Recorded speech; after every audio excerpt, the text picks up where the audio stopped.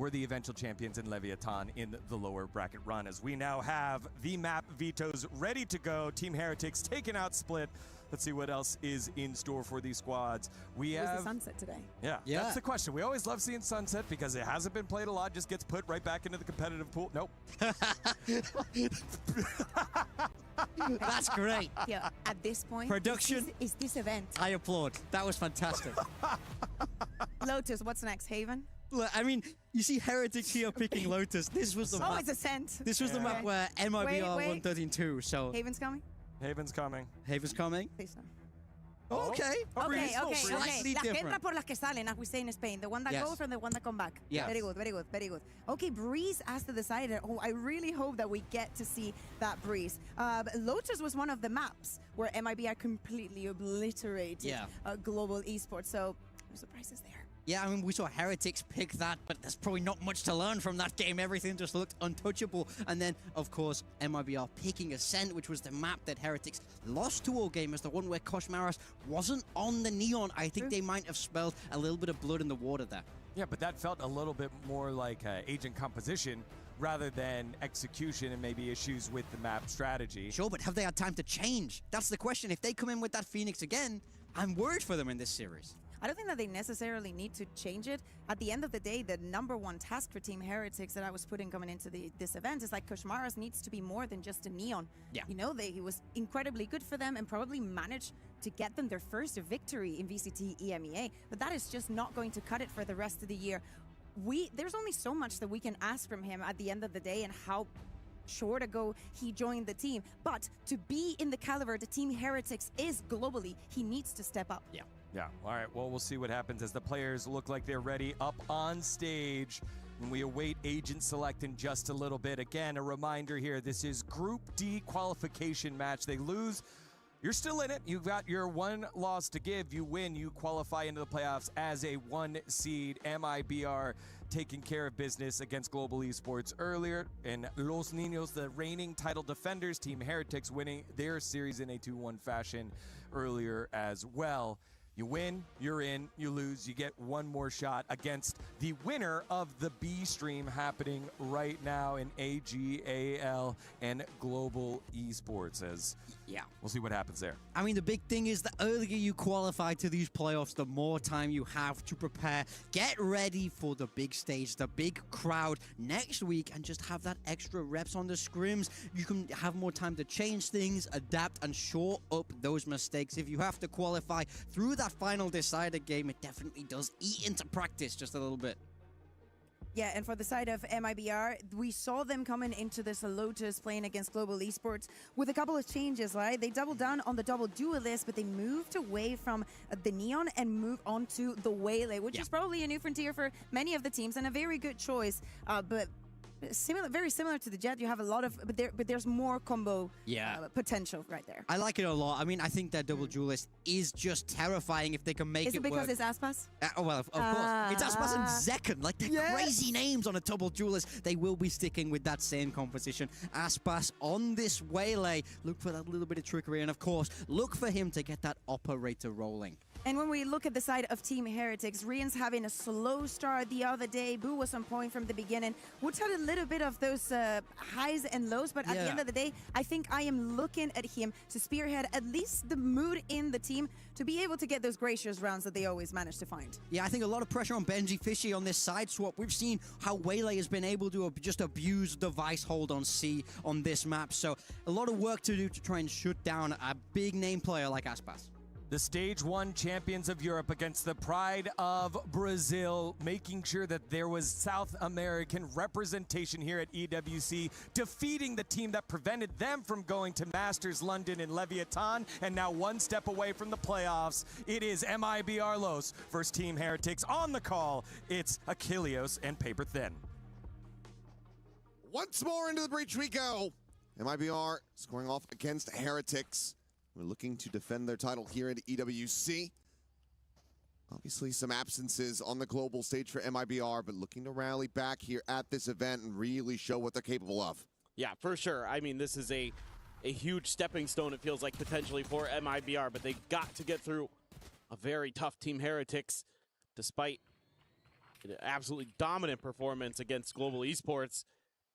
MIBR still probably feels like they have a lot to prove, and if they can have another dominant performance against Team Heretics today, certainly feel like not only are they in form to maybe win EWC 2026, but maybe go on a run here at the end of the year. A lot of damage done to Koshmaris on that entry, down to 20 HP already. Yeah, beaten and battered, but still breathing. The pump at the brakes here as the double duelist rotation comes through from MIBR Lost, looking to get themselves a full 5v5 retake. This man key advantage as the Ken does still have that. Paint shell, but Rienz off that spam is able to find Tex.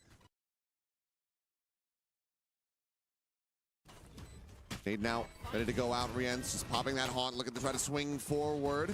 Offer up a little bit more damage with that frenzy, but no. It's going to be Benji Fishy now on this backstab, striking as Mazzino completely caught unawares. Now, bit of a pincer maneuver here forward onto these players as Benji Fishy's able to find himself a second from Waterfall. Verno going to be taken down a third for Benji. Quick swing of the corner. Aspas able to find that kill, but nothing more. 3 players will survive as Team Heretics take the opening pistol. Yeah, really nice start here for Heretics, and it felt like MIBR Los just playing retake kind of the whole way. Yeah, 3-2 split, 3 on A, 2 over on C, and just being very cautious throughout the whole affair, and that offered a lot of space there to Heretics, and that's why Benji Fishy can be able to make that wrap through over towards B.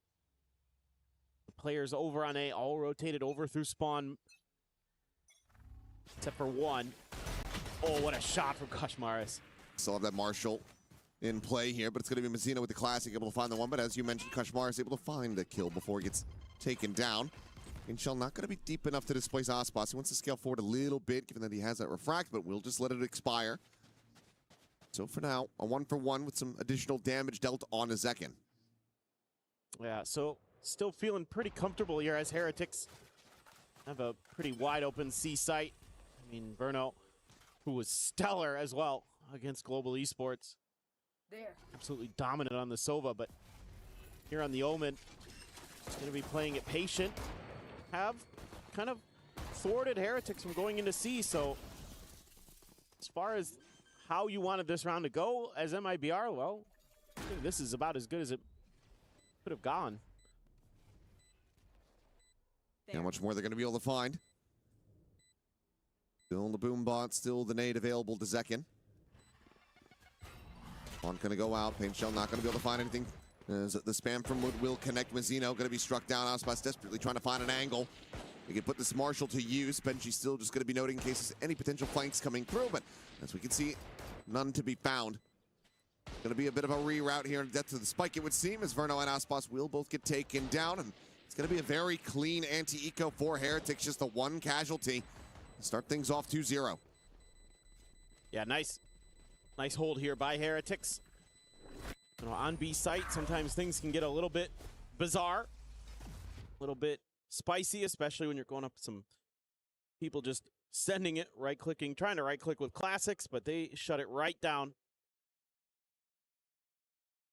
to a comfy start. Heretics going to be carrying over a fair amount of their weaponry going into this next one, and a bonus coming ahead. MIBR really want to get off on the right foot now. Don't let anything go to waste here. Aspas only going to be able to go for the Guardian. Mazzino, the Bulldog. There was a little bit of purchase from MIBR. Ooh. Well, Aspas looking for that one tap, but can't quite line it up for the kill. Gets out the safety, some damage suffered by Boo. Otherwise, Heretics can just pump the brakes here and decide if they want to reroute. Yeah, this is a good read from them. Sensed a lot of pressure there. A couple different angles that they were going to have to be concerned about, and going to try a different approach. Verno going to be tasked to try to do some damage, but the Prowler does spot him, so an immediate TP back. A little bit of pressure to make sure he didn't stick around behind the box.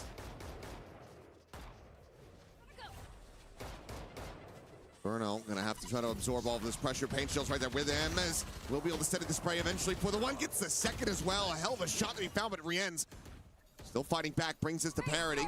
As the Nightfall immediately going to be invested. Cannot get dodged by Aspas. So tagged by that, just the one trail found. Either way, Heretics go in with the plant. 3v3 to be played out now. MIBR look to try to get themselves on the board. A bonus conversion from here for Heretics would really open the floodgates on their map pick. Nade into the back though, and Benji Fishy gonna be dead to rights. Boo tag down, starts to favor MIBR, especially as that kill comes in. Now it's all on Boo, but that's a clean shot as Mazzino will fall to the wayside. Tap of the defuse. Boo offered up another 1 second, just not quite looking down. Boo looking for the third, and he's got it. What a monstrous clutch. Gets the bonus conversion. And Heretics are looking live and well on Lotus. That is outrageous stuff from Boo. The first and the final, very, very clean. Had a little bit of time to line up the second. But man, oh man, what a round there. Gets tagged up in the beginning of the round and hangs on. Hasn't died yet even. In fact, hadn't had any kills or deaths coming into that round. Like the way Heretics approaches that. A little bit of contact, don't like what they see at A. Go over to the other side, Riens gets his ult. They're patient with it. They make sure they can clear deep with that. Really textbook, efficient Lotus attacker side play. And it nets them a bonus. Love it. It's a gamble stack. All 5 players leaning in towards C and B. Meanwhile, free scale up towards A. Slow on this approach, but it's only a matter of time before Heretics really assess that this is an empty site. It's just a camera, no further util there to try to block them off. Prowler over towards Mound to try to just fake that interest. Yeah, they're pinging over in that direction too. Just wary that maybe someone's behind the corner, but it's going to be the cam. Might have been heard. Look to avoid that for now. Eventually, we'll need to clear that. As still taking their time with this one. Paint Shell holding these players at tree for the moment. Hex, the first one on the scene. Paranoia will connect though, and he's got a backpedal, and Koshmaris has him dead. Sliding in the back sight. Kill immediately going to be found. Ospas here. Not wanting to clear that blast pack, trying to fake his presence here at drop, but Koshmaris is going to look to try to check for it, but Mazzino, he's able to find 2. They're so distracted on trying to clear that angle now. Second with the Vandal in hand is able to find himself a kill. Mazzino gets a third with the Sheriff. And Boo again has to be the one to try to clutch us out. Another smoke just cycled in. Another TP available for reposition.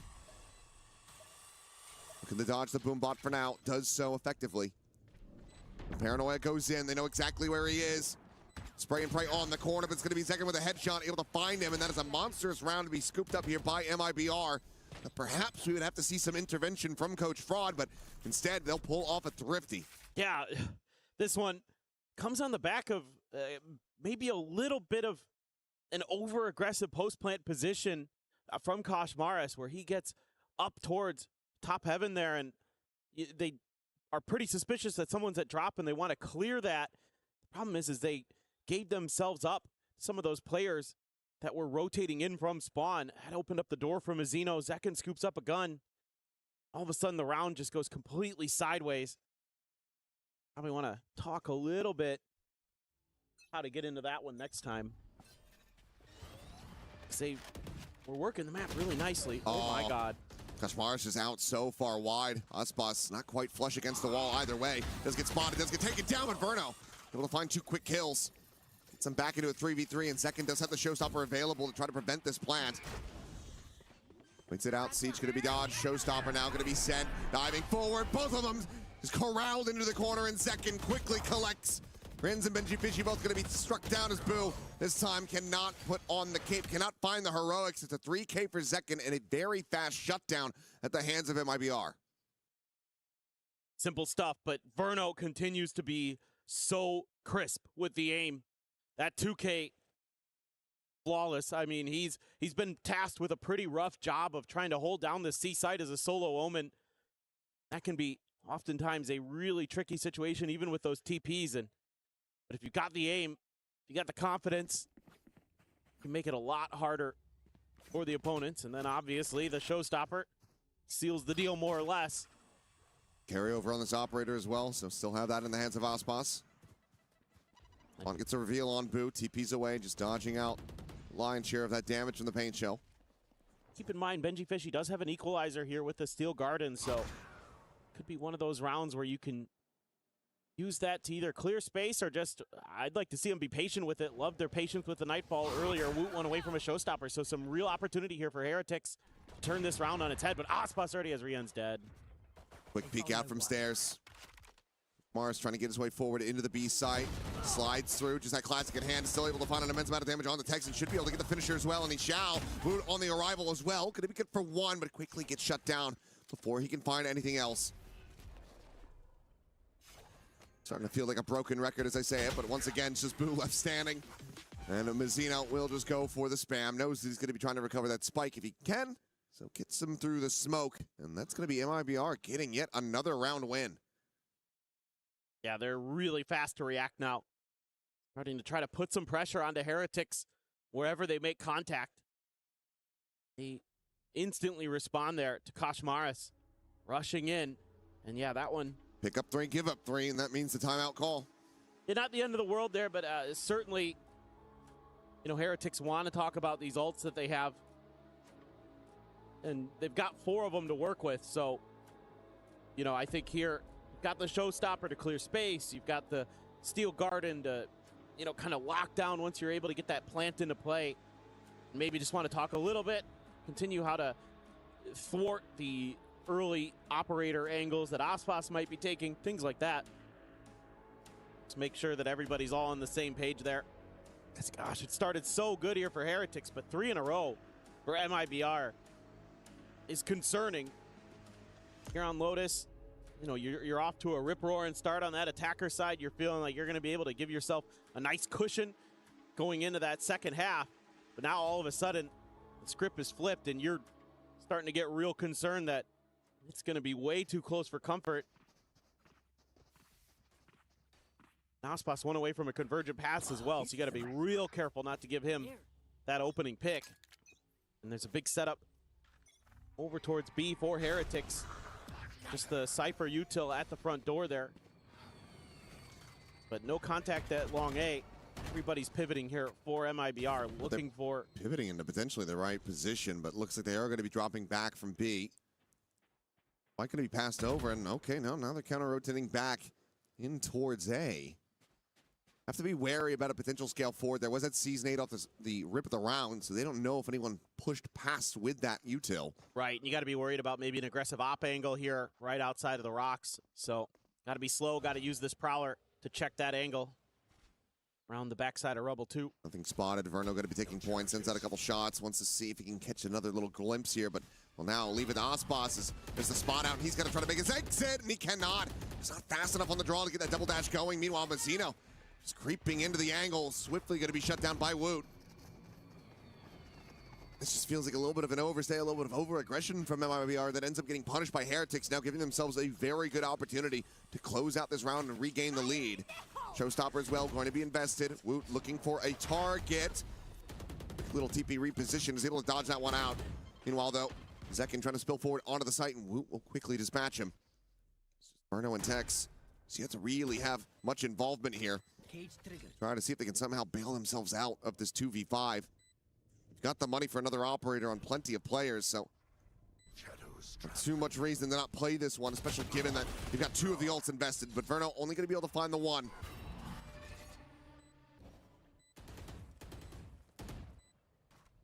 Tex unscouted for the moment.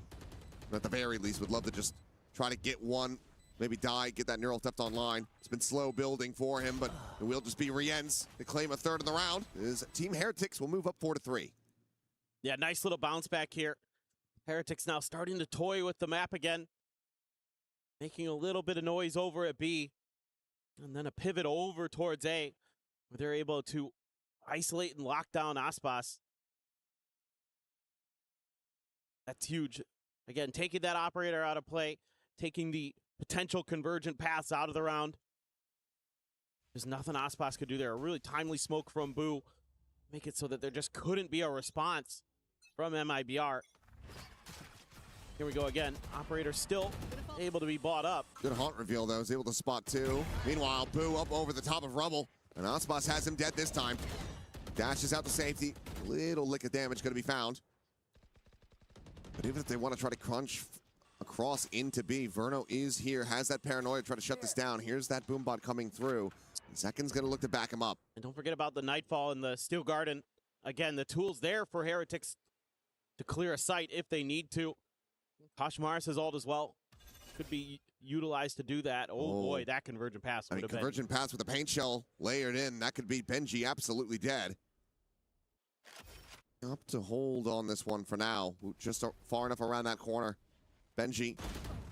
Oh, it looked like he was dialed in on the angle, but a little bit too much movement, and Zekin just faster on the draw. Away with that kill, and now suddenly two-player advantage here in the hands of MIBR as they look to tie this up. Slide forward, coming in, still a plethora of util available to MIBR. As Verno is going to be waiting this one out. The push coming in. Wu trying to scale forward, does manage to take him. Decay down a little bit lower, but safe to back away. Overdrive now going to be popped the slide in. Kashmar is able to find the first Osmond desperately trying to get the gun out in time, but he just cannot. The operator far too slow for him. Round now flipped on its head. Quite able to find the kill. Tech surviving, but just down to 48 HP. Trying to get the scale. The slide in will be rewarded with one, rewarded with two. Now has to try to clutch this out. Drops down the Prowler chasing. 8 bullets remaining in the mag. Tap of the defuse. The swing coming in, and Rienz has him outdone. Heretics. Oh, looking like they were going to let that one slip, but they managed to stabilize. Yeah, Kashmaris finds a beautiful timing there to go for the overdrive. Might get a little bit stuck, but he's got both of the players for MIBR thinking they have the safety to go for the convergent pass here, and they're just not ready. Mazzino trying to get the gun out. Aspas was sending the ult. Beautiful, beautiful read on the situation. And that opens things up. Wook gets up there, does some damage too. This time around, MIBR Fraud wants to take a little bit of a time out here to see exactly what they can do a little bit better. I mean, I think it's just a couple of these rounds have just come down to some decision-making, individual decision-making errors that have caused them to drop winnable situations or at least give up kills early that they don't really need to in the round before the previous one and stuff like that. Just little individual things that are so important when you're running double duelist on Lotus. MIBR not too far off from the point of comfort. The Heretics are going to continue to just run back after dropping those initial rounds. When it's going to start becoming a little bit more uncomfortable for them. So MIBR going to be looking to at least get up to 5 here. Ult cycle getting ready to come back through. That next showstopper for Zekin, 3 charges away, 3 for the Nightfall as well. Just quickly barreling forward up towards Mound. It's a full 5-player push coming in for Team Heretics. Unless they really meet any opposition, not likely to slow down. A low trap there, but it is going to be that Steel Guard, and this time used to clear space. Enough space to backpedal, but Verno, he's trying to re-TP back in, try to scale as that Steel Guard was expiring, but he ends up out into the open. They managed to collect that 1 second, only going to be good for the 1. We'll get the trade up, but Osmas now on the approach, coming around from the flank. It's sort of boo, it's a double stack. Back corner of the site. Benji and Rienz now getting spotted. Ospas just cannot break that hold. Next now on a 1v3, looking significantly unfavored. Not even a corpse to try to go for if he wanted to get a neural theft involved. Instead, it's just going to be Benji. That water side, able to find the headshot as Heretics move up to 6.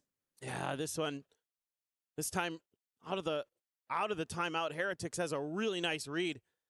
They just go for a faster pacey hit, and it looks see at the beginning, and then they double down on that because they have that Steel Garden that forces Tex back. He can't play, he's looking to maybe catch the second player in or do a little bit of damage because he has a lower trip set up just at the outside of the C door there, and then he has his cyber cage at the front of the door.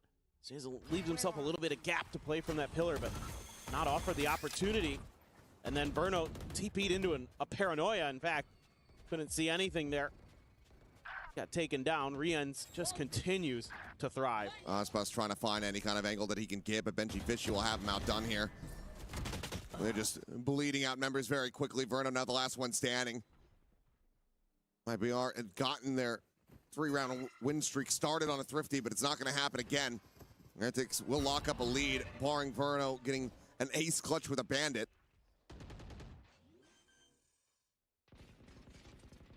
He's been in good form.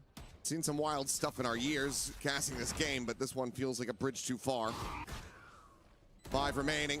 Clean one tap, and Kashmars just comes sliding down. Drop, has that shorty, and has him dead. Beautiful. Just a nice hold here. Heretics in cruise control. Just reading every little twist and turn that MIBR is trying to throw at them very nicely. MIBR players not able to get the right setups themselves and the good reads. You know, out on a walkabout is Aspas, but it gets identified. Then Benji's able to turn, take them down. 2 more rounds to go. Big ults available for MIBR to maybe get this to a 7-5.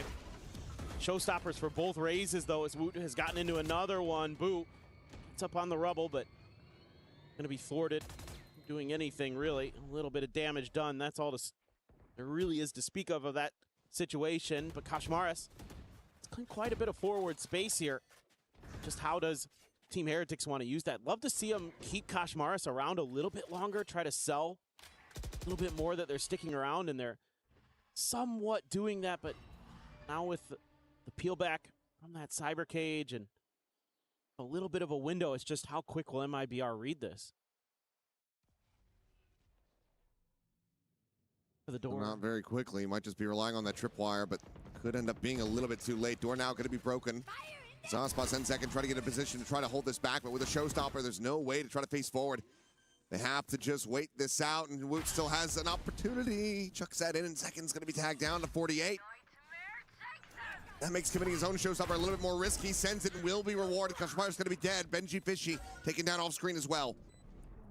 Mike has been planted, though. Now check around the back of Rien's. Looking for a little bit more, but it's only going to be the one tap. Coming through is Boo. Now having to do it all yet again. 10 bullets remaining, but it's going to be Aspas stepping up to the plate. Gets himself a 3K and gets MIBR another round win.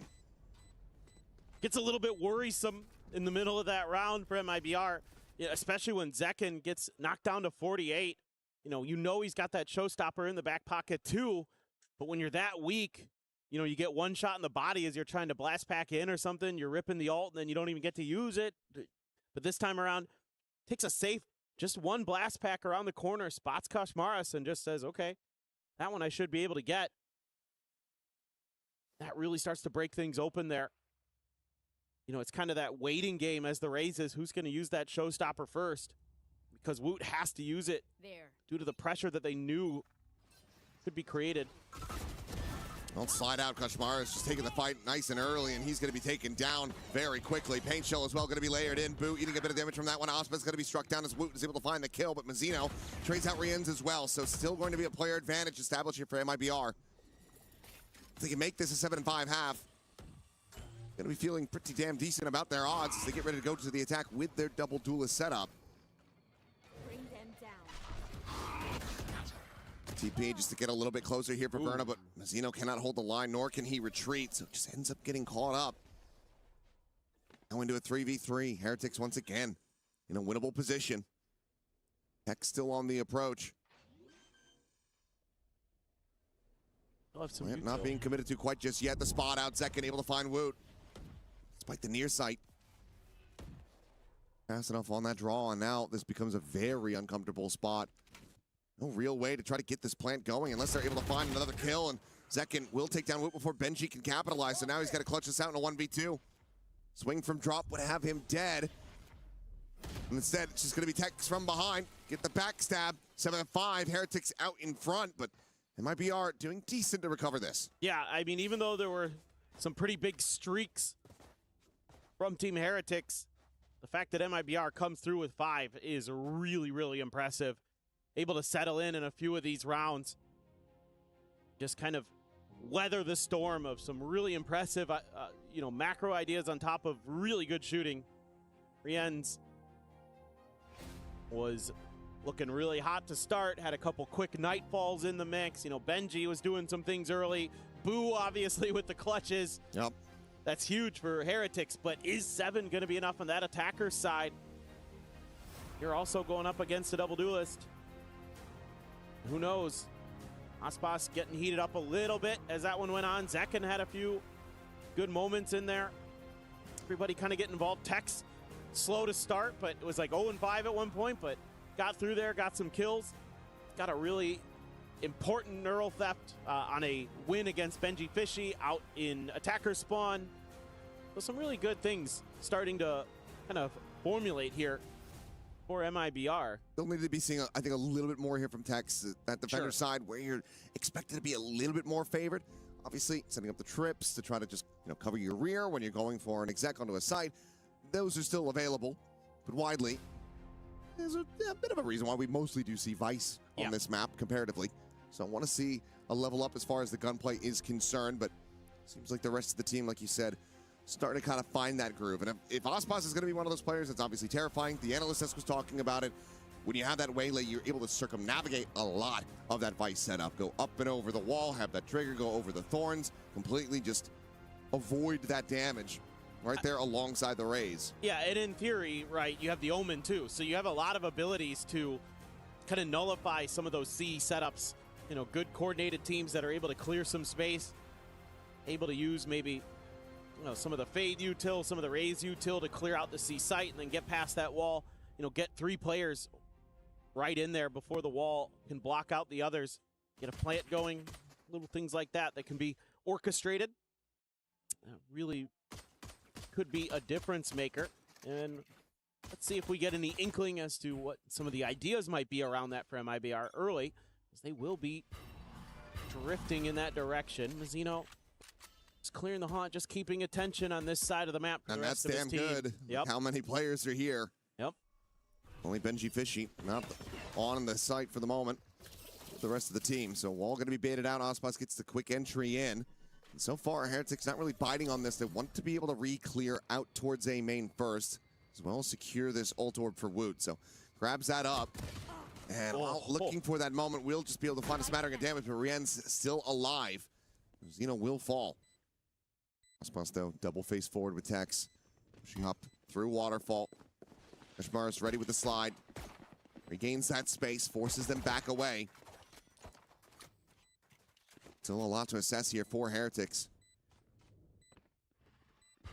With some ability to stall is MIBR. Onto Waterfall. Rans knows that he's safe to scale forward, but the time is starting to bleed out. Paint Shell invested alongside that relay bolt, trying to find any kind of damage, any kind of kill that they could possibly get, but it's going to be Verno striking first now. Aspas able to find Rians. The defuse starting to be held. Paint Shell going to be layered in. Gets it up to half. Woot going to be struck down. They go back onto this one. He's going to be holding for, and he's just barely got it.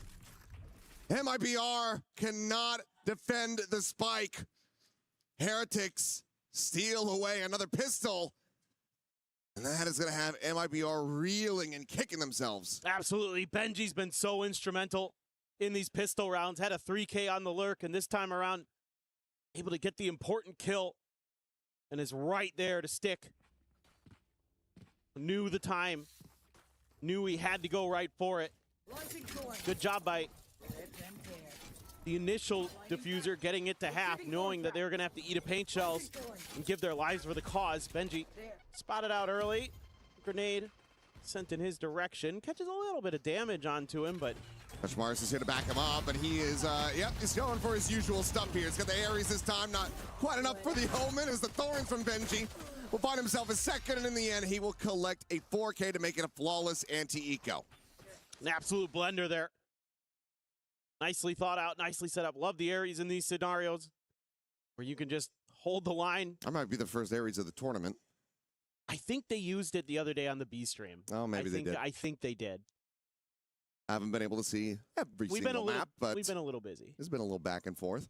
But, I mean, Koshmars is one of these players you have to be ready for these things, because he's doing stuff that no other Neon really does, where he's bringing the O to the bear. I think we saw a little bit of it from Dambi back at Santiago. True. But that was when he was, taking it off the corpse of Brock. Right. He's like, oh, I think I could use this.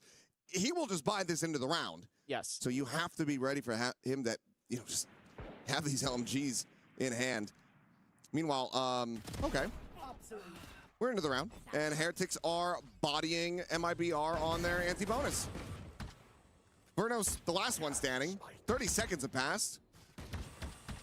And I don't know if this requires much of an explanation. I think that kind of just sums it up. Just Rand's dancing around and killing him with a sheriff. Well, it looks to me, from what I can see on the map, they won a pick at the front of B, and then they won the Rebel fight, and they won the round. There you go. That's my my detective deductive logic there. Perfect. Yeah. Thank you for the autopsy. You're welcome. And now, losing and giving over another bonus. This feels like it's curtains for MIBR on this map. This would have to be a monstrous run back, better than the one that they were able to put up from the defender's side. Tino on a Guardian, mostly Sheriffs otherwise. Verno with that Bandit again. 3 ends.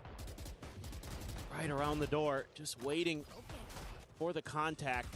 MIBR gonna try to pivot. Well, Tex dead, Zekin fallen. Kashmara is just gonna be looking for the finisher and will be able to find it. And it's another one of those rounds that feels like it doesn't really matter which guns MIBR have in their hands. Heretics just have a chokehold on this map.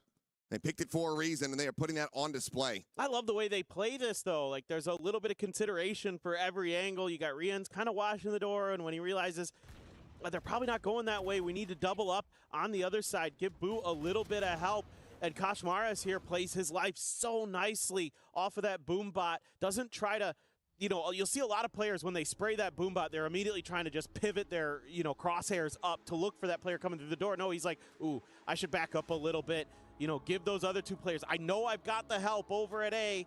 They can swoop in, get a couple kills, and then I can swoop in. Little push and pull there. And that's so well coordinated by Heretics. Well, final timeout call here for MIBR. Trying to somehow turn this around. And Heretics for the moment, I mean, they just have all of the momentum on their side. It's something about this tournament, man. Gets them going there. Just looking so sharp today. And last year, obviously, you know, getting that big win. A reverse sweep. A reverse sweep against Fnatic. That is nothing to sneeze at, for sure. So, Kashmaras now. Carries less weight this year. I kid. They're always a scary team. I hope Boaster's watching. Love you, Jake. Oh, Verno TP to the corner. Waiting out that paint shell. Now goes for the reposition. Now you got this op. Talking about just the kind of uniqueness that Kashmaras brings. He can do just about everything for this Heretics team. This time around, looking for the angle. They're trying to spam for him. Doesn't really work there. Prowler does end up connecting. He just tried to hold through it. Tex has the angle, has the kill. Cyber Cage out, but Boo quick on the trade. It's not going to be fast enough. Try to get that follow-up. Operator now into the hands of Boo. Wants to go for a peek, and Aspa says, you don't use that gun. That's my kind of gun. Dive in. Benji Fishy going to be spotted out. Quick little refract out. The dink into the spray down, though. There for Rienz. Finding that as blast pack forward. Just trying to offset Benji here as much as humanly possible as they try to get the surround going through. They can't quite split them apart, so Mazino will be able to find it. Rienz and Wu. Last one standing. It's going to be Verno. Quick out of the stairs. Cleans them both up. And MIBR, they deny that map point away for now. That's really nicely played by Zekin there. I want to really highlight his individual movement, the way he's toying with that door, not giving up too much when he's trying to jiggle peek those angles, keeping Benji Fishy really uncomfortable. Very, very nicely done by him. Something he's always really impressed me with. Some of that little micro movement that he has. Jiggle peeking angles. You know, saw it earlier when they were on the other side of the coin. When he was peeking into the baby door link. Got a quick kill. Just, it comes down to precision. Zekin is one of the best. Sticking it. Benji very suspicious about this, but doesn't look like he's going to be ready for this angle. And Verno will eventually be able to find the kill. Tex now going to be looking for Woot. Crosshair not quite placed to be able to get that one tap, so Tech's going to be forced away. Quite a bit of damage going to be suffered as well. Paint Shield's going to be lobbed in. Aspas at the same time, operating solo, and despite being spotted, Boo is just not looking in the right direction. The up and over would plants his feet, and now rests on the floor. Aspas not to be denied. This is the kind of shift, this is the kind of read that you need to be seeing from MIBR if they want to complete this run back. They will get themselves up to 7, still going to be down by 4. So Aspas wants to try to take this operator out of the equation, out of Kashmaris' hands. Spot out, Zekin would have to tap the door to try to get on the flank. So Kashmaris is going to be decently favored to retain this operator, but otherwise MIBR looking at a potential flawless unless this kill comes through, and it will. Can they catch him? Yes, they can. Zekin, the hell of a shot, strikes him down. It looks like they will leave the op on the ground, but MIBR starting to find that footing yet again. Yeah, I think this might be the time for another timeout here. Heretics may want to consider. They have enough for another buy. They have a lot of ults available as well. So it's just up to the coach. Do you want to give them another cycle, potentially? Crazy good stuff from Aspas there. Woot was trying to get in there and go for the old up close and personal, but he was not having any of it. But we keep rolling on. Aspas has a convergent pass. Mizzino with this Nightfall. So eyeing this C site as maybe a juicy target for that ult combo. Or at least trying to play Boo in. Yeah. Still tucked behind this box, but they spam him out. A solid read coming through. Aspas able to find that kill. Benji Fishy gonna be def and spot out on the TP. Turns to the side, but Burno still gonna be just a little bit faster on that draw. The push forward. Burno still gonna be good for another. And so far, it's only Aspas taken down. Burno down to a sliver of HP, but still alive and willing to fight. Age now situated, and you talk about the money coming into this one. Now there's significantly less of it available to Heretics, so they're gonna have to just back away and go for the save. Yeah, for sure. Now I'd really like to see a timeout for Heretics to talk about this. The ults, every single one available. So now you've got the opportunity to use those to turn it around on its head. Again, a couple of your players are going to be nearly bankrupt. But those are okay players to have be in that scenario because it's the overdrive on Kashmaris and it's Woot with the showstopper. They don't necessarily need to buy. They can use those ults to potentially, just get kills as Kashmaris and then Woot get a kill, scoop up a gun.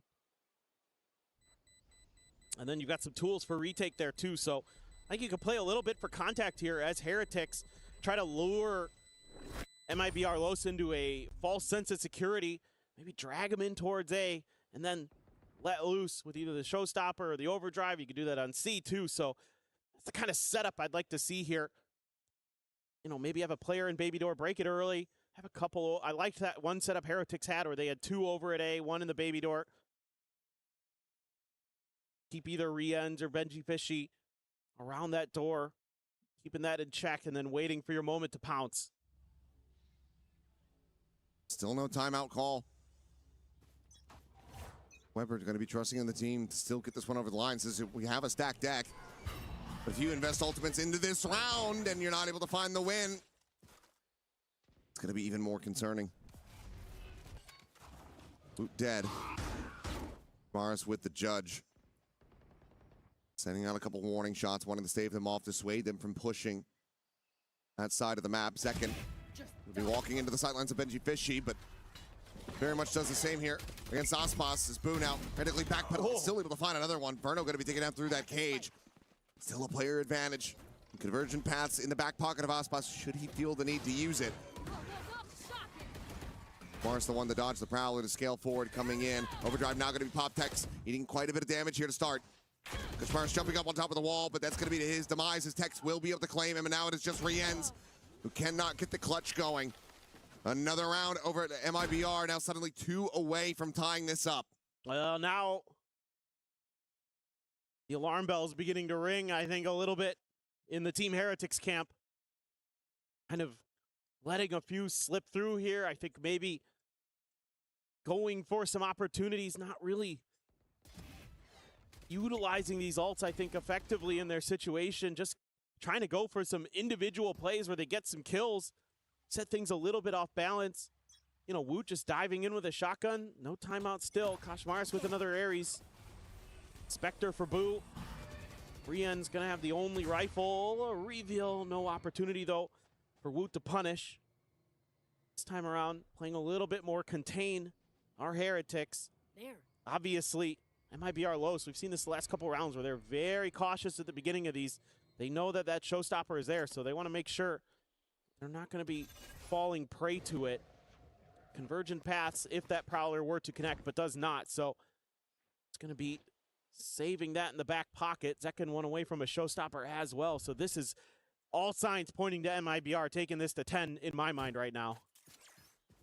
It would have to be a massive, steel guard and retake there, maybe with that showstopper as well layered in. Well, it's just a bit of a choke from MIBR, it would feel like. Spot's going for the up and over.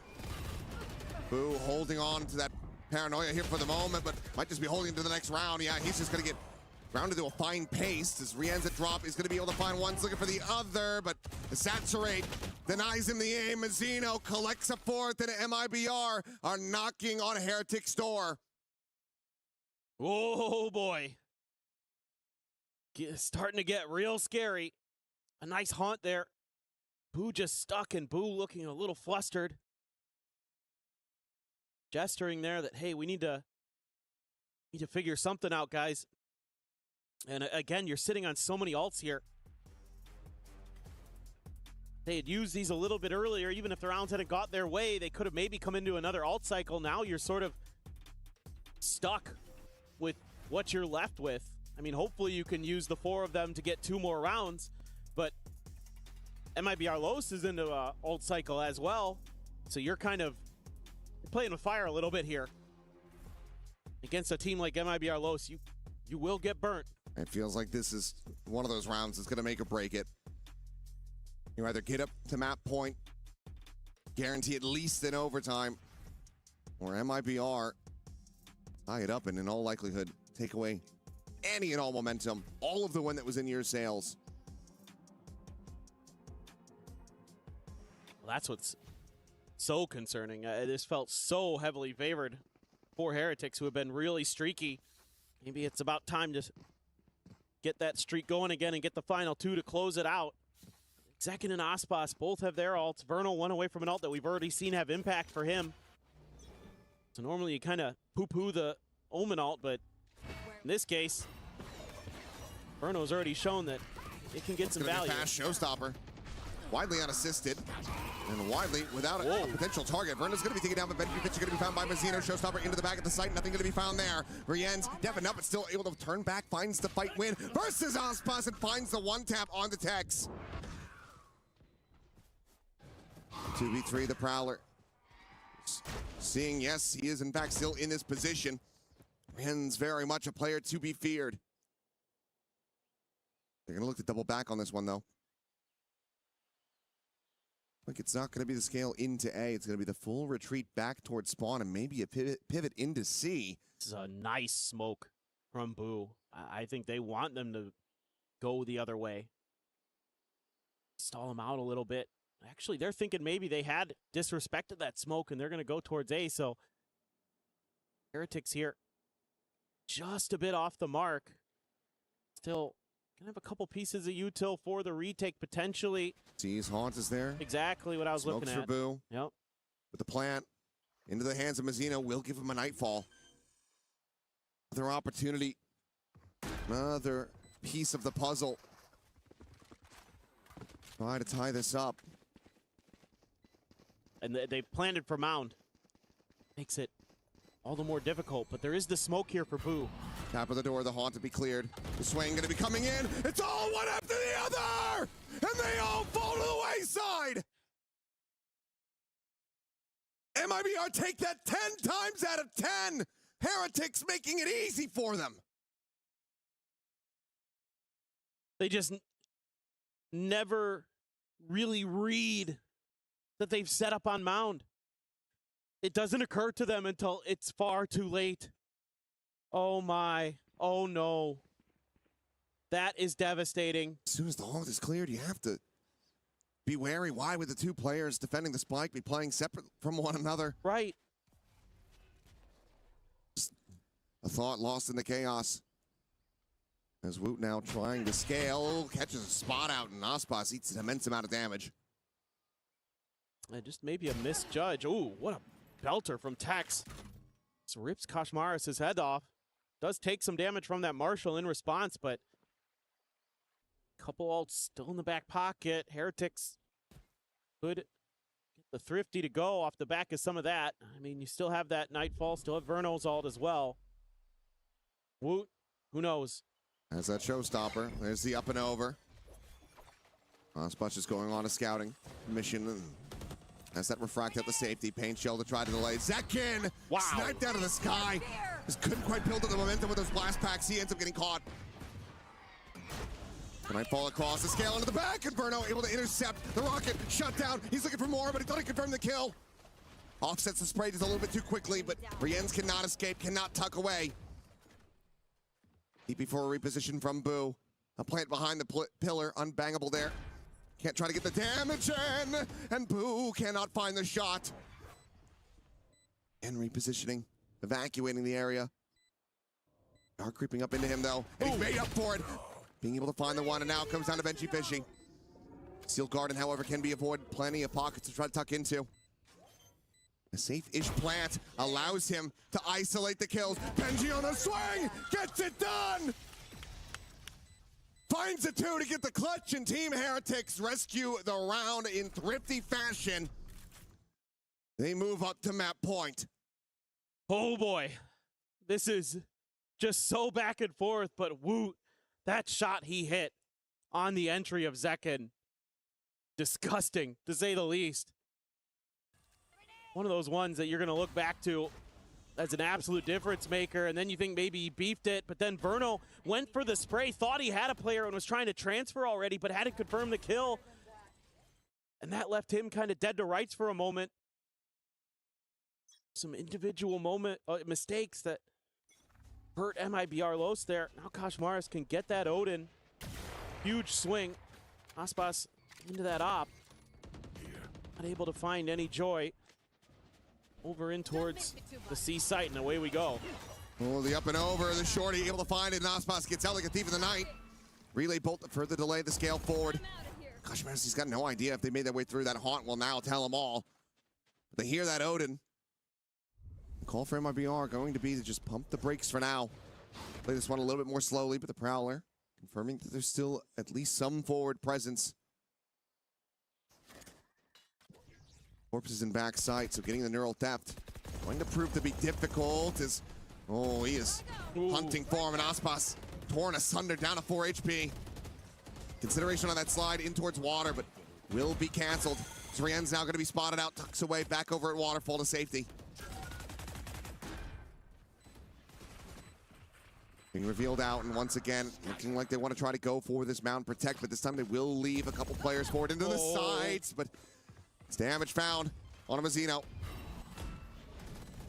Quick clear of the haunt. An exchange. Aspas with the operator, able to find Woot. Kashmaris strikes back. Still a player disadvantage, now equalized. Rienz able to take down Mazzino. The swing in the corner though, and one by one they fall. It's 12-12. MIBR, they take it to overtime. Oh boy. This one on a knife's edge, and I cannot believe the gall that MIBR has to just keep pushing there on C. After getting confirmation of the Odin, after knowing the fades there too, you know, they're looking for an attempt at a reclear. They're holding the line, and then they just say, you know what, we've already taken one down. At worst, we have two. Let's make a go for it, and it is by narrow margins. That Odin does a ton of damage through those walls, but they're able to escape to the safety of the mound. 3 players there.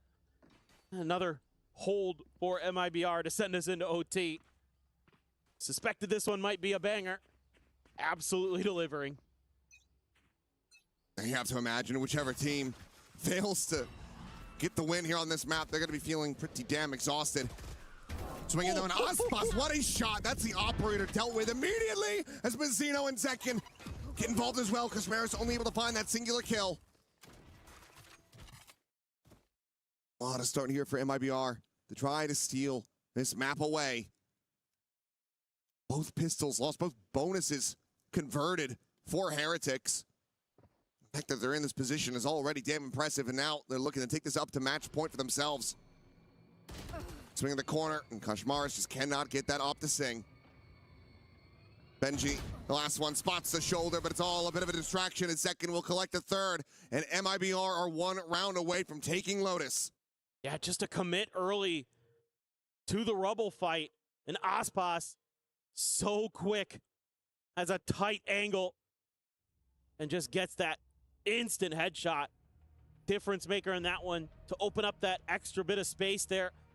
And then Heretics is trying to scramble and recover, and there's reinforcements behind him. They knock down 2 more. Something that we didn't see a ton of was those early rubble fights between these two teams. They were playing it very cautiously around each other. Now they both decide to try to turn up, and it was a shutdown. So Heretics use their timeout. A lot to talk about here, because even though both teams went 7 and 5 on their attacker side, you know, still feel like it's almost a coin flip. It was definitely MIBR who were better in the rifle rounds, and Zekin's having a blast up there. He's loving it. I'm sure that all of them is happy to be back on a global stage. For sure. Now we wait. Camps Paris at this point a long time ago. Let's go. MIBR, can they bring this to an end? Going to be seeing the operator here in the hands of Aspas.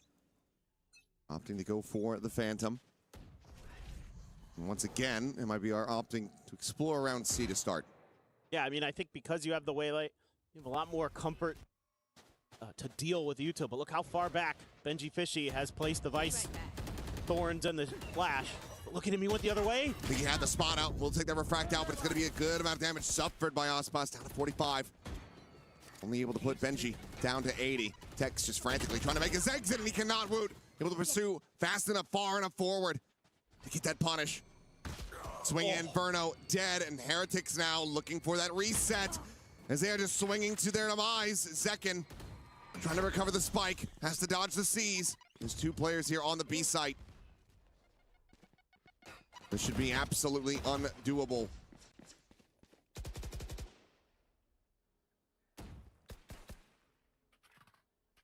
Have to be a miracle. Get back into it from here. Took the timeout call, exactly what Heretics needed. As they look to pull off a flawless round to bring this back to parity. Boombot quickly cleared, the jump spot punish. Woot finds himself a third, and Rienz has the finisher. It's a flawless for Heretics to tie it 13-13. Huge. That was a much needed timeout there. This time around, Heretics want to take that AA rubble fight a little bit late. They're a little bit smart about how they isolate Tex and then kind of force the issue right as there's a peel back from the C site, from MIBR Los, and they want to go the other direction, and then because Tex dies, they can't. They've lost that ground, they've lost that comfort, and they have to force their way onto C. That means those players on Team Heretics can just hold the line, plant their feet, away we go. Woot and Kosmaris instantly have 2. Immense improvements compared to the first outing. 2 quick kills found. Still the 3 deadliest members of MIBR alive and in the mix here is Spray and Pray looking for Rienz, but they're unable to find it. It's just going to be a tiny little bit of damage, but Zekin's going to eat more in kind. Paint shell to the corner. First on the repeat will lose his head, but here's the reveal. Both players worked low. Second down to a sliver, Mazzino. Similarly, eating a bit of damage here as the C's will connect on the Benji Fishy, but no one's there to try to flush him out. The 3v3, but it still feels so very favored for Team Heretics. It's just the duelists left once again. The swinging from Zekin punished. Aspas nearly spammed out, but the time is gone. He just cannot make it happen. He is surrounded, he is dead, and Heretics are back up to map point. And this time, Heretics turns the Jets on and just comes out swinging. 2 quick kills right off the round drop. That's got MIBR reeling. That was about all you really needed here in this round. then you're scrambling. I mean, sure, you get a couple spams through the walls and things like that to fall your way, but it's just too much for MIBR Los to climb through. So they say, oh boy, time to take our time out ourselves and see if we can get another reset going. Looked like it was maybe going to be their map. They get that defender side win initially, but Heretics answers right back. The firepower between these two teams, so impressive today. Just so much good, clean shooting. I'm so impressed by both squads. I mean, a lot of good changes, a lot of good adaptations, finding their moments to change the tempo here and there. What is this going to look like? It needs to look clean. MIBR about to be pushing in against this Odin. Back into the hands of Koshmaris, trying to catch them off guard. And look at the potential fight we have outside of B. Slide in. He's going to be immediately dispatched. Woot only able to find the one before getting traded as well. That's a massive early victory here for MIBR. Benji Fishy alone on this side of the map, but it looks like MIBR will look to try to reroute. Slowly working their way back out towards that attacker's spawn. Aspas popped that wall or not? It was pinged out, so no, he did not. He's just leaving it there. Doesn't want to give any indication just yet. Wants to make them still consider other ideas, but they're actually going to try to wait this out somehow, some way. Who's going to stairs? Who's got the right read? Jiggle peeking it with that TP. The door now hit the Prowler, spotting out Benji's position. Orb getting taken. He's going to be good for one, but Aspas will just counter swing in. Some revenge for Mazzino. Now it's Rienz and Boo. Try to bring this back, to bring this map to an end. 2v3, it's absolutely doable. How many times have we seen these players clutch? They have it in them. They still have a paranoia as well. The Haunt, two Prowlers. So much to clear this tree angle. The real wild card here is Tex. He's got a cam available, but he hasn't set it up. Always playing back, so didn't get into a position to try to situate it, but you'd love to have that at the back of side towards drop. Meanwhile, tap of the defuse. The face forward, Boo able to find the first, but Aspas clean tap, takes down Rienz. Boo has to do it all again. The time is just not going to be on his side. As they dance around his shots, it's 14-14, MIBR still in this fight. Yeah, it's their turn this time to just hold the W key for a bit, go for those opening kills, win the battle at B main, and then use that extra player that they have to kind of work the map a little bit. Delayed push towards an identification of the util, but they're able to clear Benji Fishy out. Just a trade. Mazzino giving his life to tee up Aspas. Allows him to get some big kills in that round. 22 on the duelist for MIBR Los. Slower push this time, but C being identified. Bruno has to get the heck out of there. Now the TP ready. Makes his exit. Orb going to be grabbed by Woot. 2 charges from having a showstopper online. Aspas, though, so far forward. Ready to intercept and catch Koshmaris, who's completely unawares of this. And the dash forward, though, and Aspas delivers himself unto death as Boo will quickly strike him down. A duelist dead on either side. Feeling invisible pressure there was Aspas. He had to get out like there was going to be another layer behind Koshmaris. Wasn't anything. So that at least evens it up for Heretics. Now they're going to be taking their time a bit. Look at Mazzino here.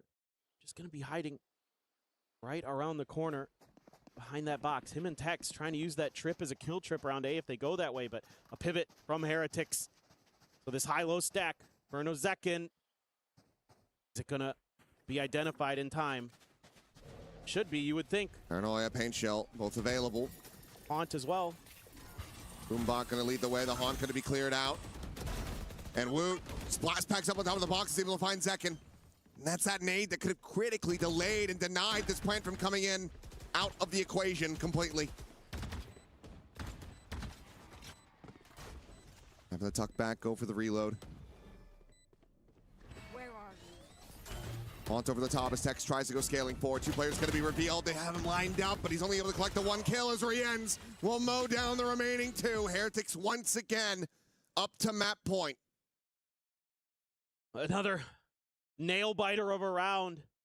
But when it comes to parity, that's when MIBR tries to just split the map 2-2 and set up cheeky little trap plays, but with so much util still in the bank for Heretics. I'm not sure how I feel about that high-low setup. There's just too much to identify it and deal with it.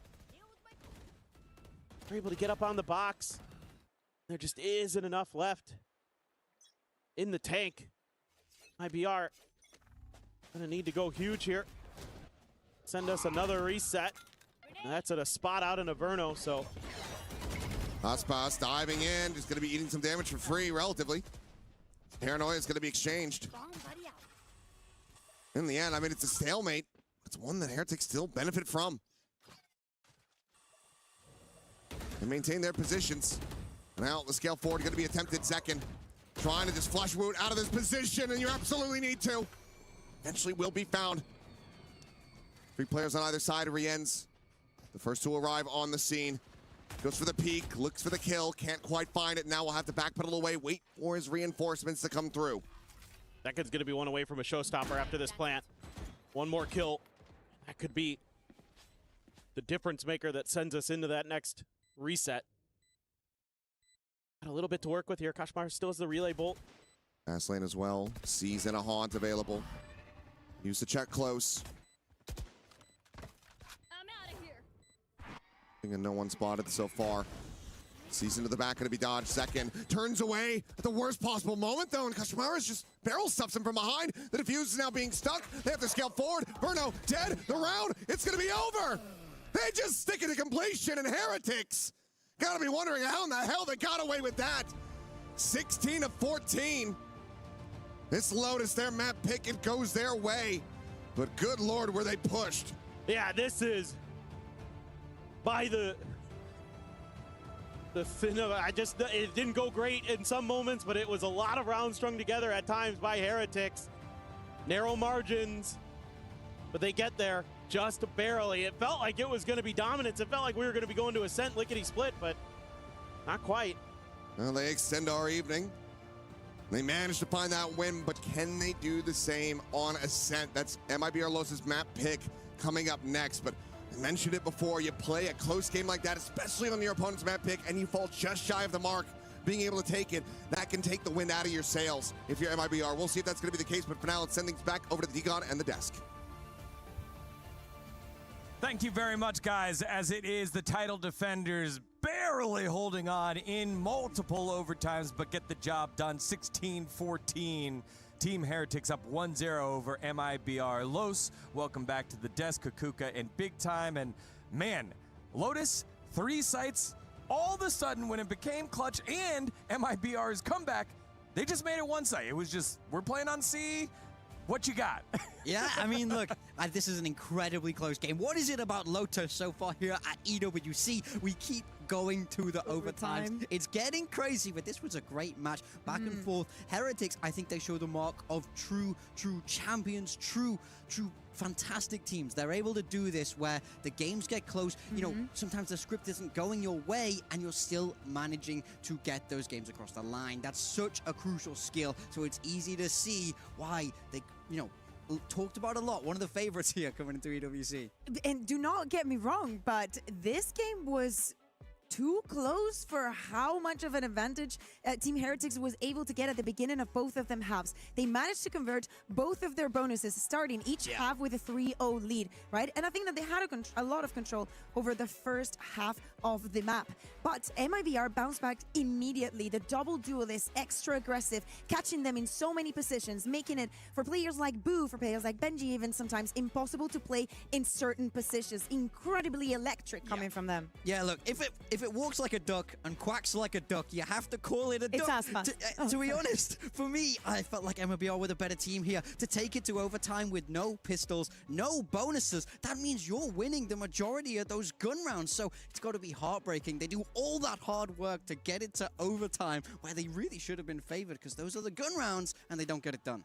Yeah, and in terms of EWC, this is their first loss as well. We saw this with 100 Thieves earlier. What were they going to do after they got punched in the face? But that was after 100 Thieves won the first map. Here, MIBR have to answer to the title defenders. Of course, that was Team Heretics' map pick. We are moving to the next map. That is MIBR's pick. So anything can happen here. But again, to finally see first blood from the squad from Americas is a big deal.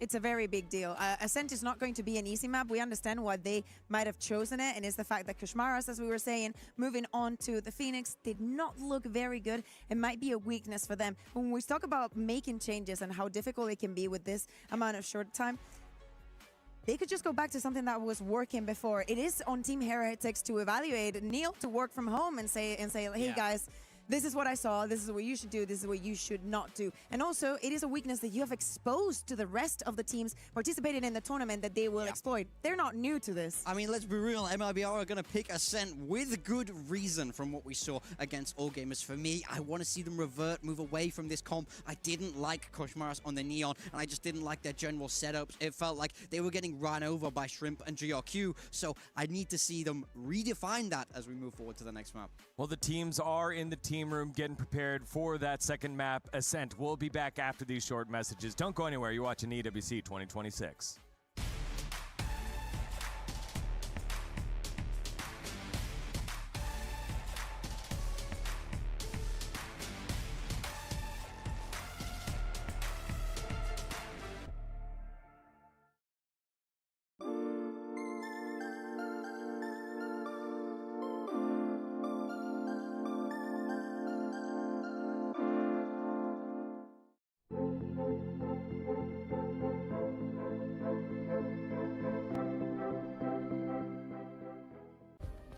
Play is in our DNA.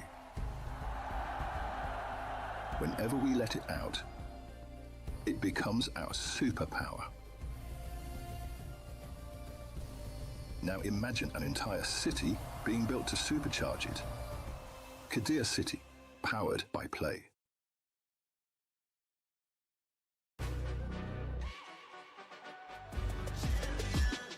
This ain't no regular thing. I came for the ring, you know what I mean. You see my name in the lights, better get right, I'm champion.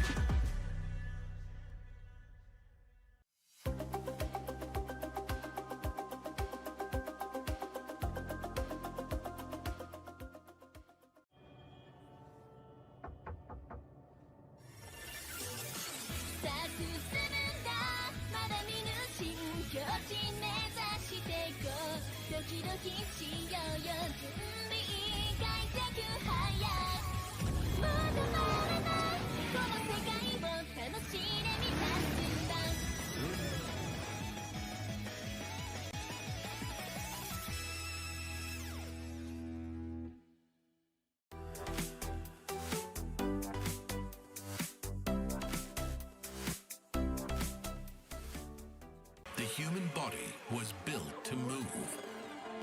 Not trapped at a desk in one singular posture for 12 hours a day. It's time your chair evolved. This is Secret Lab Titan Evo. Ergonomically engineered for you, gamers, hybrid workers, artists, backing your every move.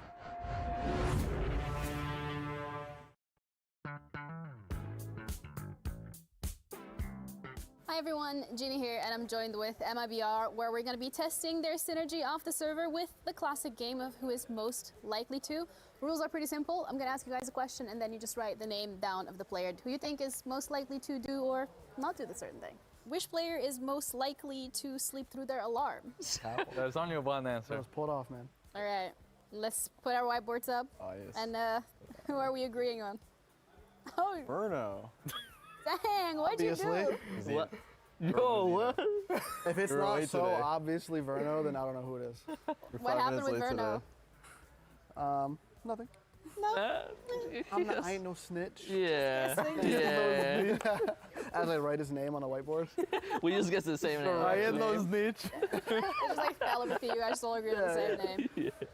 All right, which player is the funniest? Okay, we know that one too. I'm ready. This one. What is arriving, bro? I'm ready. All right, 3, 2, 1. Oh no. Gonna... What are you? Yo, what are you doing, bro? What is that? What is going on? What is that? Yo, did you write with your left hand? What do you write, bro? On the case of survival, who's most likely to survive a zombie apocalypse the longest? The pudding himself, Yeah. of course. Why are you writing so much? Okay, I'm ready. All right, show us what you got, guys. I have arguments as well. I think it's the same arguments as you. Berna. Verno? Yeah, I said better now. I've been waiting for this day, bro. I'm telling you. You're That'd be like, so fun, bro. I have arguments, but I think it's the same as you. all right, you want to go for it? My argument is that he's Texan. That's Yeah. all. That's how that They needs to have be said. guns. That's That's it. true. Yeah. That's how that They're needs to be prepared said. for that. Which player is most likely to become a coach? You ready, guys? Me. I almost wrote Mazzino, Okay. but I feel like Verno is very like technical and like very like nerdy about certain aspects. I feel like he'd be like a good coach, you know what I mean? But honorable mention Mazzino for sure. Who is most likely not to be a coach? Tex. I'd be a great coach. No, I bro. would say Aspas. I would say I would say Aspas as well. Why I'd me? say Aspas as well. Because you're gonna be DMing yourself, bro. Yeah. You're gonna be playing ranked yourself, bro. You're not gonna care about the Bro, team. you will be coaching and then you will say, you out, I play. Yeah, well, I guess we all agree on that Clear one. answer. Your answer. Erasing. Well, thank you guys so much for calling each other out and sharing some of the lore. That's it from us over here. We're going to be heading back over to the show. Thank you.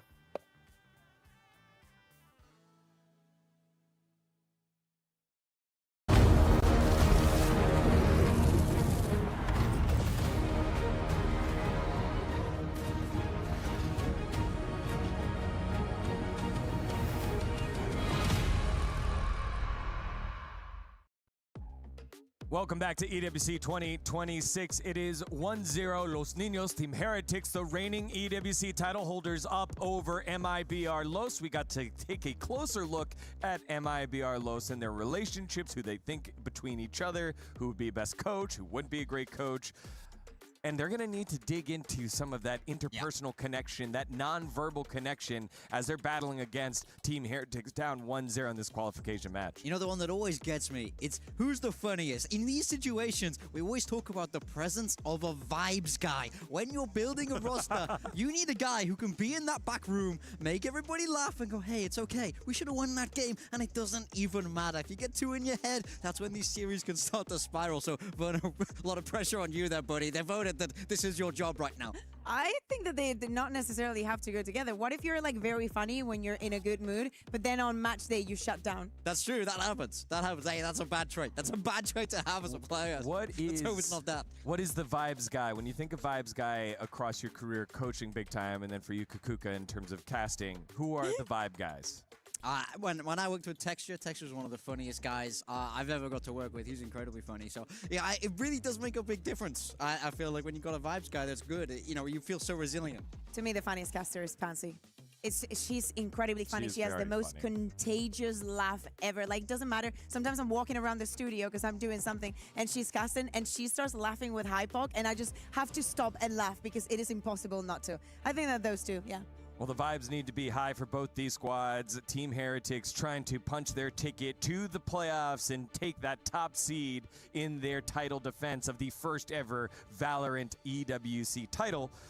And for MIBR, this was their first loss in EWC, including qualification, trying to bounce back. If they lose this series, they still have another opportunity, but they've been so close so many times throughout this America season. Yeah, I mean, very much so. And even in that first map, I felt like they were really quite the better team, but they couldn't make it happen. Heretics too solid where it counts. Now we're moving on to Ascent. As you said, this is MIBR's pick, and it is a map that didn't look strong for Team Heretics. So I think that right now I'm favoring MIBR for this, but it does depend on what's changed for Heretics. Koshmaras, though, sticking with that Phoenix. And actually, the change is going to come on the other side. And something that I wanted to mention is that, yes, MIBR did play this Ascent in the qualifier, but they still had not played it here. And based on what they had done with Lotus, it makes sense that Aspas is now going to be playing on the Waylay. They were going for the Neon Jet before, but after the prowess that we have seen from Lotus and how much she was able to get every single round, this is an absolute menace. And especially even though they're starting on the attack, I do not think that this is necessarily a bad thing. Positive for Heretics today, to me, is the fact that they kept the cool. They were pushed onto overtime, and I saw a Wood that was able to perform under that kind of pressure. Will they be able to close it in too? Because MIBR is not going to make it any easy for them. Final thoughts, Big Time?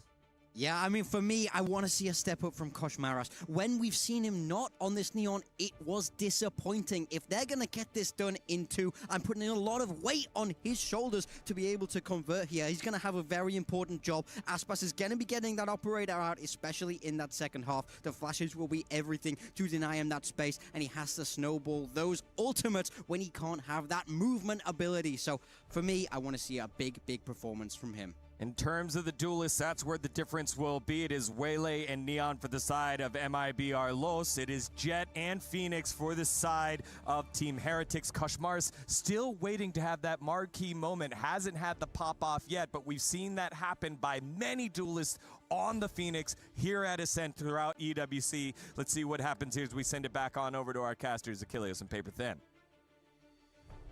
Heretics, they have the upper hand. They take that opening map. Grueling, yes, but they managed to secure it 16-14. As the desk was talking about, this is going to be a big test for them if they want to get it done in 2.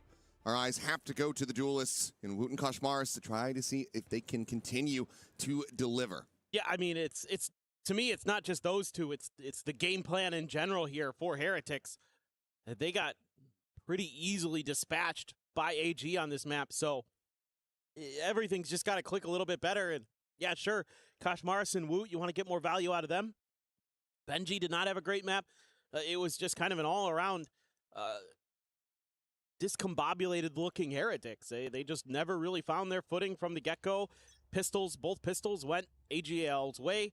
So if they could start off on the right foot here, like they did on Lotus, getting both pistols, and who knows, maybe converting yet another bonus, feels like that could be necessary.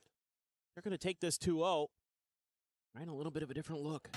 And that's a great opener for Woot. That's a fantastic one. Verno dead. Dash to the other side. Refaces forward. Finds Aspas immediately. And right now, Heretics, they're looking to go 3 for 3 on pistols. Mazzino eating some damage, eating a bullet. Rien's able to find that kill. And this crunch into mid. It's got Heretics written all over it. Zakin just going to be shock darted down. Takes Benji with him. Will stop this from being a flawless, but now it's just Tex deep on a flank. But all angles are being watched. Yeah, you wouldn't think that there's much Tex can do in this scenario. He's going to try and take his time. Maybe even talk a little bit about what's going on with the team. Just a nice setup, a good read early from Heretics.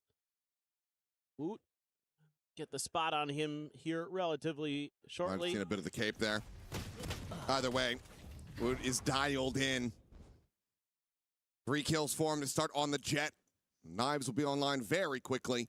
And it is yet another pistol into the hands of Heretics as they're going to look for just perfection when it comes down to bonus conversion at this point. For sure. And this time, begins on the back of Woot. Gets a quarter of the kills in this round that he got all of against AGAL on Ascent. They played the other day. So, hot start, but just a really good read. And that's a great curveball there set up to catch Aspas, knowing that somebody might have had drifted around that angle already. Couple Bulldogs. Woot with a Judge. Koshmaras with a Guardian. Doing a little bit of spam. Mazzino is absolutely been lit up. Second pushing forward is going to be able to find the one. Koshmaras, however, has that Guardian in hand. Matches the enemy Neon. Benji Fishy still here to anchor the site. Does need some assistance, but Mars able to find another as Verno will fall. A gun going to be collected, but it's just 8 HP on Ospas to try to make a use of that. And Tex, yep, not much more you could have done there. For Ospas, any damage is going to be good damage. He will be able to find the one. Kashmars will fall. We'll collect it. Bulldogs to be carried over, perhaps the Guardians as well, depending on the swaps decided. But the defuse is in, and Heretics will start things off 2-0. Yeah, they've got some good coverage here. Do Heretics at the front of the site, but I think it's a little bit worrying that still MIBR are able to find some way forward and even get into the plant, drop some guns. So all things considered, a pretty nice eco for MIBR. And Zekin wins a duel against a Ghost there, and then things just kind of crumble one by one. And just enough in the tank still. So you're going to grab a Guardian. Otherwise, just a couple pistols. Actually, Rien's upgrades to a Phantom here. There's a little bit of cash still, so... Oh. Maybe passes it over to Kashmaris. And a Bucky for Woot. Last second swap there. He's got the Sheriff as well. Longer range engagements. He has been hitting with it, so don't blame him for saying, yeah, well, you take the Guardian. Or Boo, rather. Yeah, Boo, for sure. Brain fade for a moment. Is drone out. Just going to be spotting out one. Zekin potentially pushing forward towards this Bucky. Should be noted, Verno did grab an Odin here, too. So, post-plant annoyance for MIBR if they can get there. Ian's going to counter with a drone. Tex going to be identified. Backpedaling away, now going to get caught by the curveball, and he's able to find both. Benji and Kashmaris both just not quite able to clear that corner together. So Tex takes minor damage, is able to find that kill, but it's still a damn good shot from Rien's. Even just to get the one. Not looking well suited to go ahead and convert this bonus, but credit where it's due. The door's shut, footsteps being made. We will just look to weaken this, clear it out. Silently repositions back towards Alley alongside Woot. That one's been burned, so it doesn't really have an easy way to try to close a gap, so we'll just swap over to the Sheriff. Looking for a target, but Ozpot's dialed in on the angle. Has it ready to go. Now it's just down to Boo, trying to see if he can find some more damage, and he does. Clean one tap, and Boo, you can't be doing it again. They haven't gotten an anti-bonus yet. Time is going to be gone here for Boo, but he could absolutely take all of the guns out of their hands. Or at least one more. Here's Verno, who's going to try to run him down. Pre-fire will go through. The headshot will connect, and MIBR will get themselves on board in round 3, but still ends up being quite costly. I'm pretty sure that Kashmaris threw his hot hands and not a curveball around that corner when they tried to swing. How'd he done? Watch it again if they show it in the replay. No. Nope. Darn it. You know what? You're because right. it was an overhand throw. Oh. And I think he might have, I don't know if that's intentional or not. Hard to say. You know, you never know if they just assumed that Tex was going to beeline it back and that they were going to catch him. Have to scrub it back on the Vaughn. Give it an investigation after this round, perhaps. A dive in. Kashmar's going to be eating quite a bit of damage, and Shorty just can't quite confirm the kill. Clear the trip. Kashmar's now going to be realizing that he is surrounded. Could just tap the door switch. Prevent that flank from coming through, but for now we'll leave it open. And yeah, did get the spot out. Knows that Mazzino had scaled forward. Can he win this fight? The answer is no. Mazzino clean on the reapproach. Swings out of the smoke. Takes down the enemy Phoenix. Swoot now on the arrival. Has the op in hand. Quick peeks. Finds Ospas. Tex now going to be taken down as well as Boo. Holding his own in hell. Gets himself a second. Another backstab is in from Benji.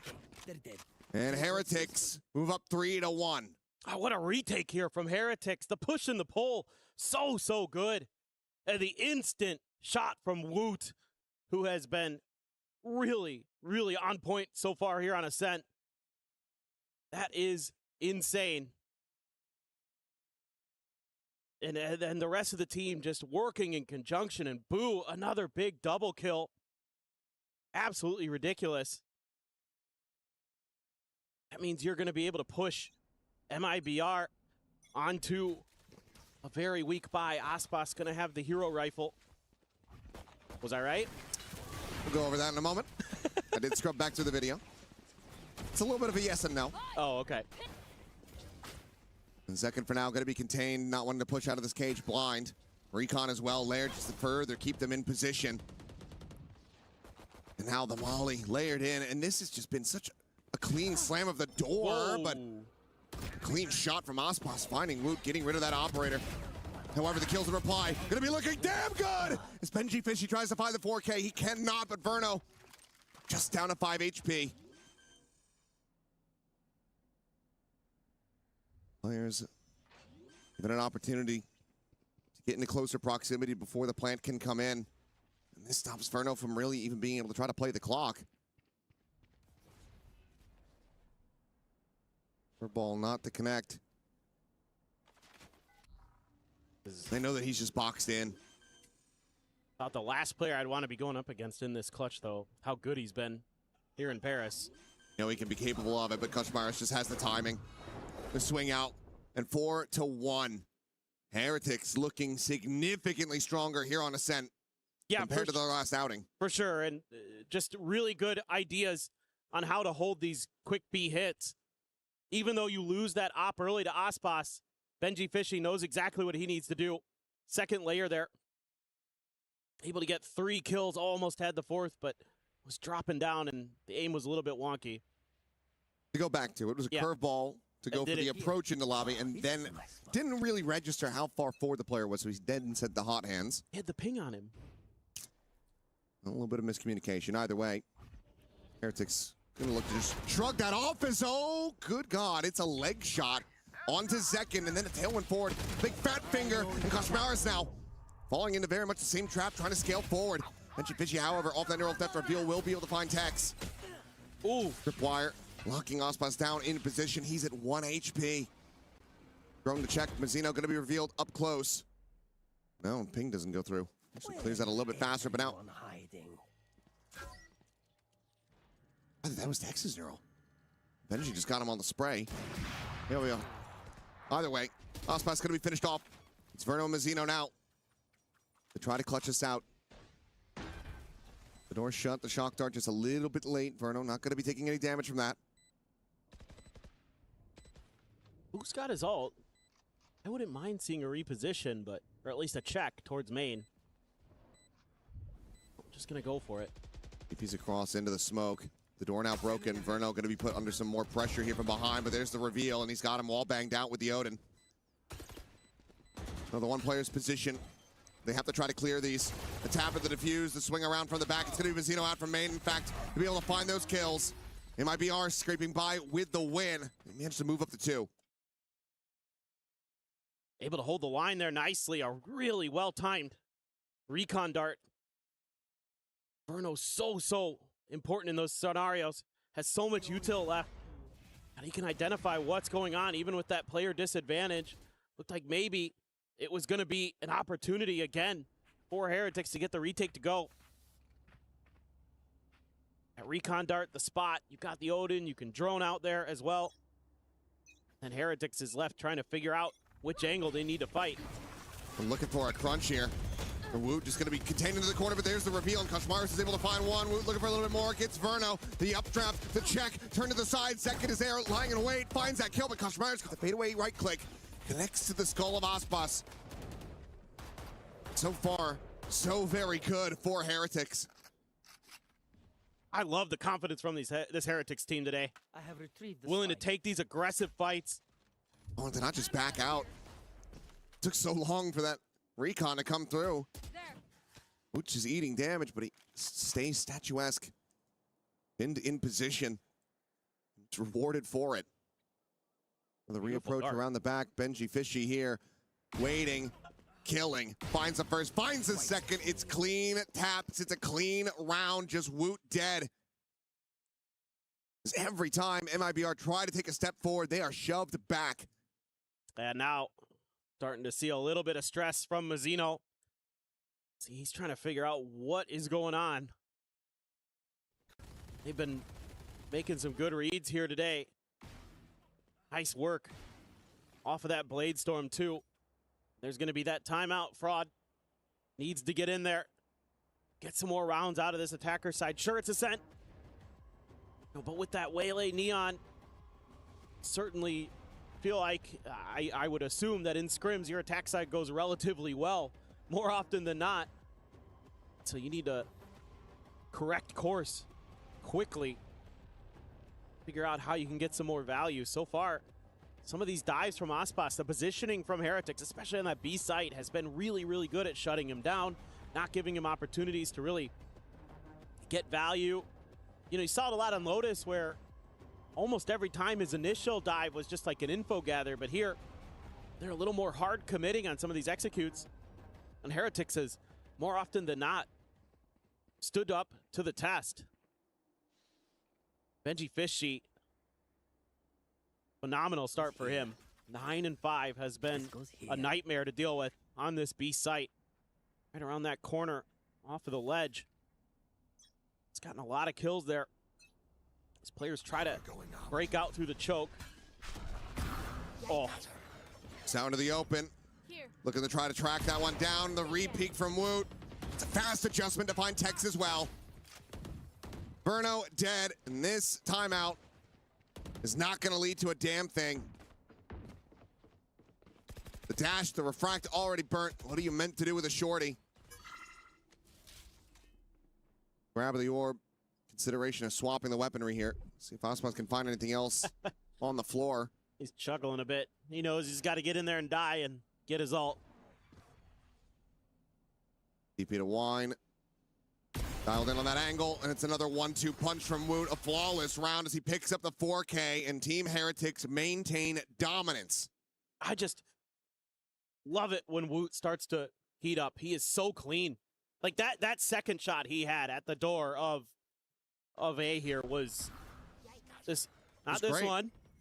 Not this Calls one. to the omens there, and he Bang. goes, oh, hey, real quick, let me grab that. So sick. Started with the pistol. He's kept that momentum. Yeah. I mean, I feel you, Zek, and we saw it. It was pretty good. When I think of Woot, I still think back to Master Shanghai, some of the stuff that he was doing. Yeah.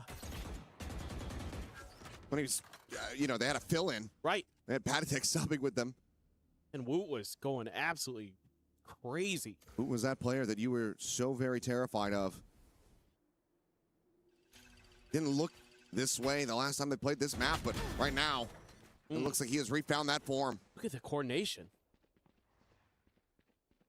It's so well drilled today for Heretics. Thrown over the top. Not necessarily. Oh, there it is. There's the spot out. Surely Rian's noticed. Surely Rian's noticed. Absolutely has it now. The recon over the top going to be cleared. Kosmaris more than happy to make his presence known on this side. Try to prevent that swing through. Rian's alive. Heretics going for the concave contain. Casino did get the spot out of Benji Fish. A little bit damage. A little bit, but run it back, going to be sent. Zeno will be able to strike him down. Paranoia over towards Benji's side. Kosmaris, however, just refaces forward. And Zeno was not ready for it. Verno now dead, second gone. Kosmaris finds himself a second. Aspas will refract back over onto Cat, but this is completely contained. Nowhere to go. No way to fight back. I mean, the way that the Heretics right now are playing off of each other, easily able to adjust from that tough loss to AGAL the other day on this very map. I mean, it's all about the timing and the coordination. Like they're using their utility to play off each other. Started with the recon dart into the setup for Woot. Then you're going to use that ult to get Mazzino in a bad position where even if he paranoias Benji Fishy, Kosmaris is there to make sure that he can't go any further forward. Just all those little duo plays that are in sync today for Team Heretics. Knockdart finds Mazzino down to 60. Trying to clear these trips, but not on this main position. Second with that Stinger in range. Still going to be able to out-duel Rienz, but Benji still here, still present. Chases forward, clears that drone. As the counter spam here from Kosmaris, still going to be rewarded. Silently repositions, doesn't have the util to try to heal himself back up, but it just doesn't feel like it matters at all. So much damage dealt, the weaponry not there for MIBR. Aspas now dead. Kosmaris refaces, looks to try to just get that double spray down, but Tex will be able to find one more. Just a matter of time, and yep, will be Boo. Out from Alley. Come away with the kill. And MIBR, I think you have to call that second time out. It's a tough pill to swallow. But the team right now, they are drowning. They need a life raft. No doubt about it. This time they try something a little bit different. Send Zekken out first. And even though he's able to find one, Benji, with a cheeky little maneuver around his cyber cage, able to find the kill onto him, and the rest of the team is gummed up trying to get out of that choke. Because Heretics has a couple other players there. Like to see something behind this convergent pass from Aspas. He's been sitting on this for a couple rounds. Verno went away. Tex went away. No life raft, though. Well, you got to inflate it. They might need the whole Coast Guard at this point to try to rescue them. See if they can get it done. Like you say, a lot of these ultimates just on the cusp of being available. Faceboard. There goes one of the ults that you got. Who just absolutely bodies Aspas there at Tree. That was incredible. Flash not really going to be connecting, but Boo again, rephased. They're just playing off each other. You peek in, you bait, I swing, I kill. Verno, burnt down to 60, just trying to go on this approach.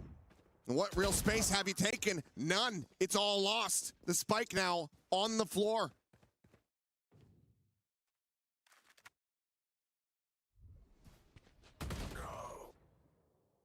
Clean shot from Tex. Spread it where it's due, but this is still such a steep uphill climb that they have to make. Rien's already inserting here behind on this flank. Might can be grabbed up, but yeah, how are you meant to get to the site? You're not at all. Rien's will not allow it. Heretics. They get themselves a 9th round win. Looking to make this 10-2 at the half. Well, the life raft has holes in it, and unlike the cartoons, does not make it go faster. It just... Oh, this is like when they pull a parachute and an anvil flies out of it instead. Exactly. They're just sinking. It is incredible, though. But you hit the nail on the head, man. And the thing that I've been seeing this whole map is the coordination with the players. The push and the pull, the bait and switches. It's been so good. All right, this convergent pass. Oh, if Boo could bait this, I think he knows. He could TP out of it, but they're not going to rip it. I like the attempt. Boo's got the flow of the game. The reposition. Aspas, yeah, he will be sending this, but Woot's already got a shot off. Zekken is dead. One of the tips of the spear already broken. The refract is out. Molly over towards main. Kashmaris, that's just the ult. They can't find a kill. Tex contained by this trip. Woot still dialed in on the angle. Or will be once that smoke does fall. Kashmaris is able to find Aspas. And at the moment, MIBR just feels like they can do absolutely nothing right. Heretics have their number at every twist and turn. 10-2 on MIBR's map pick. What a glow up since we last saw them on this map just 2 days ago. Everything looking so much better. Now, to be fair, we didn't get to see much of their defender side against AGAL because it ended relatively quickly. But they're able to correct so much in such a short amount of time. And going over to this attacker side, if they've made similar adjustments, then they're sending MIBR packing. And they're sending themselves into the playoffs. I mean, at this rate, given that all of the pistols have gone the way of Team Heretics, for the analyst desk, if you're still in the green room listening to this, you might as well just come back out here because I think you're going to be on pretty damn quickly. We'll see. We'll see. I'm not counting the chickens just yet. They haven't hatched, but you got to count the chickens that MIBR don't have. They have 2 chickens. Oh, we're starting backwards. That's not a lot of chickens. It's better than none. It is a set, man. I'm holding out a little bit of hope. I'll be the good cop here to your bad cop in this one. I'm still holding on hope. Okay. Not really, but you know, for the fans, I'm letting it be out there. They need to make this 10-9 for me to start believing. Oh, okay. So it needs to be. They got to string it together. Yeah, it needs to be the next 7 rounds consecutively. Okay. Otherwise, I think this is going to end up being an incredibly fast series. I mean, the overtime aside, an incredibly fast series compared to what we fully anticipated coming into this. I'm blown away. I thought after that overtime on Lotus, I'm like, oh, we're going to 3 maps for sure. Well, after how Heretics played this map versus AGAL, right. All signs are pointing towards Breeze. Bonus is on MIBR to get us pointed in that direction yet again. Certainly. And there's been some weird moments for them. I don't feel like they're as well coordinated here on Ascent. Like, on that last round when they use the convergent paths, it feels like somebody's peeking maybe onto Woot when they shouldn't be, and then Aspas is trying to dive in and Verno's body blocking him. Just some really kind of uncomfortable moments where it feels like today, whatever juice that MIBR had against GE drained out of the cup. They're going to try something a little bit similar, a mid-crunch, but it's from a different area. Upper runneth empty. See if they can find something here off this, but it's a full flash connecting on to Aspas, and he's completely alone and isolated at bench. Second now trying to peel back some of that pressure. It's a clean shot to the back of the skull to take down Koshmaris. Damage dealt here on both sides. It's Verno looking for the swing out, but Woot at the same time able to find Zekin. Verno now backpedaling away. Woot dashes over and just mows both players down in market. What? Now just similar scenes as Verno. Isolated and alone, but this time he's on the defending side. And they can just run away from him, and that's exactly what they're doing. He will be able to somewhat quickly match this pace. Dirting his way back through the defender's spawn. Want to see a good crossfire setup here. Don't give him the 1v1s, although they're going to send Riens for a late lurk, it looks like. A double check around in mid, make sure that that's going to be covered. You still have the trip, preventing him from scaling down into tree. This really isolates the options. So he's got that covered. You can just keep the 2 players at main. Con the check below, no one there at hell. But now they have the information, so Riens can get clustered. And he can get that util ready to fly. The time already bleeding away. Clears the recon, doesn't know which way they're going to be coming from, and Boo will be able to take him down. That is all 4 pistols in the hands of Heretics, and they are 2 rounds away from advancing forward and knocking MIBR down a peg. Yeah, I mean, it looked like there's some pretty decent ideas here from MIBR, but, they have that paranoia ready to tee up Zekin, who's able to rush quickly, but they're not really able to get there in time to do much to help Aspas because there's a great flash out of the smoke. Leaves him out to dry. 6 kills is the most anybody has on MIBR Los right now. And there's 4 players with that number. Zekin can't find the 7th. Aspas does get the scale off of this, but Blazewall looks to try to keep him contained. The face forward, it's going to be a good amount of damage found on the Riens. Otherwise, gets away with a decent amount of health remaining. Should be noted, there is the buy-up. Of course. Stingers, as you would expect, given the scoreline. Kind of necessary. Oh, I mean, if you don't go for force buy here, you don't want to win. No, exactly. And Drone getting the spot out, won't be able to make its way over to Wine to fully clear that angle. So recon does get sent. I now know that it's not occupied. So much info on this map as Heretics. Oh, your flanks are going to be relatively clear. Free fire attempt into the saturate, but it's going to be Koshmaris able to find one. Now the backstep from Benji Fishy, striking as Mazzino will fall. Just trying to reinforce. Aspas just trying to give him some assistance, but they've given it all up. A-side prime for the taking. As it's Verno and Tex with 2 stingers to try to make anything happen. The door broken, a spot on the 1. Boot just pre-fires the cage, and they will both be found. Sight not necessary. Team Heretics are up to match point. We're certainly seeing the best that Heretics has to offer today. It is peak right now on a set. And all of a sudden you went from thinking this might be a map that you could pick against this team to try to prey onto their weaknesses. No. They are not weak here at all. They are sturdy as all hell, to say the least. This is dominance on display. Aspas with a Guardian, bunch of stingers, second on a Sheriff. And I think a lot of the concerns about Kashmaris having a rougher time when he's not playing the Neon, they're going to get squashed a little bit after this one. Said some nice stuff with the Phoenix. He is right there alongside Woot. He's been playing in tandem with his teammates, setting them up for success. Exactly. Exactly. That's what's been so impressive. It's every time he's making moves, there's somebody else there with him to play off of it. Osbos. Oh, this angle is being watched. And he is just offered up on a silver platter. Rien's feasting, finding the opening kill. 3 stingers and a share, 4 players. But it might be our loss that now need to be the difference makers. I wonder what the idea behind this setup at B is if Team Heretics walks through it. A drone mid, not see a damn thing. Trip on the floor. Sova ready with the recon. Maybe looking for a timing hit and run, and then you can play off that trip behind it. Ball to the corner. Shock dart into the cage. Kuzma's going to be able to find one. Verno overwhelms the other. Gets himself a second elimination. Doing his damnedest. He's giving Zekin and Mazzino a chance. Moderate lifeline as the plant will come through.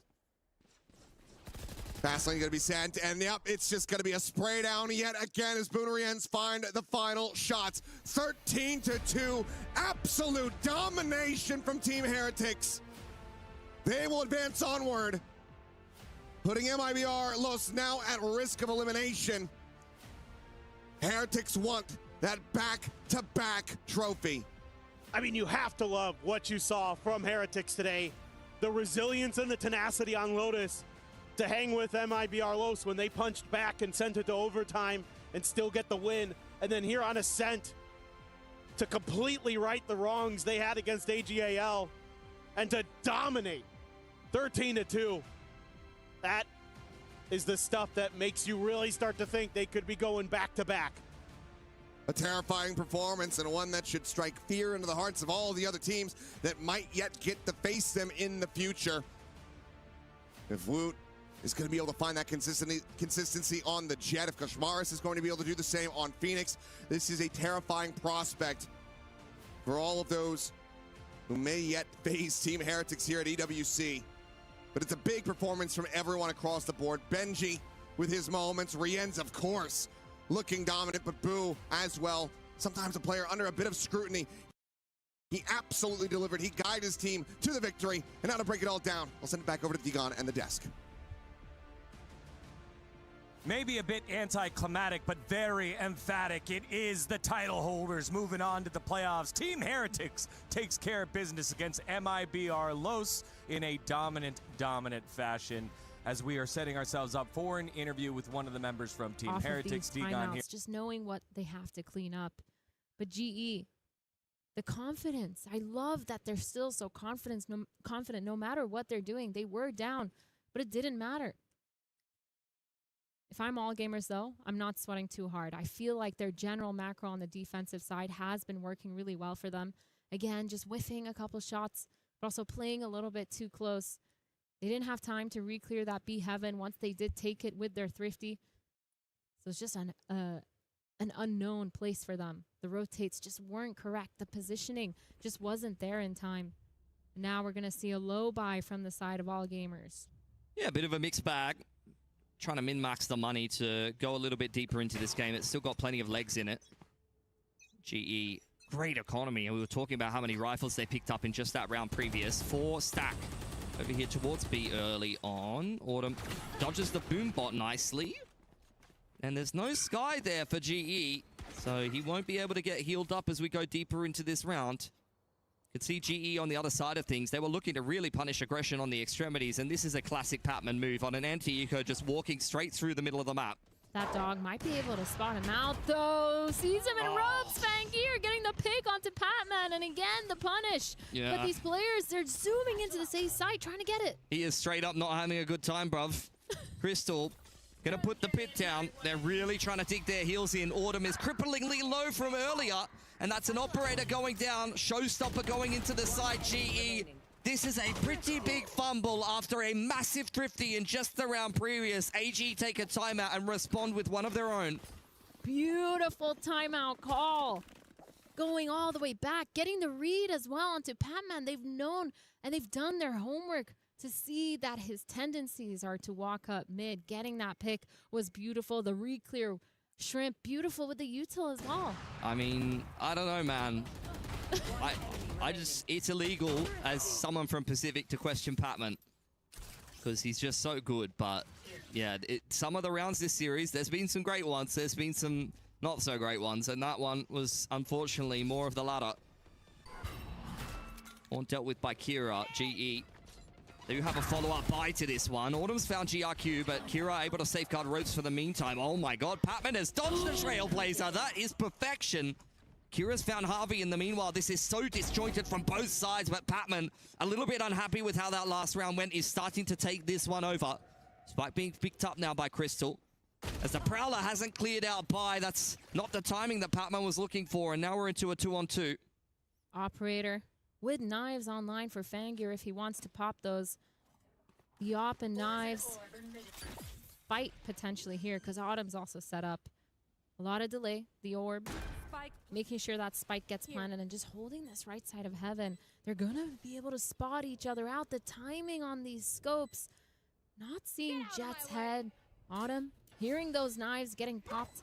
A little bit spooked. Popping his. 2v2. Oh, the drop down. Punished by Crystal and Pi under too much pressure there. GE able to pick themselves up another round after a little bit of an upset in the round previous. We, you know, had some messiness, has to be said, but good recovery from GE. You question Patman's timing. Look at that round. That's what I'm saying. You know, you can't question it. You can't question it because then he does this. He dodged the dog through the smoke. You know, could you ever tell him to stop? No. You know, there is no stopping. I mean, he wins rounds like that. I would never tell him to stop. The op online, though, for Autumn, going for an A Heaven pick this time. Yep. But Fangir is actually about to peek into it. Oh, this could not be good news here for Autumn. Would be a cracker of a shot if he comes away with it, but that angle is far too favorable for Fangir. Udatan also spotted outside of A. Throws out his paint shells. He's seeing a lot of green on his screen, and I'm not talking about the new Shrek movie. Shrimp now finds himself a pick, but he doesn't even clock onto the fact that Harvey's just TP'd into the back of the site, which is not ideal at all. Now GE definitely have a chance in this round. Using that smoke, that dark cover, tapping the spike, trying to find any numbers advantage, anyone giving them that peek. But of course, All Gamer is going to play with so much discipline. Autumn. Fangir, sorry, going with that op. Spotting, not going to catch anyone off guard. Nice off angle here from Patman. Now the flank. Op being swapped over to GRQ. They're going to kick this one off with the paranoia, and Kira will almost certainly dive into the site. Harvey can't see a thing, wants to play that close angle. He's been spotted out. The Cloudburst is maybe helping him a little bit, but not enough. Patman only able to come away with one advantage. All the high percentage pieces of utility exactly where you'd want them, and as such, an easy retake. GE, I've got to be sweating now. They got to figure out how to shut down Fangir, man. He's just been having such a good game. And he's won that op battle now 2 rounds in a row. Able to pick him off. And a timeout for GE here. Feels like we're going into the dying hours of this series unless they can show some resilience. Being a very, very back and forth game indeed against an All Gamers who look like they're in pretty good form. Like, game against Heretics, I felt like I was seeing some good stuff for them. We've talked about how they've been pretty good in China so far. Great kickoff and just missing out there in stage 1. For me, to go to another international. For me, I'm really surprised with their map pool because All Gamers, they've kind of had a history of not having the deepest map pool, not the best at rounding out what they can play. But now we've seen their Sunset. We saw their Haven versus Team Heretics, which was one of those maps that we were really questioning a long time ago. And it's just so often now that we've seen their playbooks. They've done a really good job this off time when they did not qualify for Masters London. They managed to do a lot of really good work on their fundamentals, a lot of making sure they're studying and putting in the work to study and have these setups on these maps. And now 11-9 Kind of a weird buy, mixed buy here on the side of Global Esports. 2 rifles. It's looking a little rough. Let's see what they can come up with.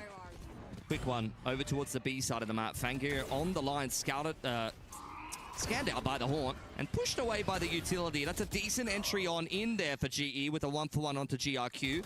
Kira on the same line, spotted out there. The dark cover going to obscure his vision as Patman gets this spike down. Oh no, it's missed heaven. There is a bit of a gaping gap in the smokes there for GE. It's been thrown a little bit too quickly. Dink onto Fangir. He's lucky to be alive. I gotta be honest here. Yutatan not seen by the Boombot, but will be by the Trailblazer as he tries to zone them away with the satchels. Still a 4-on-4 here. AG really struggling to break through on this retake until Kira finds an entry. Great reply from Patman. That gives him the Nightfall, and I don't think that AG can complete this retake now. Shrimp's the only player high on HP. That's a decent angle for him to take that peek, but still not good enough. 1 tap in reply for Patman, and Fangir will get an exit, but that's all he'll have access to. Double digits now for GE. Fangir unable to get that first pick on B main once again. He struggled with that one angle throughout this game. And GE, they're really using that to their advantage, going really quick. I really want to see them do something similar, maybe on the A side with their gun buy, because it feels like every time they're on the Thrifty, they have a lot more confidence, or at least on the weird buy. And now going into this next round, I'm going to be interested to see what they change up here for all gamers. Fangir, he's had success in A. He's had success towards mid. He's struggling a little bit just with that B main pick. When he falls back into sight, he manages to do a good job, but then the setup just falls apart. He's staying towards that B. They're worried they're going to do that again, but instead it's a really fast A split. Kira opens it up well. Yutatan down early. Autumn looking to try to follow up on the fact that they've lost the opening pick, but Shrimp has got Kira covered.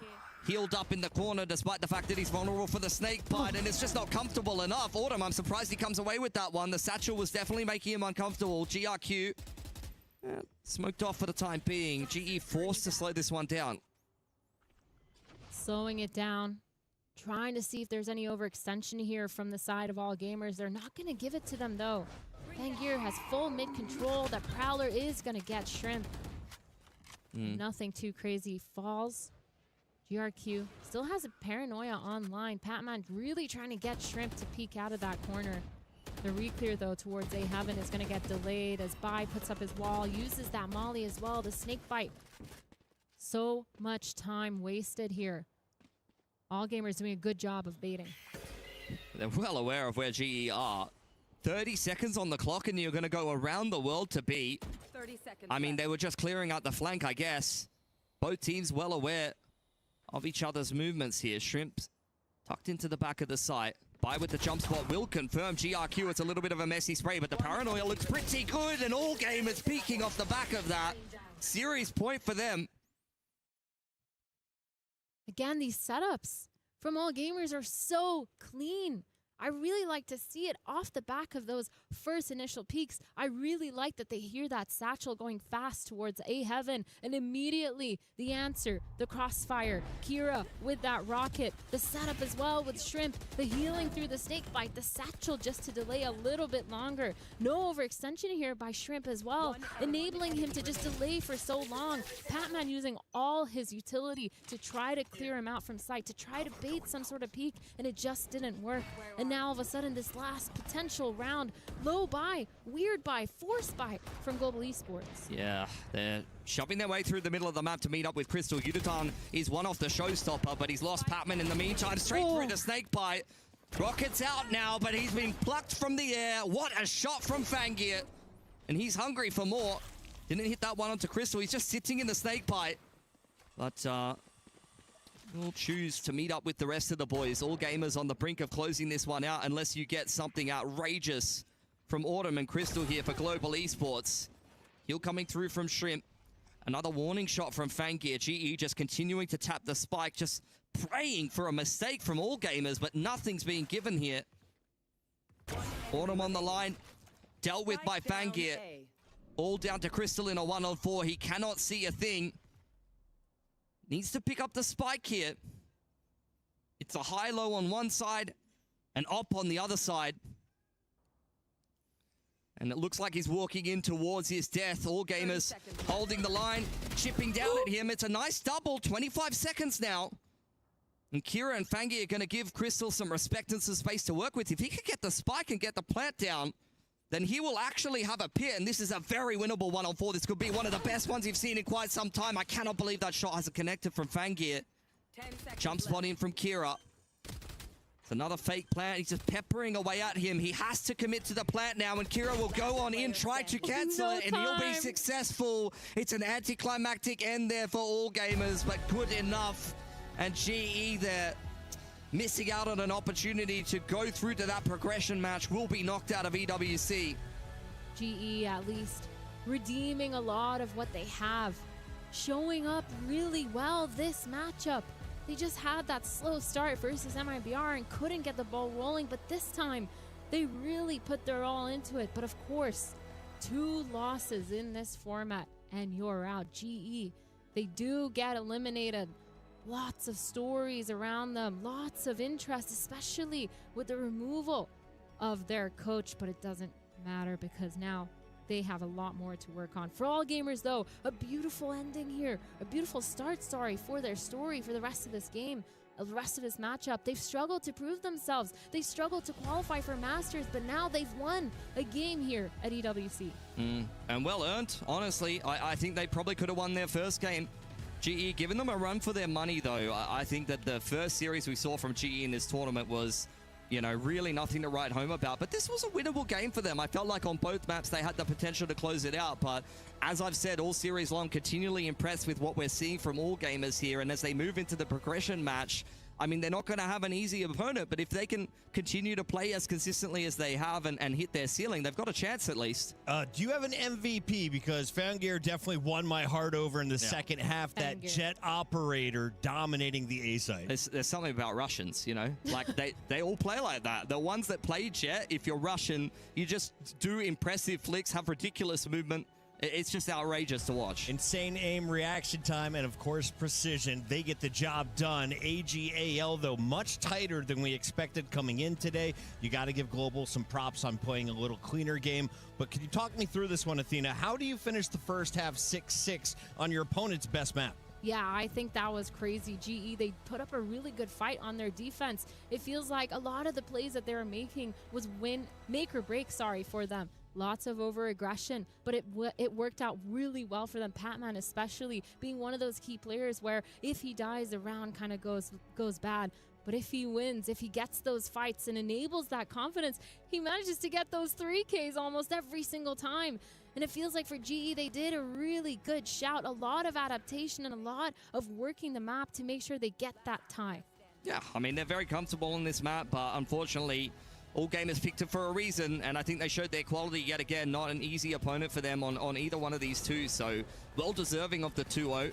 Scraped their way through the series, and look, I think that's going to just continue to make them better as they move deeper on in towards this group stage. Overall, do you think the comps are going to stay the same? Do we see another split if AGAL moves forward? I think the comps are going to stay the same. I think for AG as well, definitely keeping the split. I mean, when you're playing on this attack side, it's a defense-sided map, so getting 5 rounds, getting 6 rounds, that's actually pretty good. Obviously, the more the merrier, but still, those 5 rounds enabled them to actually get away with winning a lot more rounds on the defensive half as well. They've been really good on their defensive side so far. I've really liked all the setups that they've done. So if I'm AG, I'm keeping this map in my pool. Hilski, this is the end of the road for Global Esports. What will you remember from their performance here in Paris? I think this series, reasonably serviceable, quite honestly.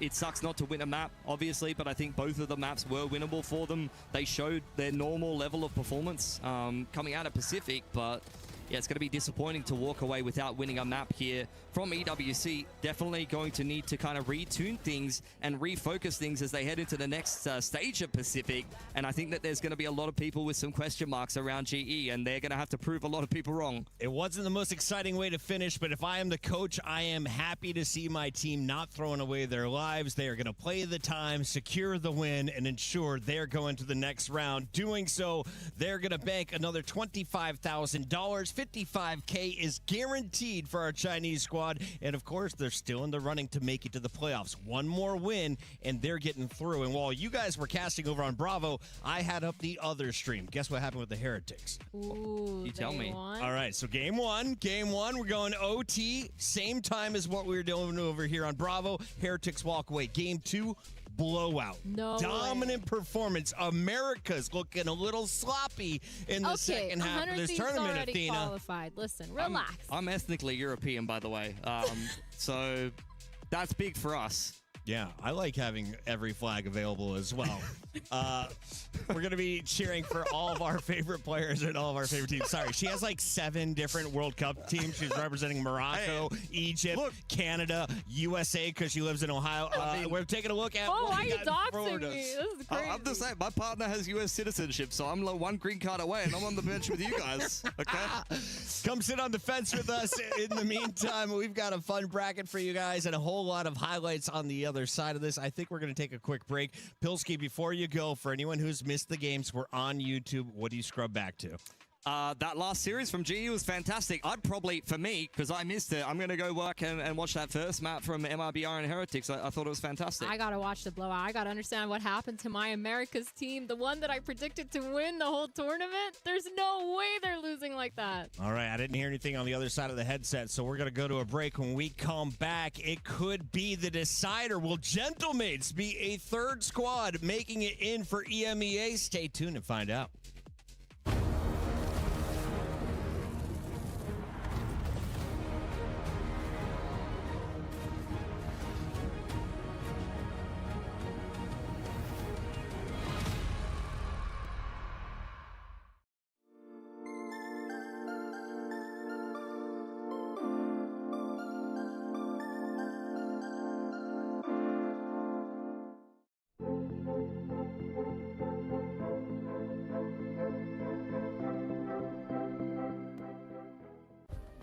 Play is in our DNA.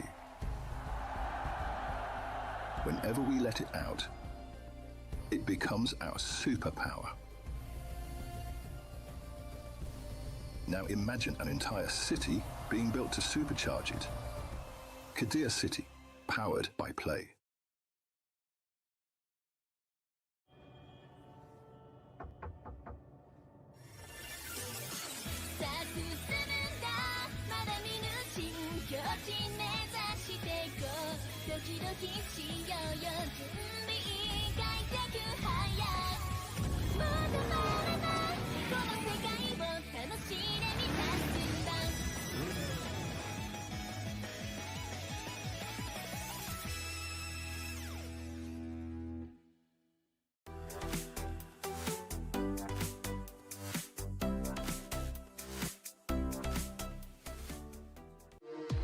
We were there.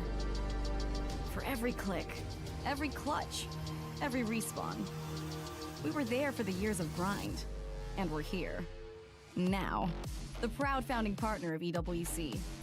Powering the biggest event in gaming. Shoulder to shoulder with the world's best. Making history. Greatness deserves a stage. Lenovo Legion. Reach your impossible.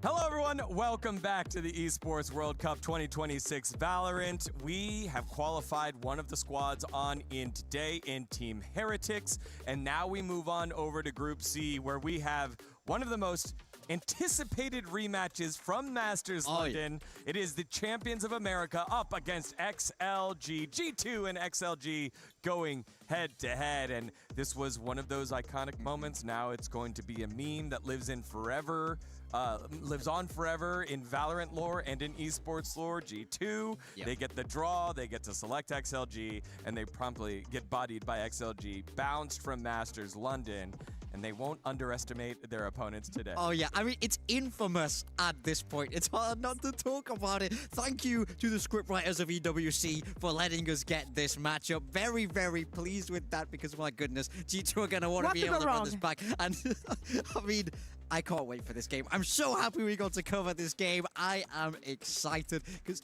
not only are these two very good teams, we're going to get to see a very high level of Valorant here, but there's going to be a lot of mind games and a lot else at stake here. I don't blame them. Seriously, like if you look at the record that they had already played against XLG in a couple of global events before. They had beat them without problem. The Chinese region was not looking very strong. Everything pointed at that being the easiest path for G2. Apparently to go home and not to continue in the tournament. But it is EWC. It hasn't been that long, but we have gotten to see different faces from the teams. Yes, they are coming off of a loss. At the end of the day, the first match was all about qualifying and getting onto that big stage. But here is about survival. So this rematch is happening when the stakes are the highest. Yeah, and of course, G2 played Nongshim RedForce earlier in a tight 3-map series. They ended up falling short and now find themselves up against the wall yet again here at the Esports World Cup with Jog, Leaf, Valen, Trent, and our former co-caster, co-analyst, greatest story in esports, but he's got to start winning, and Baby Bay coming together with the America's champion. Look, we'd love to see him do well. I think this team can be a little bit more, Matt. You love them or you hate them. They're not afraid to be those villains there, but ultimately, I think they still have a lot of fans there who would like to see them upset the script, get the wins a day, and rewrite what happened to them over in London. I think that Nongshim was just a force to be reckoned with. What I like about G2 is that they always keep it real. Like, they're going to be honest and they're going to always admit to their mistakes. That is one of the reasons why they're always able to bounce back harder. Now, the big question is, can they do it against a team that they thought no much of an opponent until not that long ago? Yeah, well, we're going to get to hear from them right now in terms of how they got here to EWC. That's Road to EWC, G2. It all started at EWC. I got asked by G2, like, hey, you think you still got it? And I was literally working the event there. Leaf was in the hospital during that time, so I subbed in for him. And then moving forward to this year, it just made sense for everyone, you know, that I would be a player because of the impact that I had on the guys and everything like that. It's a crazy story. Working the event, I basically get my tryout at the event, and now I'm playing in the event. I don't know if anyone else at EWC has done this yet, that worked talent and then played in the event the next year, but hey, we're making history here, so. My first impression of Baby Bay was this guy is a party animal, disaster, but like, we tamed the beast and now he's locked. Every time we come to a tournament, we have a chance to win, just like everyone else. This time around, you're gonna see some unique compositions. Maybe Baby Bay activated more. The way G2 is going to win this tournament is throughout flair and flashy plays. I think we've switched up a lot of our dynamics from Masters, and we're going to come in here full confidence, just doing absolute crazy work on the server. This time, we're just trying to dumb down our game a little bit and just play together. Just play fucking together. When I was watching all these games last year as a caster, I swear I can beat these guys. You know, I swear I know I can beat these guys. Like, I always had that confidence there. But as soon as I stepped on that stage, played my first match, I just knew, okay, I'm here. I've done this a million times before. There's no way to know what my future holds. It's been so crazy already. I went from being a caster to being a pro within like a year and a half span. Literally pro on like one of the best teams in North America. Crush people's little medal that they have. That's gonna be so fun because I got to see it as a spectator, you know, and it didn't like mean anything to me per se. Like, I don't want any team to crush mine, you know, like I want to crush theirs.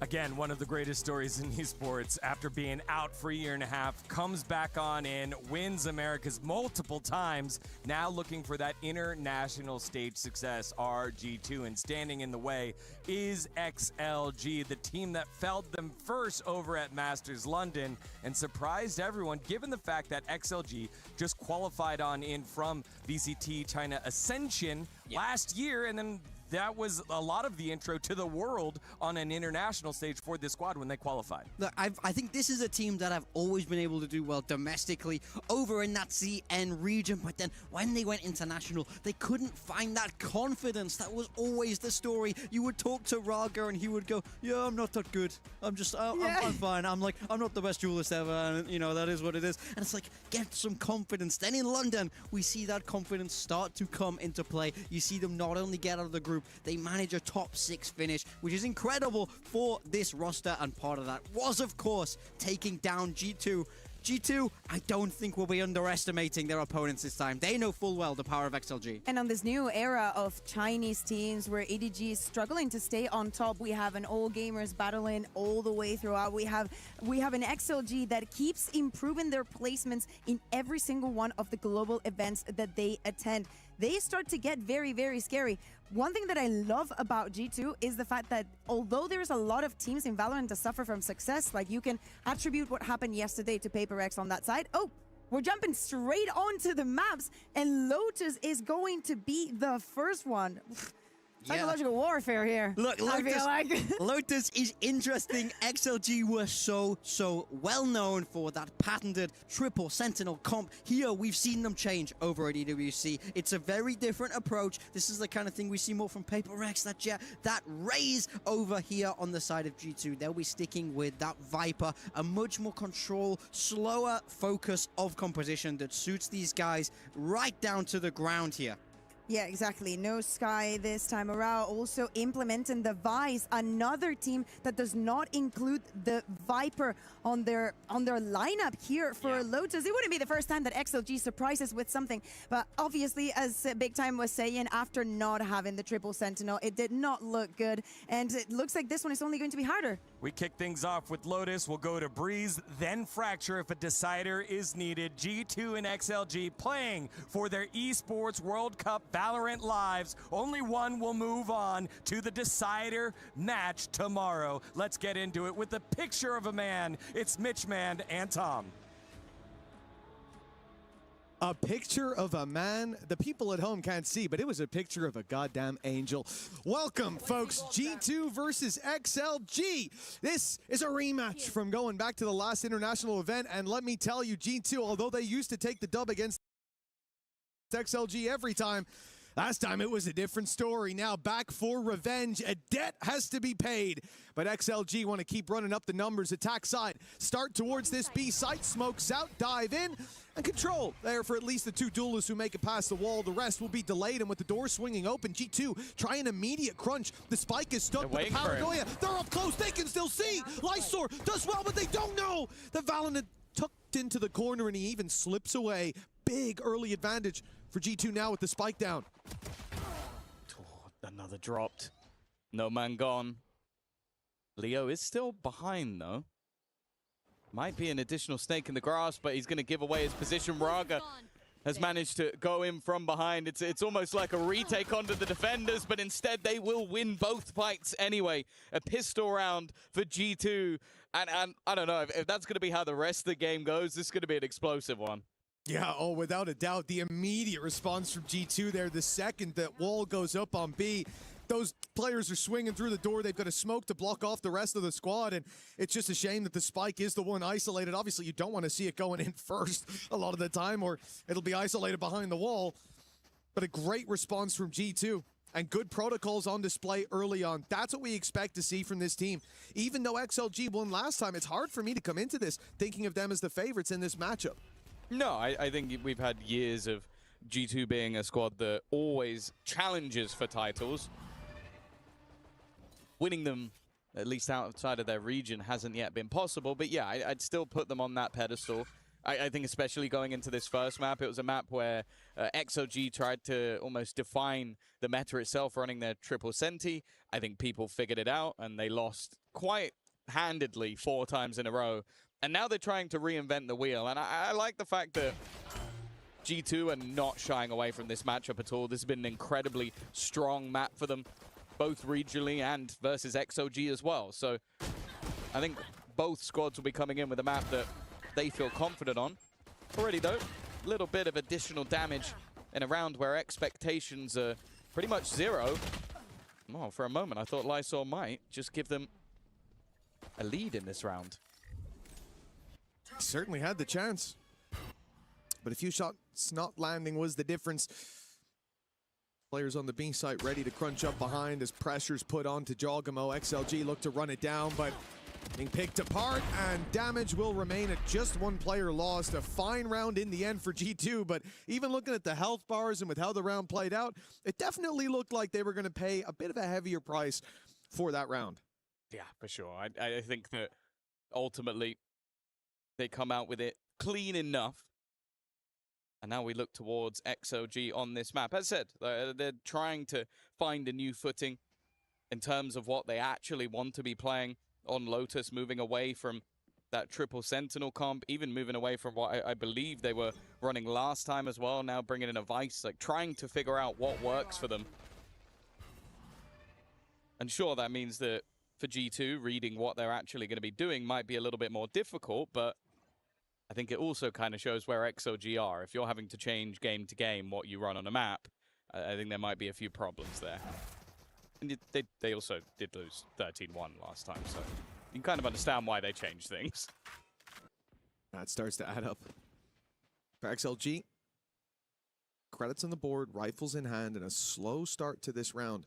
Contained any aggression that might have been there from G2. As the idea early is now they contact up into A.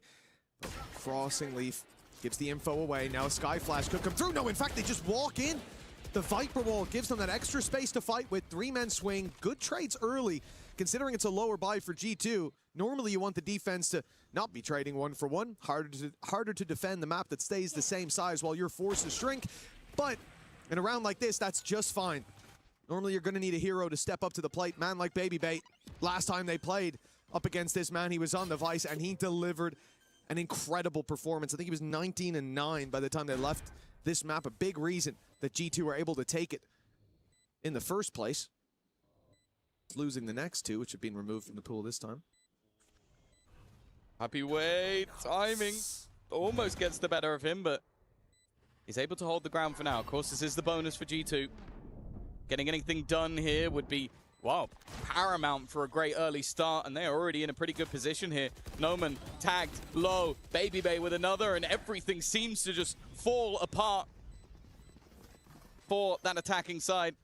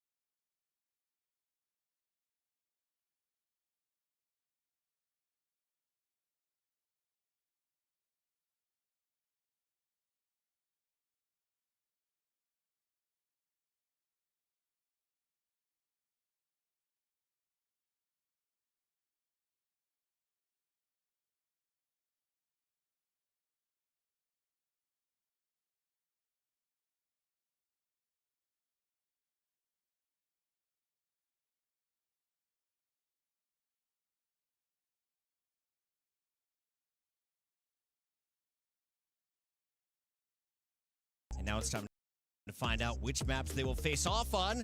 Just go to the next round. Welcome back in, Mitch, and another Kiwi. By the way, of Australia now, right, Admiral? In Oceania, we're from the same region. That's what counts at the end of the day. We're going to combine it together for the friendship buff. I love this buff. Pilsky, talk to me a little bit about the squads, though, coming into this one. If they missed the earlier qualifiers, how did Nongshim get here? And, of course, what did Gentlemates do? Yeah, Gentlemates, they were able to overcome, actually, the series that the team in the series we just saw being all gamers in a bit of a... Oh, sorry, no, they didn't. Wait, I'm thinking of Heretics. Played Shilai. Yeah, Gentlemates played Shilai. XLG. I'm getting the EMEA and CN matchups mixed up. But they do well against Shilai over there to make their way into this progression match. And for Nongshim, I'd say a more difficult opponent. I mean, not always straightforwardly, because Shilai, I think, are a little bit underrated, but G2, a lot of expectations around them, and Nongshim continues to have the better end of that matchup. I mean, it's just a better look for Nongshim. We talk about the fact that we last saw them finding success all the way in Master Santiago. They're changing things up. Bit of a role swap between Francis Exros and the team that starts to bring them back into favor. Shilai Gaming will match up against G2. That'll be going down on Tuesday. And, of course, Nongshim or Gentlemates, the loser will play the winner of that match for the second spot out of Group C. But if you win right now, you are in, and it only takes 2 maps to do so. Taking a look at our map pool, we just witnessed our first split in Sunset. Do our teams like these 2 maps? Are we going back to the classics like yesterday and the days before? It was Lotus, Breeze, Ascent over and over again. I think Nongshim are going to like Sunset a lot less after how things went against G2. They wanted to pick that one in to try and test their mettle, see how prepared G2 were going to be on a map being brought back into rotation. Ended up being a bad idea because Nongshim looked like the far worst team on that map. I also think looking on the other side of things with Gentlemates, they let Breeze slip through the veto. Usually they would kind of first ban Breeze. They're not particularly good on that map. We were a little bit confused in the broadcast, like, why would you let this one go through? Obviously, Shilai Gaming are going to pick it. That ended up being the only XLG map one in that entire series, so I think that should be fixed today from Gentlemates POV. Pilsky, as we take a look at our players, let's talk a little bit about the roles as we wait on the maps. Actually, the map veto is in, so we'll talk that first, and then we'll get into the agents. So Breeze is out and Fracture is out. What do you expect our teams to pick? Well, you just talked about the Breeze. Lotus will be the pick there for Gentlemates. That's a map that you've seen a lot from them in the past, but it's not too uncomfortable of a map for Nongshim. I think, look, let's be honest, they know their way around a lot of maps in the pool. We've seen them make very, very deep runs in international events. Both of these teams were present in Santiago, so I'd be surprised if you get a kind of map out of this pool where it feels like a slam dunk for either of them. Yeah, and I think this is so far looking like a decent Gentlemates veto. You have the Fracture that they probably didn't want to play anyway, and then you look over towards Lotus. This was the map they destroyed XLG on. Like, it wasn't close. It was, I believe, the most one-sided map of the entire tournament so far in EWC. 13 I think Martin was 20-2 at half on Raze on this map. Starzo had 20 as well. Literally 2 players combined for 40 in regulation. You almost never see that.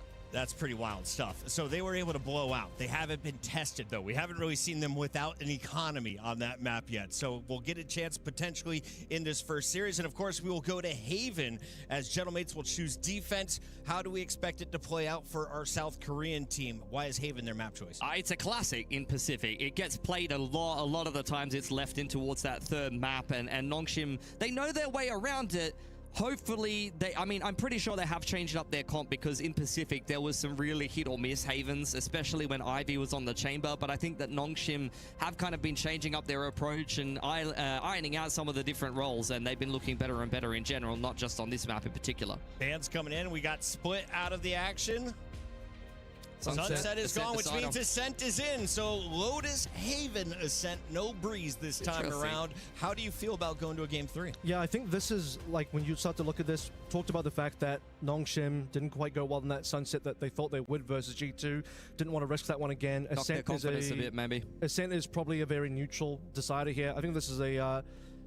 aside from the fact that, no, I think this is about as like laid out as you could. Lotus, Haven, Ascent is like, to me, the default 3 that you would normally play here. If we didn't see any of the previous games, like pre-EWC action, who was higher on your power rankings between these 2 teams? Oh my God.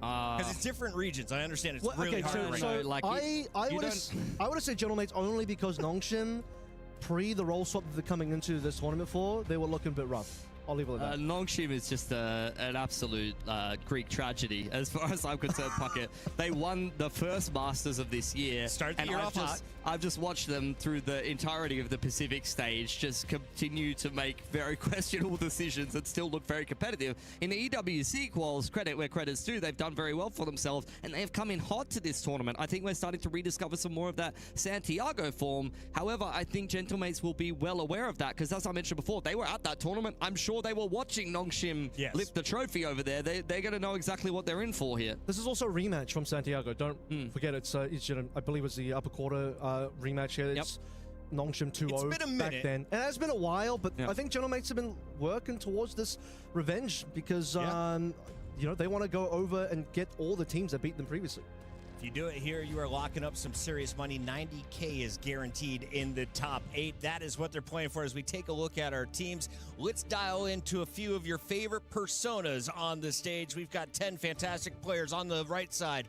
Of course, you have Nongshim representing South Korea's finest. On the left, you've got Gentlemates, kind of a hodgepodge from all around Europe, a classic EMEA FPS squad. So as we take a look down the line here, Pilsky, walk me through some of the players and expectations jumping into this first map. Yeah, I mean, for Nongshim, as I said before, they've already lifted a Masters trophy here in this current year. The second part of the year, the second stage after kickoff, not going necessarily so well for them. They kind of, after the Yoru nerf, have had an ongoing identity crisis. What I can say, though, from watching their initial game up against G2, is that Ivy has seriously recovered his form. He was absolutely unbelievable in their opening game here at EWC, and he's the player that I have my eye on.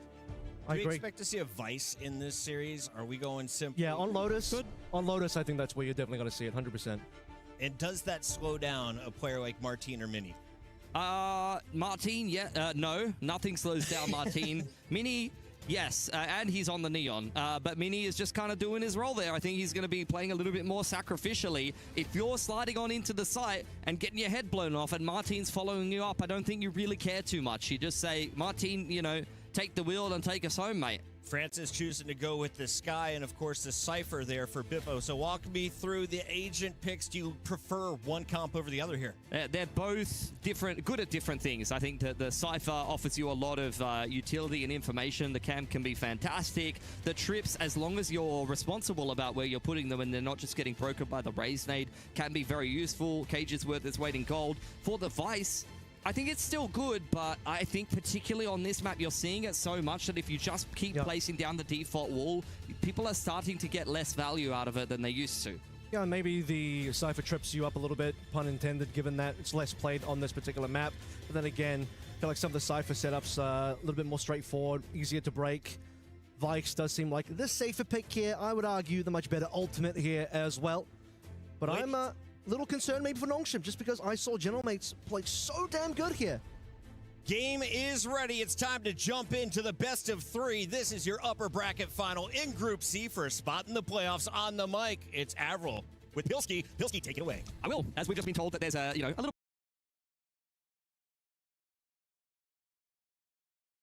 bit of a tech pause elapsing in the server. Thanks, Puckett. He's really hung me out to dry here, but I'd expect nothing less from him, quite honestly.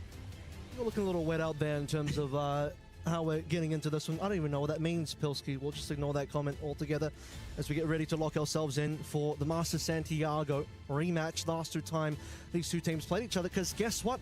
Neither team made it to London. But we have a very different story for how these two teams had their journey in Santiago. One of them bowed out instantly in playoffs, didn't win a single series, losing to both the team in front of us in terms of Nongshim and also AG.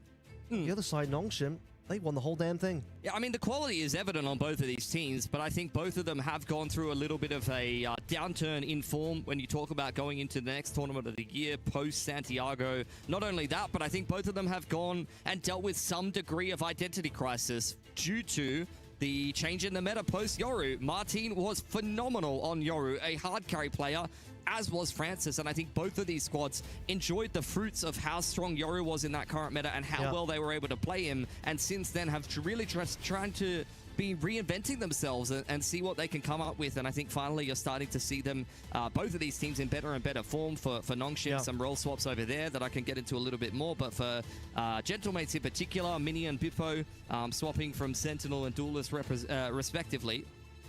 And people are quite down on Bippo, not gonna lie to you, coming into some of the big events. Bippo role swapping over towards the Sentinel, allowing Mini to take that position on the Duelist away. And honestly, in that game versus Chile Gaming, a couple days ago now, Bippo did stand out, particularly on the Haven. Super active, very sharp, held his own, completely allowed and supported Gentlemates to get that very swift victory on those 2 last maps in the BO3. And again, I think the only reason that game went to 3 maps is because the permaban Breeze ended up coming through and much more comfortable with Chile Gaming. Gentlemates clearly still not quite on the money for that particular map. Now they don't have to play for the series though. Yeah, that'll help things out a little bit. Can still see some teething issues being ironed out here on the stage, so have a little bit more time. Oh, hello. Looking very ready to get into this game here. You love a little icy stare. He's about to give the camera a kiss. Okay, don't lean in too close. It's a game of chicken. We're going to pivot that back away over towards Nongshim. Speaking of a man I'd kiss, X-Ross has been phenomenal this year as a initiator main. Playing earlier on in the year, just really kind of pivoting into that role for Nongshim and feeling I honestly seriously questioned it at the time, but you cannot question someone that ends up going like plus 30 in a Masters Grand Final, playing a particular role and looking like one of the very best to do it. Since then, though, Nongshim have swapped Francis back over to that initiator role that he's very comfortable on, and X-Ross has kind of been flexing around a little bit. He's been really piloting the Phoenix quite nicely, and he's definitely been a bit more of a fragging force in an active duelist role on Nongshim that's been impressing me. We already knew that he could do that. He used to play the Yoru back in the day in Tier 2 and various different other versions of Nongshim, so, you know, it's been good to see him prove that he can do that on the Tier 1 stage as well. Definitely a very exciting rookie this year for Nongshim. Just looking through our tech issues at the moment. I think it might have been Mini's PC there, not too sure. But yeah, for Nongshim, I mean, we've seen what their peak looks like. They've been trying to get back there all throughout the rest of the year. I think it really takes a bit of a toll on you to go from winning 1 Masters to not even qualifying to the next. So coming into this event, knocking down Gen G. Very close game in that qualifier for those that missed it. Gen G, who were looking like they would have been a true force to be reckoned with at EWC. I'll tell you what now, as the Pacific teams start to fall away from us, all around us, Nongshim have to be the team to carry the mantle. They do. One of the only teams from Pacific that seems to be performing at this event. Global are gone. Paper X are gone. Nongshim. RQ's gone? Yeah, RQ's gone. That's it. I mean, Nongshim, they're the last ones here, and they're in some pretty good form. So I have my hopes. I have my hopes that they're going to keep this trajectory going. They weren't really swayed by the fact that they had a pretty tough opening game, even against an opponent that they'd already been able to get quite familiar with at some of these international events. And it looked pretty good for them outside of that one map against G2. I think that was a series of blowouts going back and forward. And I think this game is going to be pretty exciting once we finally get into it, because stylistically, these two teams both like to be a little bit aggressive. Nongshim, they love to really just do the same thing over and over again and challenge you to stop them. For Gentlemates, on the other hand, there is definitely some nuance. I'm a big fan of the calling on Gentlemates, but, you know, why would you not be pedal to the metal if it's working for you and you've got a player of Martin's caliber to back it up? You got a player of Starzo's experience as well to lead the team. That's what I'm really looking for here in terms of the veterancy. Newcomer Prox on the team as well. Heavy the weight on his shoulders, I'm sure, for an all-important game like this. I mean, picking up someone like Prox, pretty straightforward. You have a problem on your team in EMEA, just add a Turkish player. Somebody else has a problem, let's grab another Turkish player. More Turkish players, higher your win rate. I don't think he's really been blowing the doors off just yet. Just ask BBL, they're winning. Yeah. That's something that I'm super familiar with, because I'm more so a big fan of the SEA Tier 2 and the Pacific Tier 2. I'm looking forward to the play-ins in Pacific. I'm sure plenty of people are looking forward to the play-ins in EMEA there. There'll be some representatives that Prox will be familiar with. I think I saw that he was on Enterprise. Someone will have to fact check me on that, but they are a team that if you load up their page on VLR, there's a lot of green. They're doing a lot of winning over there. So I'd imagine they're probably going to be one of the teams you'll see in the play-ins once we actually head through to that in EMEA, but, I would recommend you to watch the Pacific play-ins as a biased person. And I won't stop you either. You're not going to get the America's bias coming through that you would otherwise. Or perhaps EMEA bias. We're blessed that we got no EMEA bias on this broadcast today on the B stream. Yeah. It not that for itself not that they need help, because they've been winning so far. That has so far, to me, at least looked like the region to look out for. I don't know what it is. EWC, EMEA really stepped up last year. Fnatic Heretics in the grand finals. That event really, I think, saved Heretics in many cases in terms of that particular roster finally finding success again after kind of being in the dumps a little bit. They did look good in the earlier match today as well on the A stream. Heretics did lose a map to AG, but otherwise looked insanely good, particularly on that final map. And to sort of give people a little bit of context to how things are going across both our streams, in Group A, 100 Thieves are qualified through. BBL, EDG still yet to play in the deciding game. Vitality we covered on the B stream yesterday. NRG unfortunately did not get that win, and Vitality 2-1 them. That was probably, I think, in my opinion, slightly biased from my perspective because we were on the broadcast here, but best game, best match of the entire EWC tournament so far. Now NRG and Carmine Corp in the decider game in the lower bracket. Now here we are in Group C, waiting for Gentlemates and Nongshim, the winner of which will qualify through into the playoffs. Loser will have to face up against the winner of Shilai Gaming and G2 Esports, which could end up being Gentlemates Shilai in a rematch, Nongshim G2 in a rematch. You guys obviously also saw the fact that MIBR was dismantled by Heretics. MIBR still need to play all gamers for their decided game as well, so we're nearly looking at our first 4 teams qualifying through. This is the only group that's still waiting on one team to qualify through. Well, still figuring out a couple of issues down on the stage. Nongshim looking very relaxed indeed. That is, he definitely doesn't play like that, I can confirm. But that would be an interesting game of posture. Relaxed in his lane. I'll forget the rest of the quote, but... Flourishing, thriving, moisturized. Definitely moisturized, these South Korean boys, I can confirm. Skincare, very important.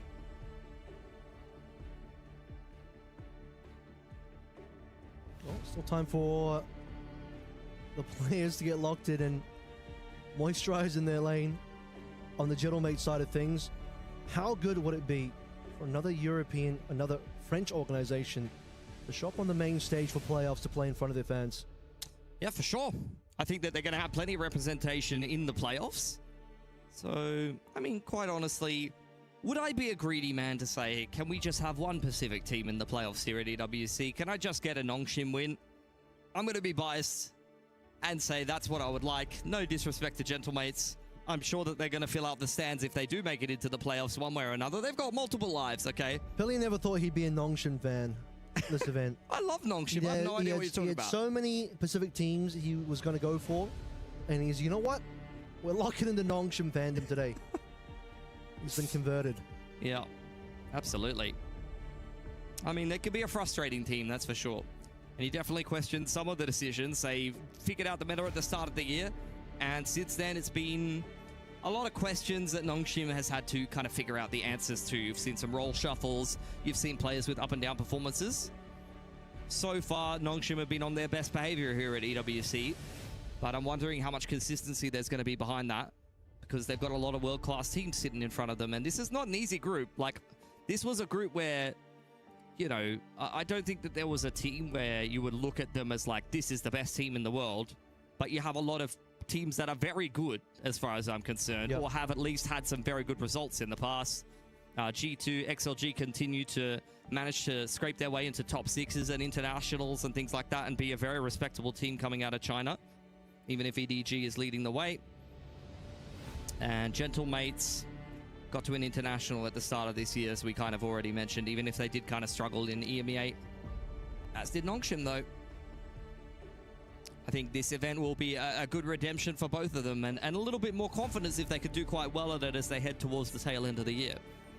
Like a fun fact. Of course, I'd love a fun fact. The fun fact I have for you is so far in the group stage of EWC 2026 for Valorant, there's only been 3 eliminated teams. Do you want to know who they are? I thought it was a fun fact. It's fun for some people. Who is it fun for? Probably Athena if she was here. Probably Mitch Mann and Tom Biz. All Probably right. Kakugu would find it fun. Okay. Who are the teams, Kevin? Let us all know quickly because the game's about to Global start. Esports, IQ, and Paper Rig. But you know what? Who is going to make it through? You know which team is going to take the mantle and the torch for Pacific and lead us into victory? That's right. I'm going to use the us here because I'm going to come onto the train. Choo-choo our way into map number 1 here. Finally, the delays are over. No more waiting. Gentlemates, Nongshim. Map 1, Lotus. Attacking side, Nongshim, no utility, 5 sheriffs. Absolutely classic, guys. No classics to be found on that team. Absolute sheriff, guys. Paranoia being held on front side of B main cam will allow Gentlemates to walk up towards C mount. They very much just have a trap in the middle of the map here. There is the one guiding light that Francis will have for 50 seconds. Does confirm that there's at least one player on C mount. The door gets opened by Gentlemates, and they're starting to make some movements on the middle of the map. Okay. Nongshim ready to receive whatever that's going to come their way. If it comes at all, Gentlemate's going to be backing out a little bit. Starting to move over towards Waterfall. Nongshim taking advantage, taking control of the mound. Yeah. Danby sitting outside of C here. Seeing what he can fashion for himself. X-Ross picking up that orb. You could tell that Prox was thinking about ripping the Paranoia and sending all the boys in, but they're going to take the path of least resistance and sit on the stack over the top of the smoke. Starso not quite able to pepper down X-Ross, but Danby's getting caught in the corner. They just leave Danby down there. Now they discover everyone's gone from Mount. It's B that's under pressure. Bippo walks away from that scenario. So it's a freebie. I mean, they saw that X-Ross was already through into the door. Now, waiting for the rest of Nongshim to show up, by the way. They're going to play majorly offside, actually. Bippo working his way through A while the rest of Gentlemates trying to come in from Waterfall side. Haunt dealt with as X-Ross takes the next contact. He's got a couple of them lined up, and it's a nice multi-frag on the raise. Let's see what Francis can do. He's got 1 kill so far, 2 versus 3, and maybe the Sheriffs will just do the work for them. Prox will at least reply now in a response. Both of our Nongshim players stacked up together. A shot would be good onto Prox, but it's actually Prox and the Omen, the young rookie of Gentlemates, showing a big-time 3-piece to start out on the pistol. Gonna give him that defuse. Get himself to From the Shadows. I mean, it's not much of a choice between that and the Neural Theft, but you'll take what you can get, and a pistol is definitely what you were looking for as Gentlemates here. When you're late to the buffet and all you have left is Neural Theft and From the Shadows, you'll say, well, man's got to eat. Yeah. It's a little dry, but it's something. Another guiding light there coming off cooldown for Francis. Threw his first one over towards C-Mount, but that was not enough. Danby going down early on in the piece, and Gentlemates.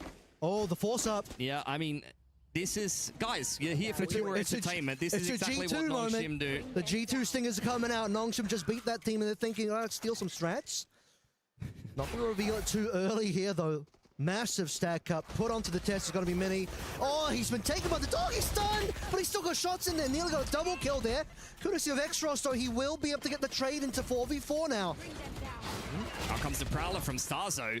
Caught out in the open, but the rest of Gentlemates trying to peek off the back of his contact. It's an absolute mess on the B site here. Jumping right click from RB down to 20 HP is Prox, but it's another 3K. What a massive step up. He's 6-0 for Gentlemates here to give them the first 2 rounds in the exact same scenario on that B site. Wow, and now you're starting to look at this economy once again for Nongshim. Took a bit of a gamble there. 5 Sheriffs round 1, 5 Stingers round 2. I'm afraid it's going to have to be 5 Classics round 3, Mitch. Or not. No, not for Nongshim. Not for Nongshim. You know what? Danby, you buy that Bucky. This is what they do, man. They buy Sheriffs, they buy a Bucky, and they see what they can get done. In their vintage Ascension run coming up into Tier 1, they were just running havoc on the Tier 2 teams. And look, we're a long way away from that, but old habits die hard. Stacking up Big 5 again. Danby leading the way. Nothing close in terms of Utah coming through from the Cypher, but Bitpo says, let me just introduce you to my judge instead. Martina follow on through. Bitpo ripping another play in Francis. Nongshim gonna be down 0-3 in just a short while now. See if they can pick up any scraps at the end of this one. It's not looking particularly great, and it's a little bit of a jiggle fake out there for Gentlemates. I'm loving the way they're peeking together right now. They look very in sync, and Nongshim, I wouldn't say they're looking disjointed. That was only a pistol round, and a lot of these XVXs in the first 2 rounds have gotten quite close, but the spacing and the training from Gentlemates is really tight so far. They're looking very switched on here. One enemy remaining. I think it's really important to employ that kind of play style against a team like Nongshim as well, because they're always going to be aggressive, coming in together. They like to play, you know, 1-4s or 5-0s, as you can see right here. Showstopper round, ready to go for Nongshim. Xros, he wants it. Oh, barely dodges out from that shot on the Outlaw. But the rocket will not land. It is just going to reveal a little bit of the positioning. Nongshim working the way through a tree into the arms of Mini, who again looking for that kill. Will finally get on to Xros as well. We're getting on site for the rest of Nongshim. Darby, shaky shots, but he lands a double there. How about the transfer? Not too bad at all. Francis still alive for the rest of the team. We'll go down now to Prox 2 versus 3. Prox will finally lose his life. 7-1, still a good scoreline, but now Bitpo, the last one standing, falls and Nongshim get there first. Yeah, RB off the side of the rope, finishing that one off for Nongshim, who were probably a little bit disappointed that they pulled the showstopper out there, expecting Gentlemates to be deep down fighting towards rubble. Instead, the rocket connecting on not much, but it did open up the rest of the space for Nongshim to open up the door and just go straight into A, where they had a whale of a time. And back to C we go. Yeah, quick one onto A. After multiple rounds heading on the opposite side of the map. One away from the Seekers. There's going to be Francis here as well. Instant flash in and around the corner is going to be Xros. Danby running on up. There's the Seekers for Francis. And after a little bit of pressure on C Mountain, Nongshim going to make their way back towards spawn. Ivy was wary of maybe a push towards the middle of the map, and Nongshim changing things up here. Dark cover going to be thrown out towards spawn side, and out come the Seekers. Nongshim just going to follow those straight up into A and try to get a bit of a read on what the setup is for Gentlemates, but the site's wide open. Seekers will reveal all that information. They all go towards B. Darby's already beat a lot of the rotations coming through from Gentlemates as well, forcing some utility from the opposite side on through. That was a pretty decent paranoia, but doesn't end up being a kill for Nongshim. The opposite ends up occurring instead. Darby just missing out on opportunities time and time again to find this opening that Nongshim desperately needs. Not getting anything. It's Gentlemates looking for the flawless. Stivey 1 on 5, but even a player of his caliber in excellent form at this event, this is too much for him to do. Will be a defuse for Gentlemates. Ivy looks for a couple of exits again at the ends of these rounds. Gentlemates are peaking so nicely together. One player just jiggling for the other. And of course, they're up 4-1. Like they're looking fantastic so far here on Lotus. Yeah, I mean, I think multiple missed opportunities though. Perfect paranoia coming through from that drop, but RB just doesn't get the opportunity to land any effective shots. Same thing could be said for Darby, who just sees bodies from Gentlemates crossing in front of him. And on the opposite end of things, Gentlemates, every single kill required, leaving Ivy all on his lonesome. Still get to get a kill, by the way, for Mr. 0 and 4. Prowler dealt with stuff, so feeling out the offense. It's usually been pretty quiet on front B, but this time Nongshim a little bit more active, baiting out a seize and a paranoia. Gentlemates pulling the trigger on a couple of pieces of util a little early, expecting Nongshim to speed up.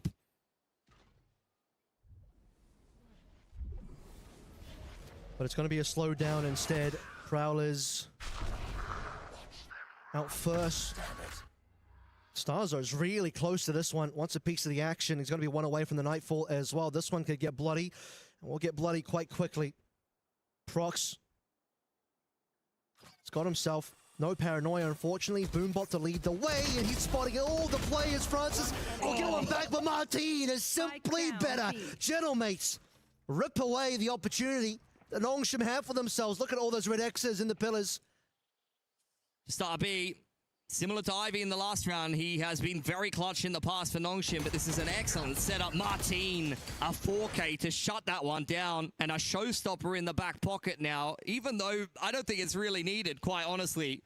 They're getting everything done with the rifle work and just throwing bodies at Nongshim. Yep. I don't even feel like a lot of the time the utility's been hitting that much for Gentlemates. Like, they're honestly just brute forcing Nongshim, which is exactly what Nongshim are usually good at. I mean, it's just simply one boom bot. And then Starzo using his own life to give the opportunity to Star Duelist in Martin, who has no issues dismantling the triple player threat from Nongshim there as he head into our first timeout. Nongshim need to think about where their problems lie. They've only got the one round so far, and that is not good enough. Still plenty of opportunities for recovery here. Nongshim know their way around Lotus. Let's see what they can come up with, but it's not going to be easy, especially at this point in the game. You're already down 1-5. Gentlemates have had an excellent start. They've got great money. As mentioned, Martin has at least got the showstopper, so that's one big ult for Gentlemates, if not multiple that they probably have access to at this point in the half, given how kind of dominant the last few rounds have been.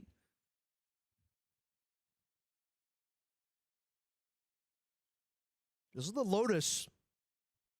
That was a dominant win for Gentlemates versus Shilai Gaming, proving again why this is their map. All right, what we got here for Nongshim? Pretty broken by one stinger for Darnby. Overdrive ready to go as well. That might just have to be the tool for the round. A lot of spam coming on through downstairs for Gentlemates. They suspect something is up here. It's quick movements from Nongshim. But even quicker now, the response. Procs in, Nightfall there as well. Ivy just cannot land a shot. And no issues here, Martin and the rest of Gentlemates only losing many. All too happy to get those kills. Nongshim are just getting battered here by Gentlemates. Not even allowed to get onto the site in any of these rounds whatsoever.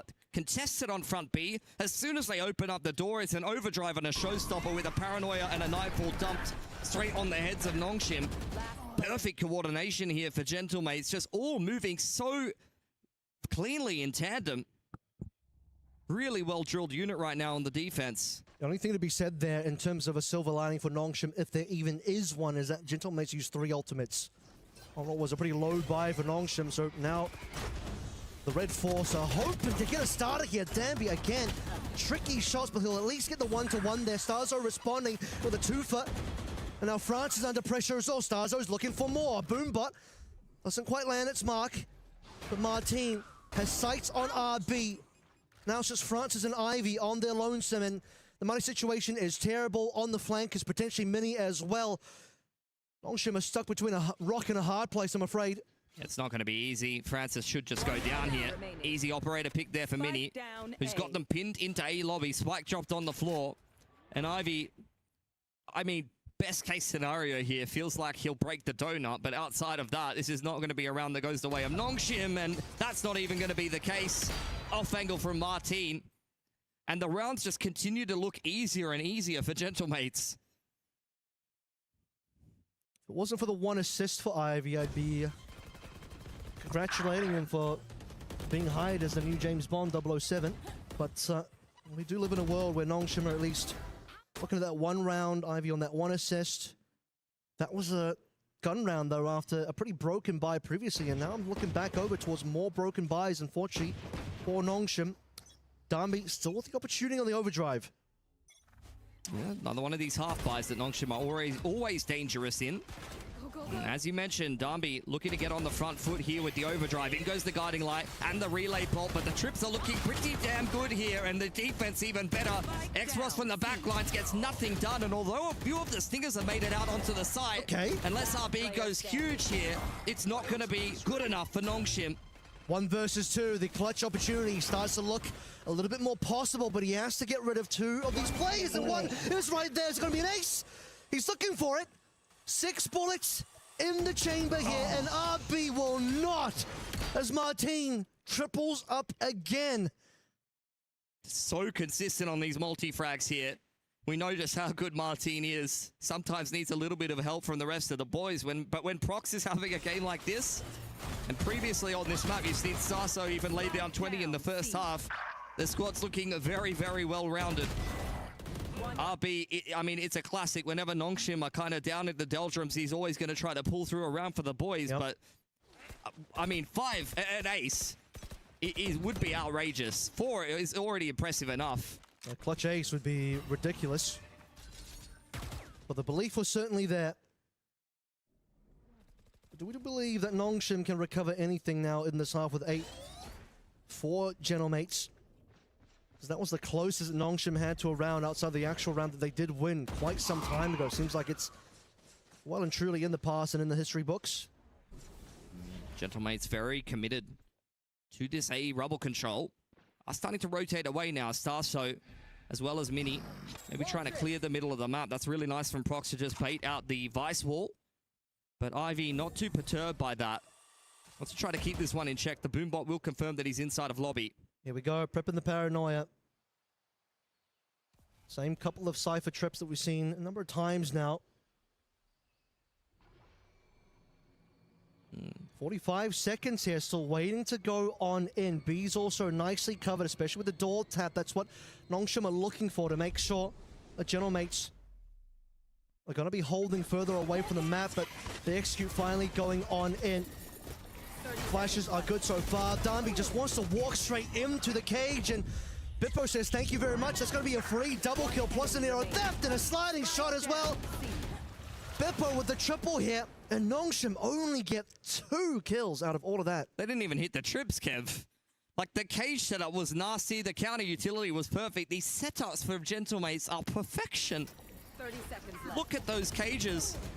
Bippo is a dirty man playing up on top of the double stack. Gets himself a freebie, backed up well by Mini in the back of the site. Spike down, C. These players on Gentlemates are playing perfect defense on Lotus.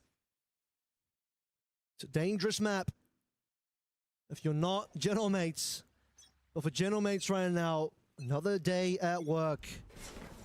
Barely working, actually. Just having fun at this point as Martin lets it rip. Nice double rocket for rocket trade. It's always a fun one to see in the kill feed. 2 on 4. RB has to be the hero yet again here because Francis has been caught with the spike. Spike down A. How many times must we task RB with some kind of outrageous 1v4 ace? He's spotted out on spawn side. Bippo tapping away, but cleaned up by Starso and Mini, who peek out from main side. Double digits for Gentlemates. They've got 10 rounds. I'm not even sure if this has been going for 10 minutes. Yeah, this is, I mean, turn off the HUD here. Looks like MIBR versus GE all over again, I'm afraid. Where is Nongshim right now? Not alive on Lotus. Maybe hopes for Pacific will no longer be alive after this series as well. Still a best of 3, of course, but this one is starting to look like the writing is indeed on the wall. The best scoreline that Nongshim can get now, 2-10 in the first half. And they'll buy together what they can. Mini up and aggressive early. RB already teleporting. Time to try and double your rounds. That's the best you can hope for. Judge on front B is a choice for Gentlemates. Not forced to purchase out that weapon, but they really understand that Nongshim love to just kind of wolf pack and deathball in the middle of the map. Starzo lucky to get out of that. A big swing coming through, and Nongshim would have punished him. And RB, okay, well, we're depending on this guy to get the work done, but Mini's already got 2 response done. He finally pops in the overdrive. Steel Garden from the attacking side as well. They got to walk into Stars, so he's been stripped away from using the Judge. And now finally, so late into the half, Nongshim with a player advantage and a plant. I mean, it goes without saying it's a must-win round. If Bippo 1v3s him, it's time to pack it up. It's going to walk in, but Danby smartly positioning over towards Heaven side. It's going to be really hard to break that and the crossfire towards B main. And with the Guiding Light clearing out Waterfall, I think they're going to be well aware of where Bippo can be coming from. They're going to force him to tap it. Who's ready to swing? Cage will make things a little bit more interesting at least. And Bippo, all he hears is just shots flying in from all around. He'll get Ivy down, but he's only got 2 HP. Your time is very quickly going to be running out. And like you said, the crossfire is going to be up and available. I don't think Gentlemates will be too upset, though. 10-2 is still a grossly one-sided scoreline. Absolutely. Nongshim have got a lot of work to do here, and Gentlemates will be thrilled with how this has started. EMEA teams continuing to eat good here in Paris. See what Nongshim can come up with here now that they move over to the defense. These guys have been in many, many big games. So you know that they've got the right mental and the resilience to claw their way out from a deficit. But with how well Gentlemates are playing here, it really just feels like a matter of time. Like, honestly, even if Nongshim has really good defense here, the macro is all on point. Like, when all you need is 3 rounds to close and, you know, you've got Martin in this form, Prox seems to be having a good game. Like, it's just going to take a couple of individually good rounds for Gentlemates and they'll just win this game. Prox was 7-0 in the first 3 rounds. And your least experienced player with a decent amount of pressure on him is already fragging out of control. Nongshim outside of RB looked like they were asleep at the wheel, and even RB, only so much that he can do. I'm afraid even if RB won the ace clutch, how many more rounds would Nongshim really have gotten here? Well, I'll tell you the good news. They've gotten more than XLG got versus Gentlemates on this exact same map a couple days ago. That was a 13-1. So far to 10-2. And as we come back from, very soon that is, from the halftime, boy oh boy do we need a giant string of defensive rounds for Nongshim to even begin to think about the possibility of maybe sending this one to an OT. Yeah, I mean, I believe they can do it. And that's not just specific bias. Like, Nongshim is just this insane team that goes on streaks sometimes.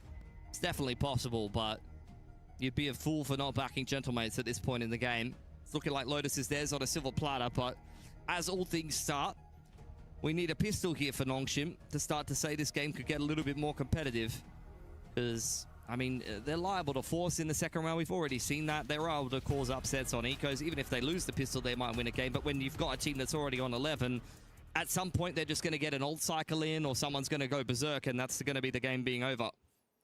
So must-win pistol here for Nongshim. Get a little bit of a fight over A to start this one off.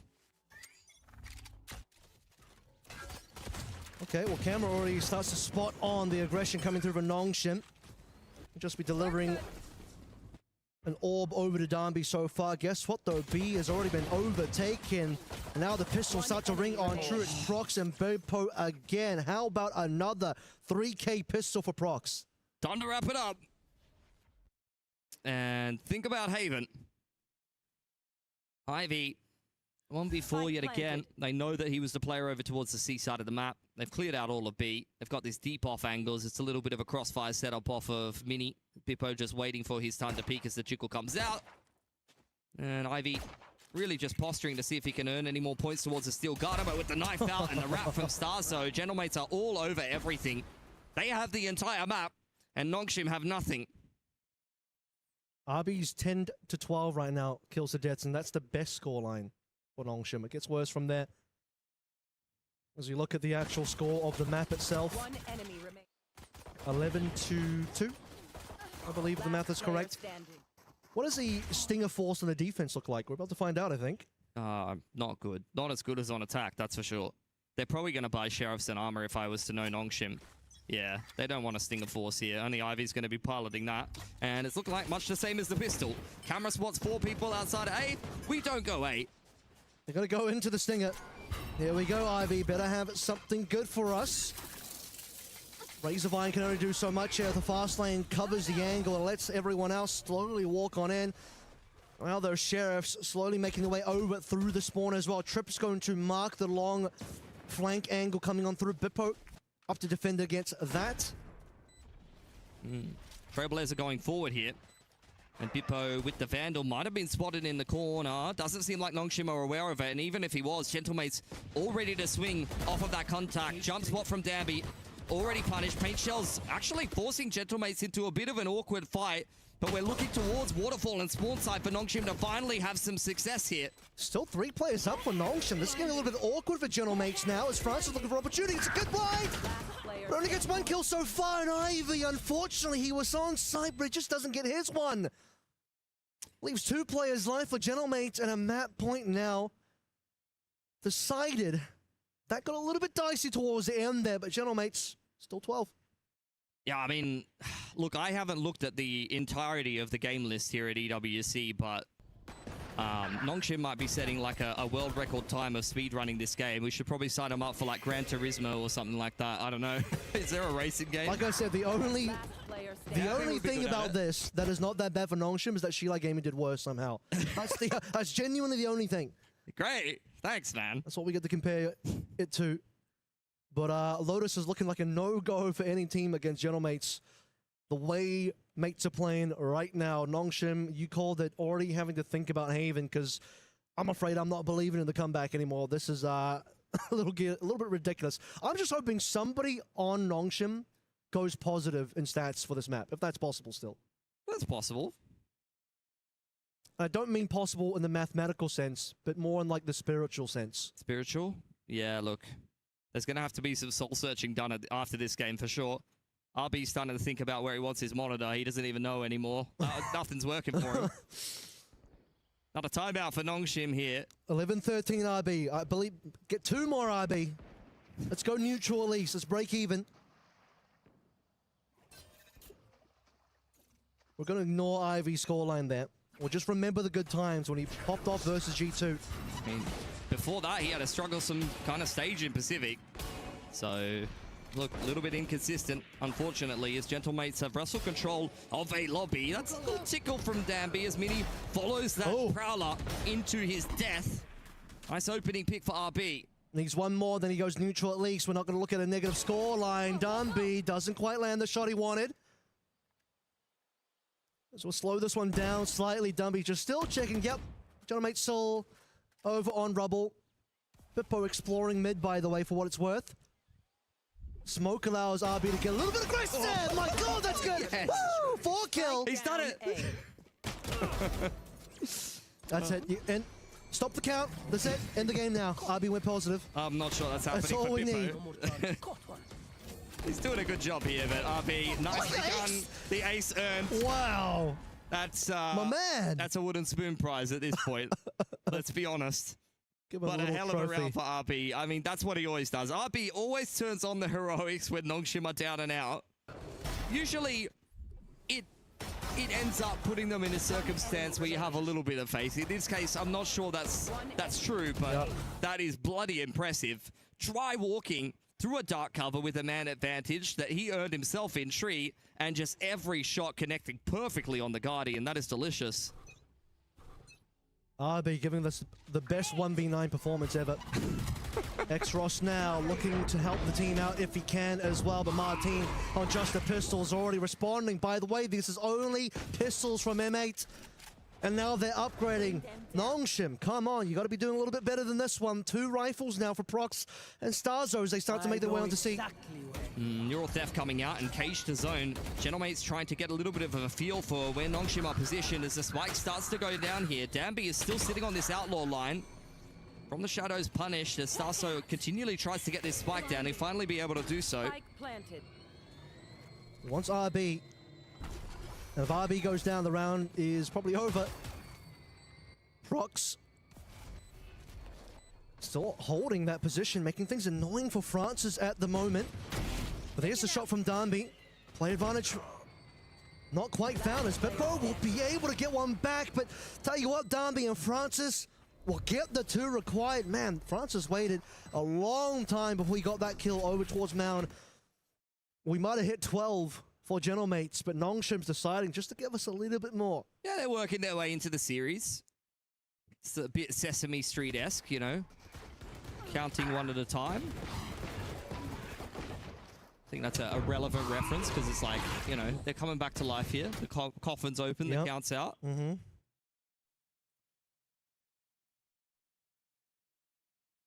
I think even if they don't get Lotus here, though, it's good to win some rounds on the tail end of what is effectively a pretty big stomping. Make them feel better about coming into Haven, like Gentlemates are a bit more mortal than they've been so far. Just a warm-up map for Nongshim. Sadly, it will cost him a map in the series, but gonna move in quickly this time around. Ivy will at least take down Martin first and foremost. Prevents the TP from landing through as well. Prox to respond onto Ivy. 4 versus 4 now as Mini will get another one. What else can we get here for Nongshim, who's still waiting for RB to make his way if possible, but because mates haven't planted yet, RB is now moving over towards the door. Yep. Little dink there from Francis. He's taken a lot of health away from Gentlemates here. Trailblazer going forward.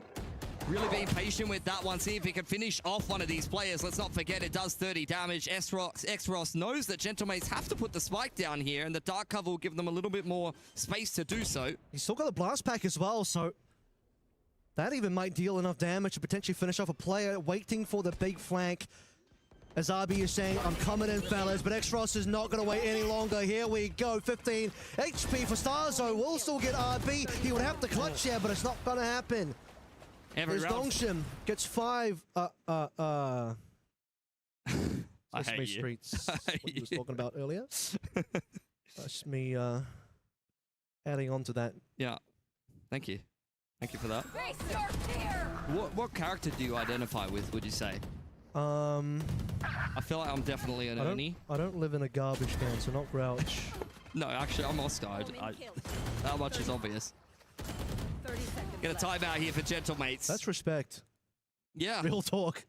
You're 12 and 5 and you're going to time out. You've got 2 timeouts. You may as well use one of them. Get some coach input. Nongshim RedForce giving you some problems. Coach is like, all right, so Haven. Don't need to worry about this map. So Haven, guys.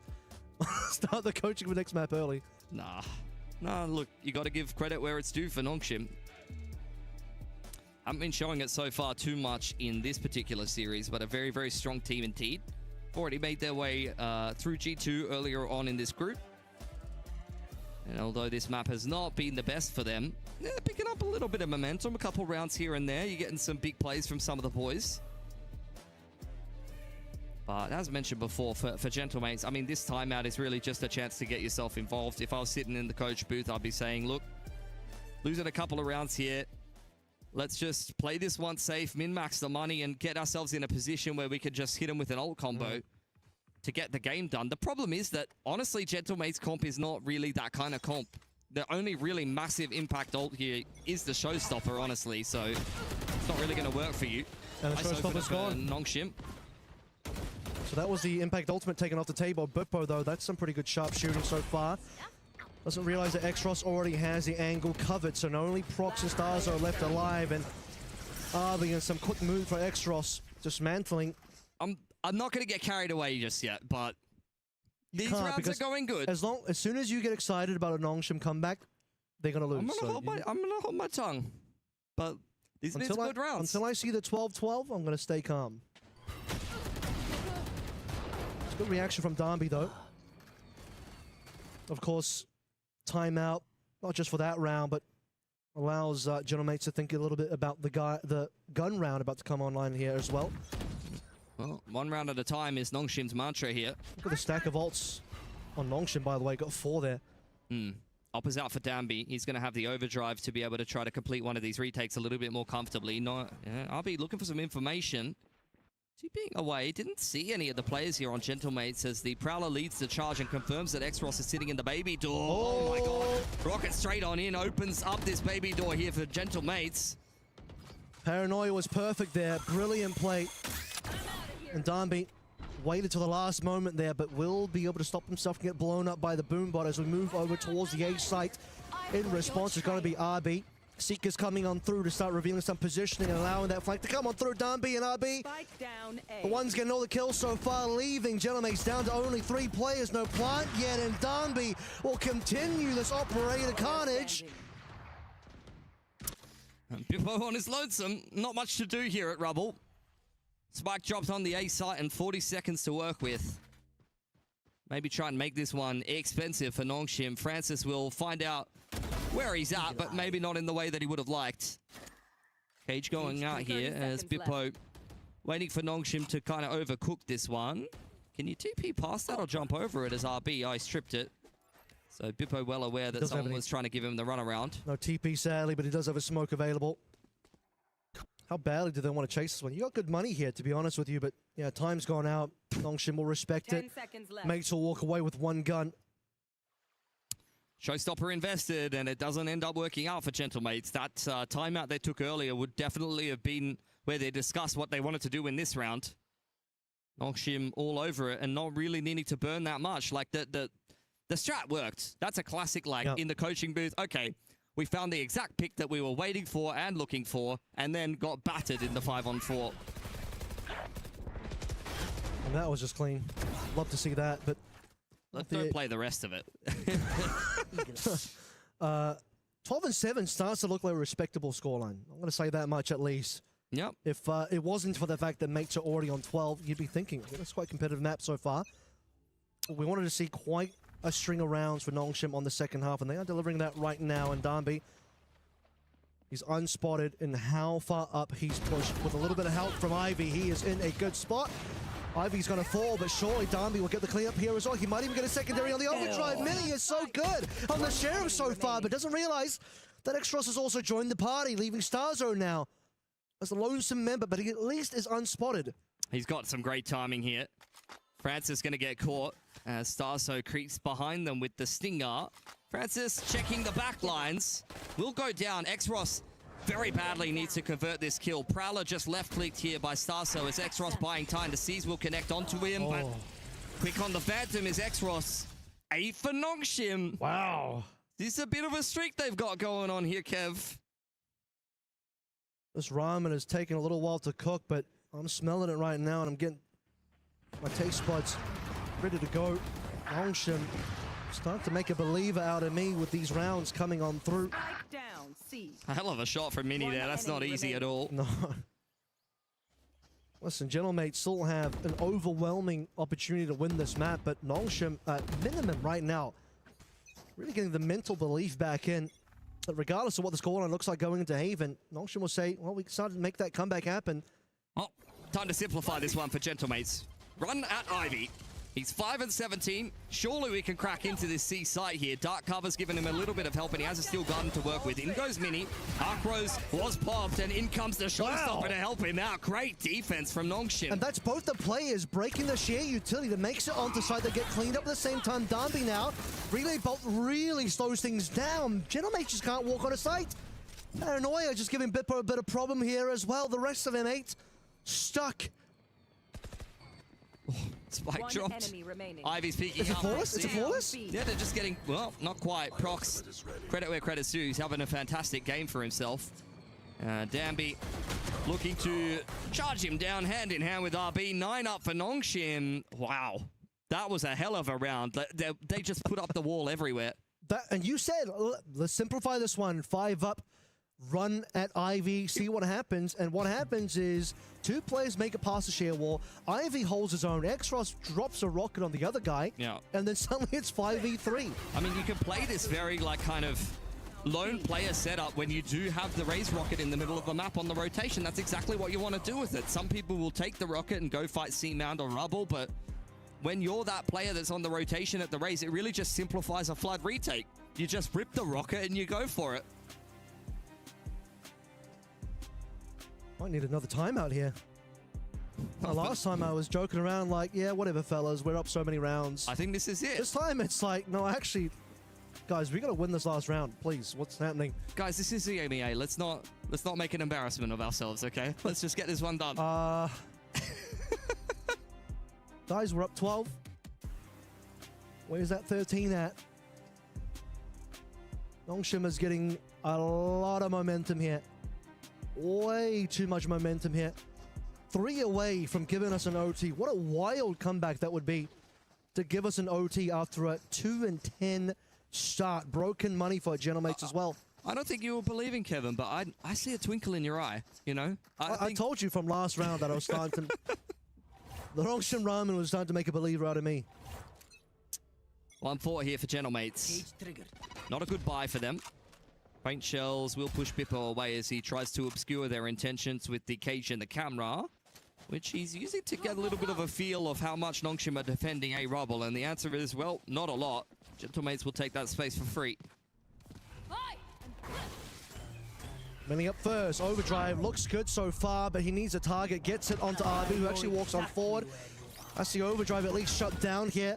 Now they have to come on through to help things out for Gentlemates. So we have any upgrades? Just 2 guns so far, but it's 4 versus 3. All 3 from Nongshim coming through from the top. Yeah, Nightfall picked up off the back of the plant there for Starso, and Gentlemates playing this one very safe. All turtling because they know the Steel Garden will come in, and they've dodged it perfectly. Here comes the Nightfall. That's a perfect response. Does catch at least the 1 player there, if not 2. What are Gentlemates going to do about this one? Playing it passively. No one's tapped the spike here. Francis! Okay, Bippo gone. That evens up the numbers, Martin. cheeky paint shells straight onto the spike. But you gotta start thinking about peeking this one. Shot to come on through, you'd hope. Oh, it's a 1-for-1, 2 players left on both sides, and it's not gonna work. Is it 1 versus 1? No, Ivy versus Prox, and he's just gonna defuse. He's just gonna defuse. He just sticks it all the way. Prox a little bit too far out of position outside of the door. And that's double digits for Nongshim. A very tentative standoff. You got very, very nervous for Nongshim after you saw that entry on the overdrive and the follow-up sheriff shot. They had a really good post plant for themselves. And as I said, they played around the steel garden perfectly, dumped the Nightfall on Nongshim. They did everything they needed to win that round except win the post plant. Maybe a little bit too safe, honestly, with this setup. Dude, Prox is what he couldn't get through the door. He couldn't get through the door. It closed on him. It closed on him as Nongshim closed the round out on him as well. I mean, money's at least back in the hands of mates. The door was closed on Nongshim, but they are battering it down slowly but surely, is hanging on by the hinges. 2 more needed to push us through into OT, and then they seriously have a chance to step into this one. A little bit of a fake pump on the C site there for Gentlemates, trying to bait out some kind of a reaction. But they don't see anything from Nongshim. Trailblazer has cleared out all of that A space. Nongshim said, we will rebuild. That fortress is looking better and better round by round. A little bit of swapsies with the guns here, as Mini wants to be the fast guy on the entry. Yep, Guiding Light going to confirm there's still no one outside of A for Gentlemates, who will retake that space. I'd imagine that both Starso and Mini will try to apply some pressure to this C site with that smoke on Waterfall. TP will fake out that Gentlemates are trying to actually commit to this C site, and it has drawn a rotation from Nongshim. Pressure on Xross now. Okay, look at this though. Xross in a great position. Like you said, he is up first, and he's got a freebie. Doesn't quite double up though. That should have been 2 kills for France. We'll find the 2 that Xross does not. And now France is tripling up, leaves Starzo on an island, and hello, 11 rounds. Nongshim looking for that OT. They better take us OT now, because I'm going to be pissed if they did this level of comeback only to lose the next round. This could be the fakest comeback of all time, but Xross has got a massive smile on his face. Little bit nervous to only go 1-for-1. Probably could have got more done there, but Francis, the hero of the round, knowing that Gentlemates wouldn't be expecting that Sky so close on the rotation, they thought it was the solo raise, and not quick enough from Bippo. What a transfer from Francis. Been seeing those kind of shots come out from Nongshim, even in the G2 game, and now there's only 1 round left of regulation. How have we ended up here? Seeker's ready. Martin 1 away from Showstopper as well. Gentlemates, early control. TP in there for Prox. Seekers in response against the Prowlers. They're all going to get ripped up. Here's the rocket. Yeah, in comes the showstopper here. Martin looking to zone back Nongshim. He's got a lot of targets. What a shot from Francis. Doubling up, continuing his good form from the last round. Ivy as well to Bippo. Numbers are running dry here. Prox is gone. Starzo dead as well. And RB will send Nongshim into the overtime. Comeback has been secured. I think Gentlemates are shitting themselves. I'm not going to lie. That is not the position you want to end it up in. Only needed 1 round in that second half of regulation to get this one across the line. What a resurgence from Nongshim. It's just been perfection on the defense. They are pumped up. Puckett's been waiting on the sidelines for about 12 rounds now, thinking it was over. His knees aren't going to hold out much longer. He's going to have to wait on a bit longer, because we are locked into this map now, into the OT. If you only watch the first half, you're thinking, all right, it's done. There's just no way, dude. How do you get 10 rounds in a row as Nongshim RedForce after going 2-10 in the first half, losing the pistol anti-eco, putting yourself at 2-12, and you're like, 10 rounds in a row, fellas? I think mates needed to 11-1 on their defense. That's where they really messed this one up. That's the thing. Oh, sorry. Yeah, it was on their defense. Mates got 11-1 versus XLG, and they won off that. But I'll tell you what, 10-2 is not good enough. No. 10-2 is where 10-2 is where you unfortunately fumble it. Unlucky. Okay, Nongshim, full momentum with you. the last representative in Pacific, pulling off one of the most unreal comebacks in regulation I've seen in quite some time. Can they close this game of Lotus now? Gentlemate's not happy about how this one is unfolded. Looking to challenge A early on. They'll be given that rumble control. Nongshim on the other side of things. Going to take Mound and look to potentially crunch the door in the middle of the map. Yeah, getting active here. Gentlemate's defense was perfect. I mean, both defenses were really where everybody won their rounds. Dog is the only thing that gets caught by the trip here, and okay, Bippo, you would like to get that kill into Darnley, but he's just a little too slick for you. Yeah, honestly, a little bit lucky to be alive, but that is Darnby's neon movement. They haven't checked Starso in the baby door, and that is a bit of a problem for Nongshim, who now start to get the spike down. Mini next up to bat. Only going 1-for-1. Danby on the front foot, almost good enough. Francis now. This could be another heroic play for Nongshim RedForce, but the swing from Brox is better. Gentlemates, that's their first round in 10 rounds in a row. They finally break through in OT. We're about to do about 10 rounds of OT because everyone's going to win their defense and not win their attack. That's probably what's going to happen here. Nongshim will be called up to the plate again to get their defense sorted. Man, Starzo really did wonders here. But that last 1v1 as well. Trust in the rookie. Prox has got to get it done. Pressure on his shoulders, and he delivered that one. As just about almost everyone is starting to go positive in there. KD's now on the side of Nongshim after all of that. Darnby up to sniping. Yep. Looking for his first target. Operator on the line. Down goes the smokes for the attacking side. They've already been thrown out, at least on the heaven side for Prox. Danby back for a second helping.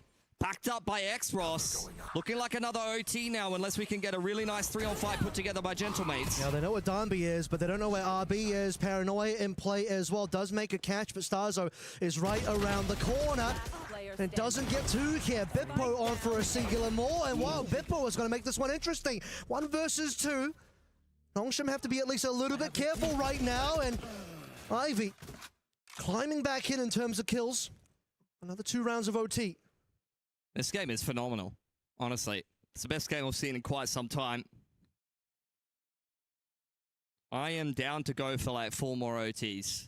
You know, that MIBR Heretics game was pretty good, but I'm not going to lie, this one has potential to be better. Nongshim just mobilizing themselves super well on the defense here. Mixing in the operator there on Danby. Something that he wasn't doing when Nongshim had their Santiago run. It was always Francis to wield that weapon. He started to move it into his repertoire. I'll tell you what, the winner of this map is whoever can figure out their attacking side the quickest right now. And while Darnby is just straight into Starzo's face. Last time we saw this, Starzo did so much, but now it's all Ivy, it's all X-Ross and the rest of Nongshim. Can they get this attacking side in the OT done? 4 versus 2. And if they can do this one, Lotus may just be theirs. Looking good for them, but they're pretty low on HP, and that's where Martin can maybe capitalize. Traded out by Danby, and now Bippo tasked with another clutch here for Gentlemates.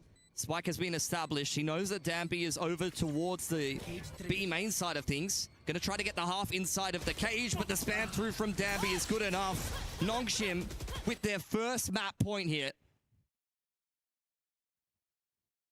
Took 14 rounds to get there. We've arrived.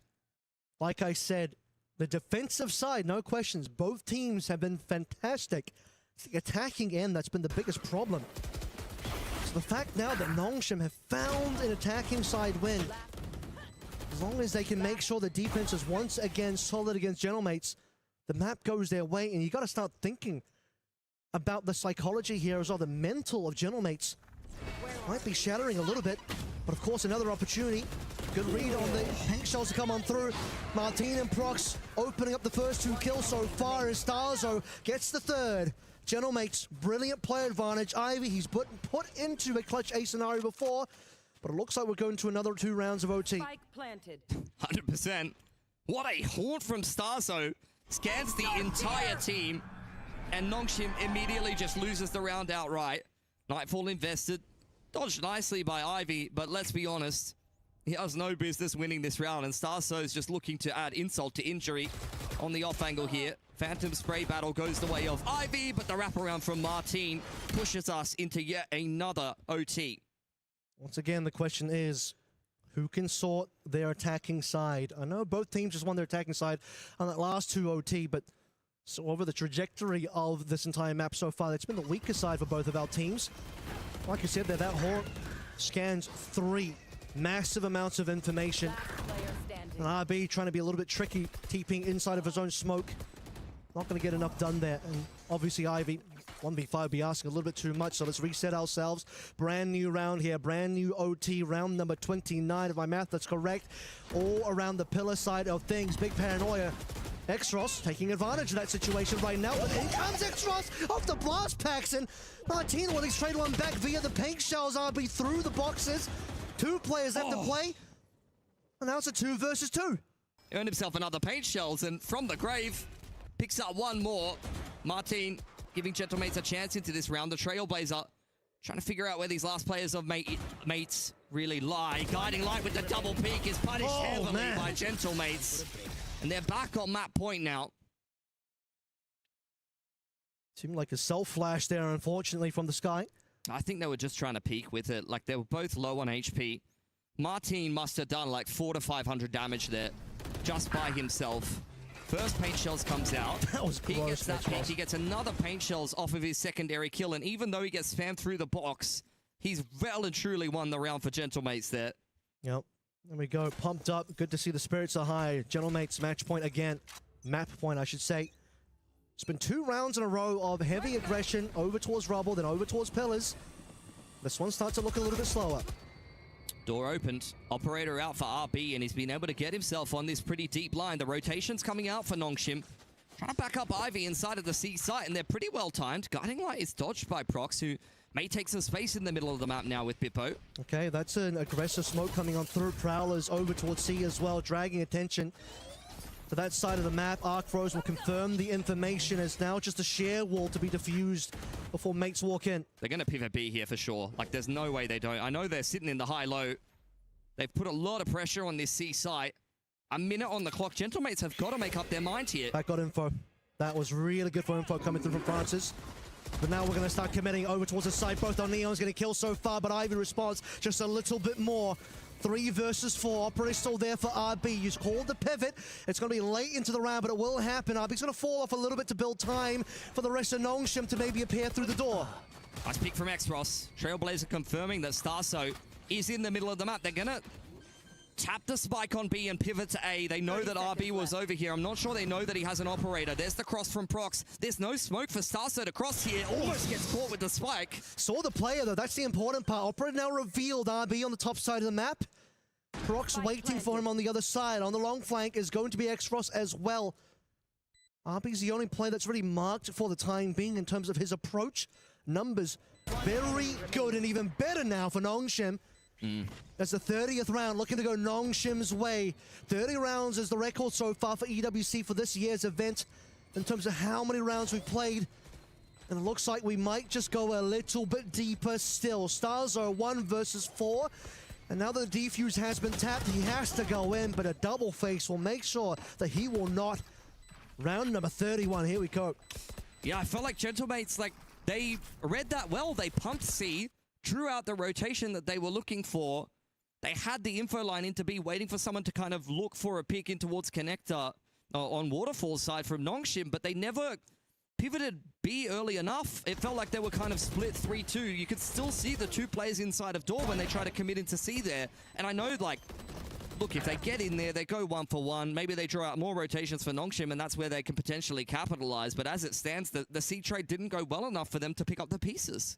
I think the numbers was pretty bad as well. I mean, yeah, could they have ended on B? Possibly, but they weren't sure about RB's positioning there. They thought they had, okay, 30 seconds left to play through. Might have time to do a final rotate, fake out the B, buy a bit more time. But honestly, a 2v4 is a hard ask in that scenario. Very tense on the stage here. It's been a crazy game if you're just tuning in, by the way. Nongshim were at one point in this game down 12-2. 10 round in a row, come back to overtime, and now we're just in a bit of a goat rodeo going back and forth. But I'm bloody enjoying it. We had 30 rounds yesterday with NRG Vitality that started with a 0-7 lead. What was the MIBR Heretics game? I got to double check that because that had a big OT. That one was 16-14. Okay. We've beaten it. We've had 2 games go to 30 rounds. I thought it was more, but we're yeah, officially, you're right. We're officially up for minimum 32 now. Yep. So this is officially the longest game and the closest game of EWC so far if you only look at the OTs. What a treat. Ignore regulation, fellas. This was a bit of a weird one there. Ivy's very much picked up his performance. Had a bit of a rough start to this game.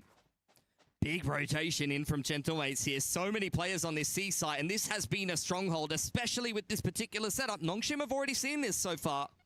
There's no cages this time around. The cage was such a big part of it last time around. He's been paranoid out. And Darby's just got 2 so far. Good response from Bippo and Mini, but it's still player advantage. Nongshim, it's Starzo, the final player, and he's getting spammed out in Waterfall. He hasn't taken any damage. Might get a kill onto RB. But it's Danby with the quad here that will give Nongshim 16. A massive 4K from Danby there, and Nongshim couldn't do it in regulation, but now here in overtime have figured out that C setup. All over it. The cages go up. They bide their time inside of it. Oh, that's rough. Mini could have been really the player to go massive there for Gentlemates, but Bippo also from the backside of the site, only going 1-for-1. They've had so many really good shutdowns on C. But Nongshim is the quintessential team to just go and hit the same site that they've been getting battered in. They don't ever let that shake them. And now on the defense, they're looking to close. What a close that would be for Nongshim to come back from such a deficit, one of the biggest deficits I've ever seen at this level of professional Valorant. Starby on the op again. It's been in the hands of RB in the pass before. Goodbye, Mini. Oh, that's your entry player gone. The Horde does not scan him. It's too far away. And now Danby on another off angle could continue to take on the second round here for Nongshim. He just got a 4K. This might just be over, folks. Extros on to Bippo as well. Martin, the only response, he had double paint shots on one of the winning rounds for mates before, but it's all Prox. The rookie has to do it all. And for Nongshim, never say never. Don't tell me the odds. Prox as well, living by those words. Currently, it's 1 versus 3. But Nongshim only need 1 more.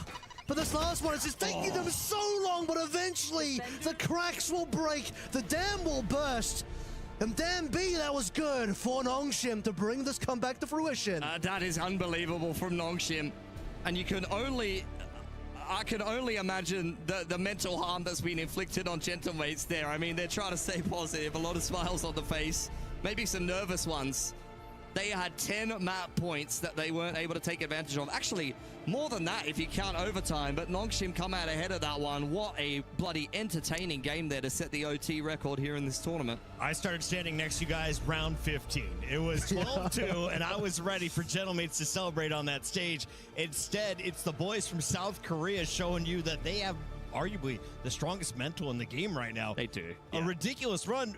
But was this Gentlemates playing with their food? How do you not close this out? Is this just, we don't have an answer on attack? I mean, at the end of the day, like they don't have a comp that necessarily combos ults. And even like when they do have one of these positions where the Raze goes forward with the showstopper and fights a pick, they weren't able to capitalize on that advantage. I'm sure there was probably a lot of rounds where they would have necessarily like just wanted a more vanilla round to get it done. I think most teams probably would have, but if you watch those defensive rounds for Nongshim, quite honestly, they were playing fantastically. Yeah, Admiral, you were saying like this is over. There's no way that this game doesn't go to Nongshim. Everyone would have been saying that was over because you don't see a 12-2 comeback where the team that only has 2 rounds then has to win 10 straight rounds in a row, then take it to OT, and then play, how many OT rounds do we get at the end of the day?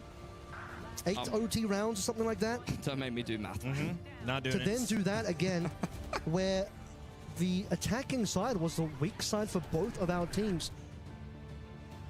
Yeah, Nongshim had to really pull up in a way that was unprecedented. I haven't seen a comeback like this before. You called out Ivy going into round 15 that he had 1 kill. He's going to finish in double digits, but who really was the one setting the early picks? Because it seemed like they had man advantage at the start of nearly every round there. But for Nongshim or for Nongshim in the second Nongshim, half. I mean... RB? Yeah, RB. You got to look at Danby, of course, on the Neon. You saw that, you know, back-to-back. He had a 4K in the penultimate round, and then in the last round, the opening 2 picks with the operator as well as Gentlemate's contact up C. He really kind of shuts the door on any hopes for Gentlemates there. We just saw a Hodor situation. Nongshim could finish 2-0. They just kept it available, and now we are going to see a second map guaranteed. Will we see a Game 3? Can Gentlemates bounce back? I think Gentlemates are more than good enough to bounce back, and Gentlemates are not going to be happy with the ending of that particular map, so I'm looking for Gentlemates to come in with a vengeance for map 2. Bilski, when we come back for map number 2, what should the fans be excited for?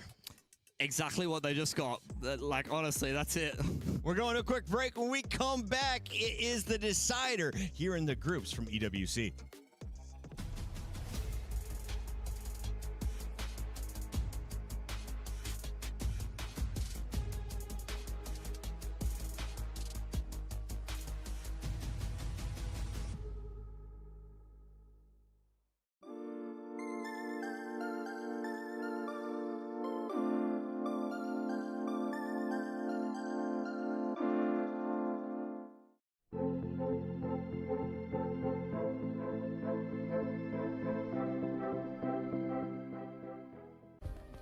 Play is in our DNA. Whenever we let it out, it becomes our superpower. Now imagine an entire city being built to supercharge it. Kadir City, powered by play. We were there. For every click, every clutch, every respawn. We were there for the years of grind, and we're here.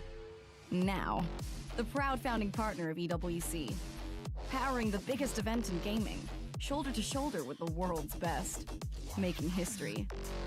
Greatness deserves a stage. Lenovo Legion, reach your impossible.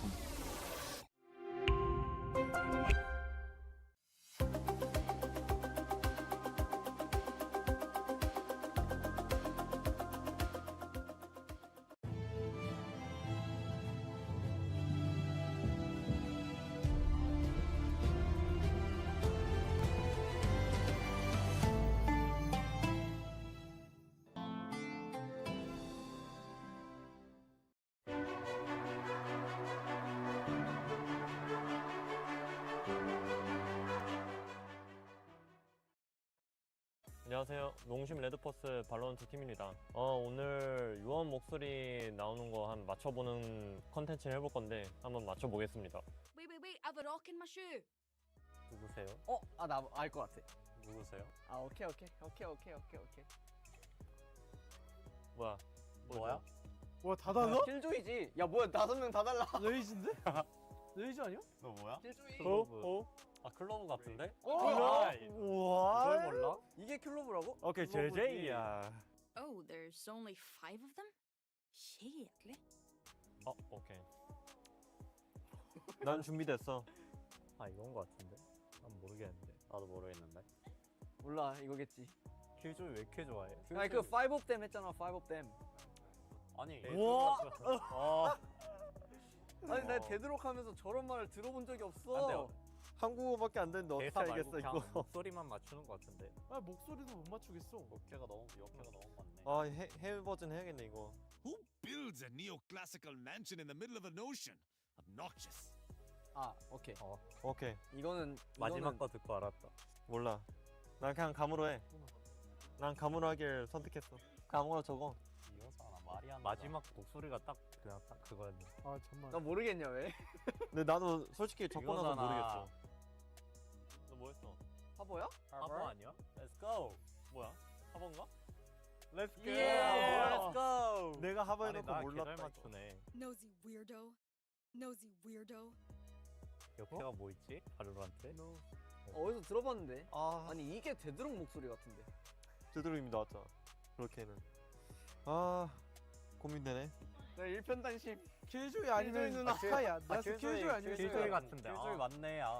네온이야? 아니, 니가 모른다고? 그래, 네온 목소리. 야, 나는 내 킬조이 3번 연습했는데 한 번도 안 나와. Out of my way. 이거는 스펠링 틀리면 탈락하기로 하자. 나 한국어로 적었는데? 상관없을 것. 예. 아니면 레전. 공짜 모를 점수. 수가 없다. 예. 공짜 점수. 나이스. 예. Smells like victory and gunpowder. 아, 둘 중에 하나인데. 아, 나 알려줄 거.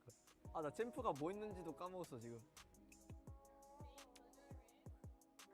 레이저였네. 아니 뭐야? 나 그냥 찍었는데. 어쩐지 나 레이저 할까 킬조 할까 생각했는데 아 그냥 킬조 할 거야. 아니 레이저 야, 할 나 거야. 그냥 찍었는데. Be at peace, my friend. 이거는 모를 수가 없다. 이거는 이거는 진짜 모를 수가 없다. 이걸 몰라. 모를 아니 수가 몸이나. 없어, 이거. 아니 지금 야, 이거 아니, 진짜 아는데, 이거 뭔지 해봤으면 와. 체인버 뭐야? 체인버. 와, 이걸 써봐? 아, 근데 아니, 야, 그냥 소바잖아. 발음부터 러시아 사람이잖아. 아, 진짜. Seems like I'm the better one. 아, 네, 성현이 나 그냥 눈치로 보겠어. 오케이. 어떻게 알았어? 솔직히 잘 모른다. 난 봐요. 그냥 너가 했던 걸 기억했어 난. 자, 너 뭐 했어? 너 체인버 했어? 체인버잖아요. 체인버라고? 응. 뭐야? 배웠네? 뭐야, 얘네 아는 척 뭐야? 와, 꺼드럭대더니 와. 야, 이게 체인버가 아니라고 말이 안 되는데. 와. 근데 체인버는 좀 더 목소리가 굵어. 아래 어쩐지 그 익숙하다 했어. 오늘 이렇게 유언별 목소리 맞추기를 콘텐츠를 진행했는데 좀 많이 재밌었던 것 같고요. 이상 농심 레드포스 발로란트 팀이었습니다. 안녕. 안녕.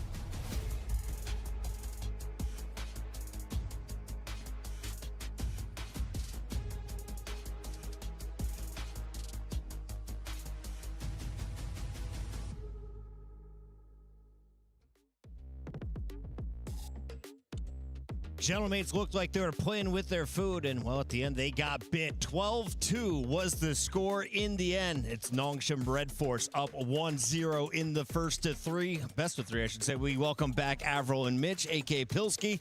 And Pilski is all smiles after seeing our Nongshim squad. So tell me, first of all, have you seen a match like this from this team? Why are they so exciting in Pacific?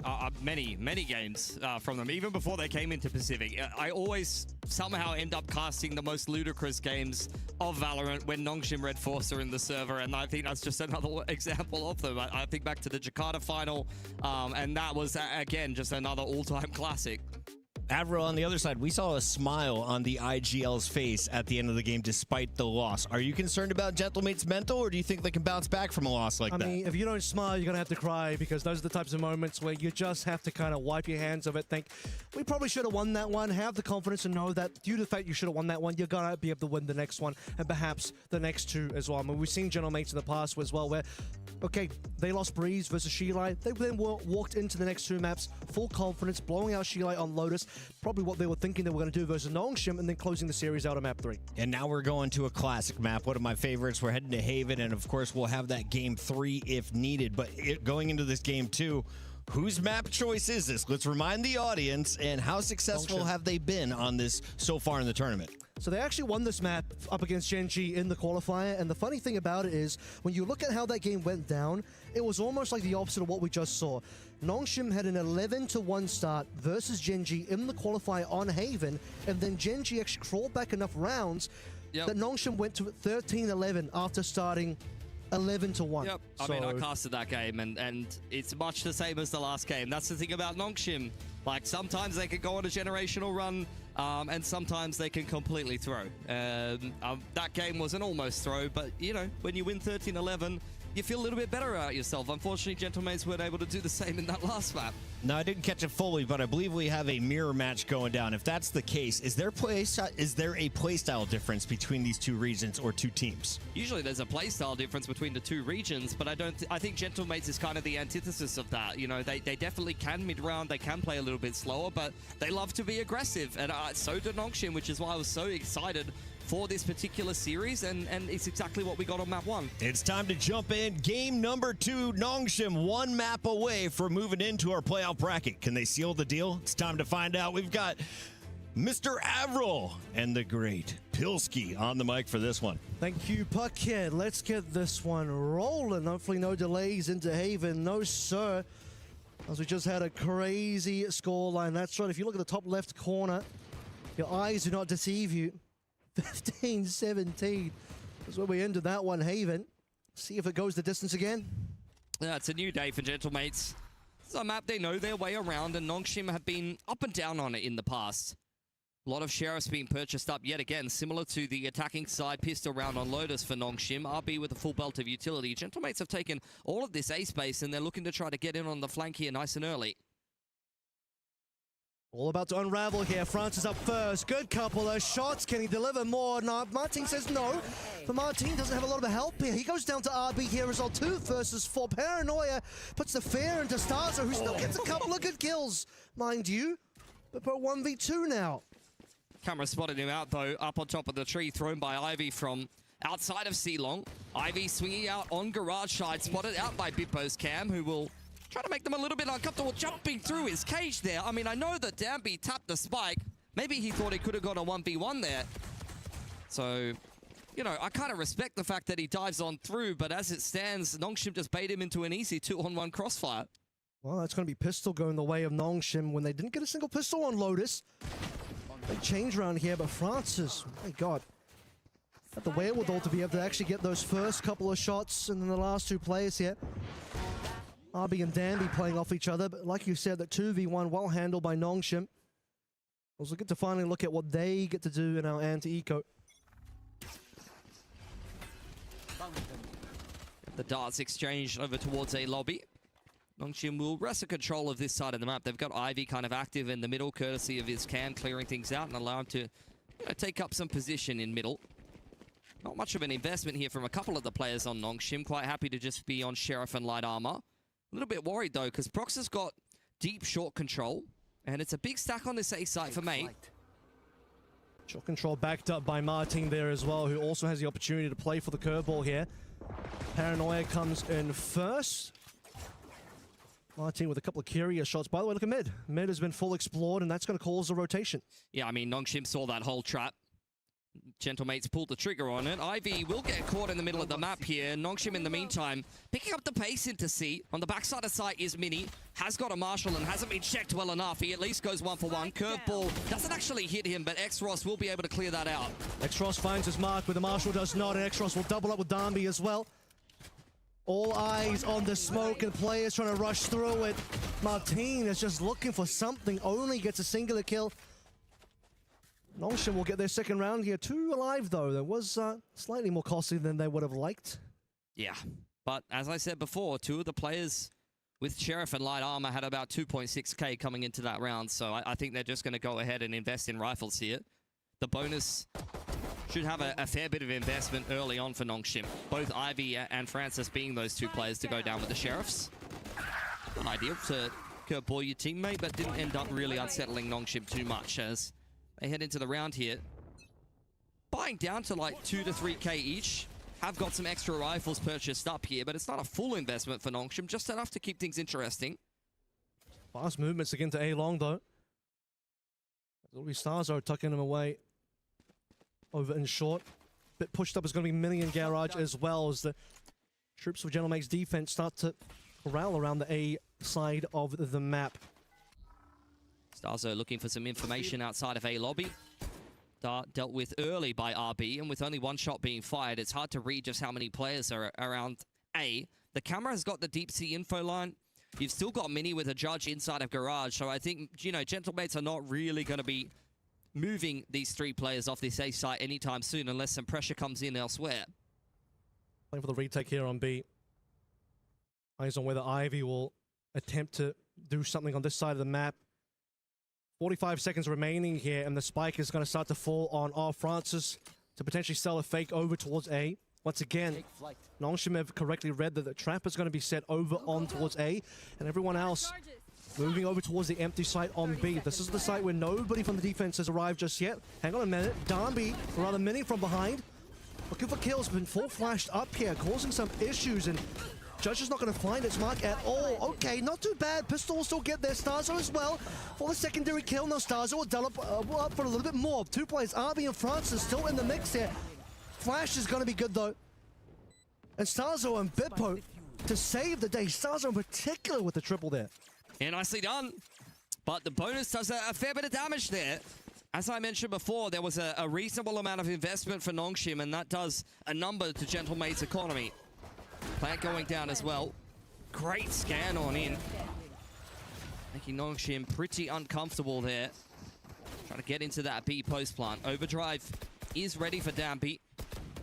It's a reset round 4. Both of these teams heading into round number 4. Starzo has got the Hunter's Fury at the ready. And with his position, I wouldn't be surprised if he rips it early if we get an A fight. Yeah, playing off the fact that Mini is going to be quite pushed up with Martin.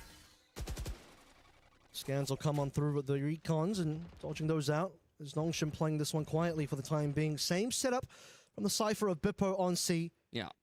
I mean, the cam is just getting the C info line every single time. You've got a judge in Garage yet again. It's much the same setup here for Gentlemates.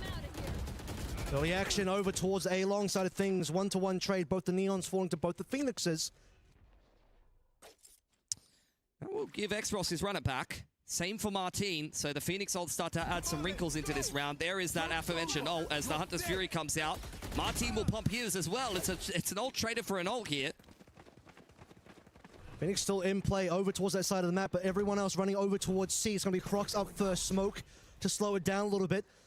Still a couple of trips there to get past. Drone up first into the smoke, though. Prox trying to make that judge work for himself. Has a paranoia still to work with. But now the spike has gone back over towards A. Oh, Martin. Good shot from him, and X-Ross wasn't ready for it. Oh, no. Might lose the spike here as RB, and indeed Starso punishing. Spike down A. This is falling apart for Nongshim. It was disjointed to begin with. Francis has found Prox on the other side of the map, but I don't think that that's really going to do Nongshim any favors, unfortunately. Turned into a very chaotic round now. All 3 from Gentlemates facing into Ivy in a short moment. Time's going to run out. 10 seconds left. Mates will bring us back 2-2. A bit of an overcook there on the attacking side for Nongshim, especially in such a critically important round. Sometimes they have these rounds where they're so split up around the map, they're trying to kind of push and pull, and individuals are trying to step into some of these spaces.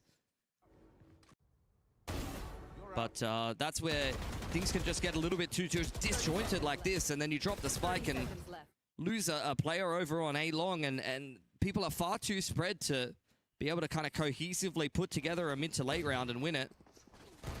You still have the Hunter's Fury in the overdrive. This could be a really quick one towards A here. Is only Mini over there by himself. Cannot afford to go down early.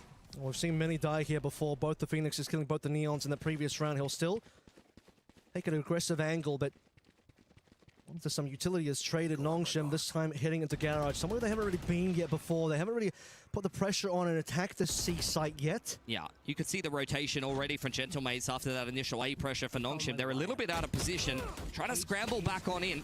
Bippo under pressure now. A lot of utility dumped on his head. I'm surprised he's still alive on backside, and he's been able to make it out, courtesy of the flash from Martin there. Ivy outside of Garage, able to trade back the kill from the Hunter's Fury. Martin on the backside of the site is good for the double, and Francis replies with one of his own. Here we go, it's 2 versus 3.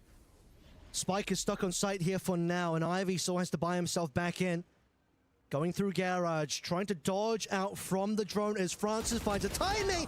Doesn't get the kill, just too shaky in the shots. That should have been a freebie. Martin counting his lucky stars there a little bit. Ivy up for the 1 versus 3, but there's maybe just too many players to work against him. Martin is at least low HP. That allows Ivy to get the first. Second player right towards his right side behind the logs, and Starzo run and gun with a bit of backup from Prox. Yeah, 9-2 for Starzo. He's having a lot of impact here for the Gentlemates. Hunter's Fury kind of finding its mark in that last round. He catches the spike on short in just the round previous and is able to win that localized one-on-one on that C site. Just stop Ivy any chance of clutching that, because we've all seen Ivy clutch those. Gentlemates in a pretty uncomfortable position, but Martin... This kill. I mean, yeah, that kill's fantastic. What's a little bit better is the fact that he makes it to C site in time, despite the fact that he was rotating A earlier on. Yeah. Good read by Gentlemates, and good speed shown there as well. It's... Oh, that's a decent scan. That reveals quite a few players on the opposite end. Martin now trying to dodge away from the relay bolt, and will successfully do so. With a little bit of help coming through from Mini on the fast lane. They're still hanging in the balance. Starso and Prox are a little bit richer than everybody else in the rest of the server. Aggression on short side. Ivy, that's good. Secondary is even better. How about 3 in a row here? This C, rather, defense has been completely dismantled. And now they're about to find out where Starzo is hiding as well. The player that you called that had a lot of money on him. Moneybags better get ready to defend this one. Flashed up, but he dodges it down. Can't quite dodge against Darby. How about a flawless for this round? That is massive for Nongshim, honestly. I was saying both Prox as well as Starso have got some decent cash to work with, but the rest of Gentlemates were pretty poor. And I think that's at least going to be somewhat of a reset earned by Nongshim there. They safeguard their own economy with 4 guns up, or 5 guns up rather. That was a flawless. It's a big boon into this half. Now 3 apiece here, and as mentioned before, Gentlemates out of cash, but with enough money to be able to put together some hero rifles here, and one of them in the hands of Martin, who has the run it back ready to go. Mini's got the overdrive. This is a dangerous round still for Nongshim. Mini want to speed this one up. Be the first time Gentlemates have pushed up that quickly in quite some time, but speaking up, push up quickly. B is under control. Darby's all the way in link. First up is going to be Prox, easy kill. No issues there. Relay Bolt's going to cause some issues for the rest of the defenders still stuck inside that corner. And the rest of Nongshim seem to want to challenge this one right behind the blaze wall. 1 HP for Francis. How is he alive right now as the overdrive gets ripped by Mini? Going to the hunting now for the very low HP Francis. Should be dead through the window. Dice the stars or would have probably created to his death anyway. Meanwhile, the plan has actually come on through. Xros keeping things busy on the right side of the map. Now suddenly the run it back to come on in. Doesn't even have a chance to really get a kill here. And Xros and Ivy now just going to clean everybody up. Not quite a flawless, but Nongshim still walk away 4 alive. Yeah, they're really starting to string these rounds together more confidently now. This is their map pick, and the attacking side is starting to look better and better. It's been some good rounds in there for Gentlemates. Much more back and forth game than what we got in the opening one. When I say I want a close game, this is what I'm talking about. Not quite 2 in 10 both halves into an OT, although that was quite fun, Pilski, but this is the back and forth that shows the quality of the 2 teams. Starzo on 10, Darby on 9 here. Starzo, of course, a player I've been really looking out for since that Shilai game where he really stood up. As Gentlemates now stand forward and strong, walking down grass. Camera and the drone confirming that there's a couple of players in the middle of the map for Gentlemates. It will forfeit that space for the time being. I mean, he's got the operator out here, and he's posted up on the garage line. It's really not somewhere that Nongshim have been heading over to too much, but they might consider it in the mid-round this time around. They've been starting A, or at least pressuring A to start out a lot of these rounds, but with the curveball over towards grass, we'll see where they end up going in the mid-round. Yeah, they have to sort of re-clear this area because they're not too sure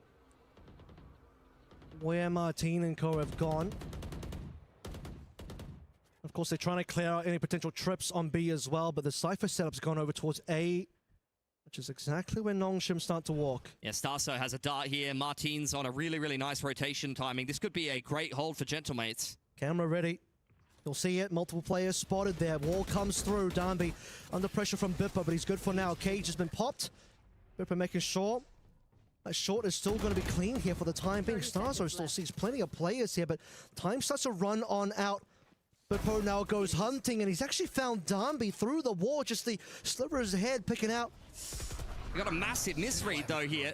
Gentlemates are convinced that this is not an A commitment for Nongshim. With 14 seconds on the clock, Ivy has walked through the middle of the map. The plan's going down. They know where Bippo is inside of short. Mini's found Ivy, so the flank has been cleared. There's the neural theft going down for Mates. Frances, he's been neural thefted out, and so is Extros. And Extros now needs to find some shots, but Mini will just slide on in, complete the triple.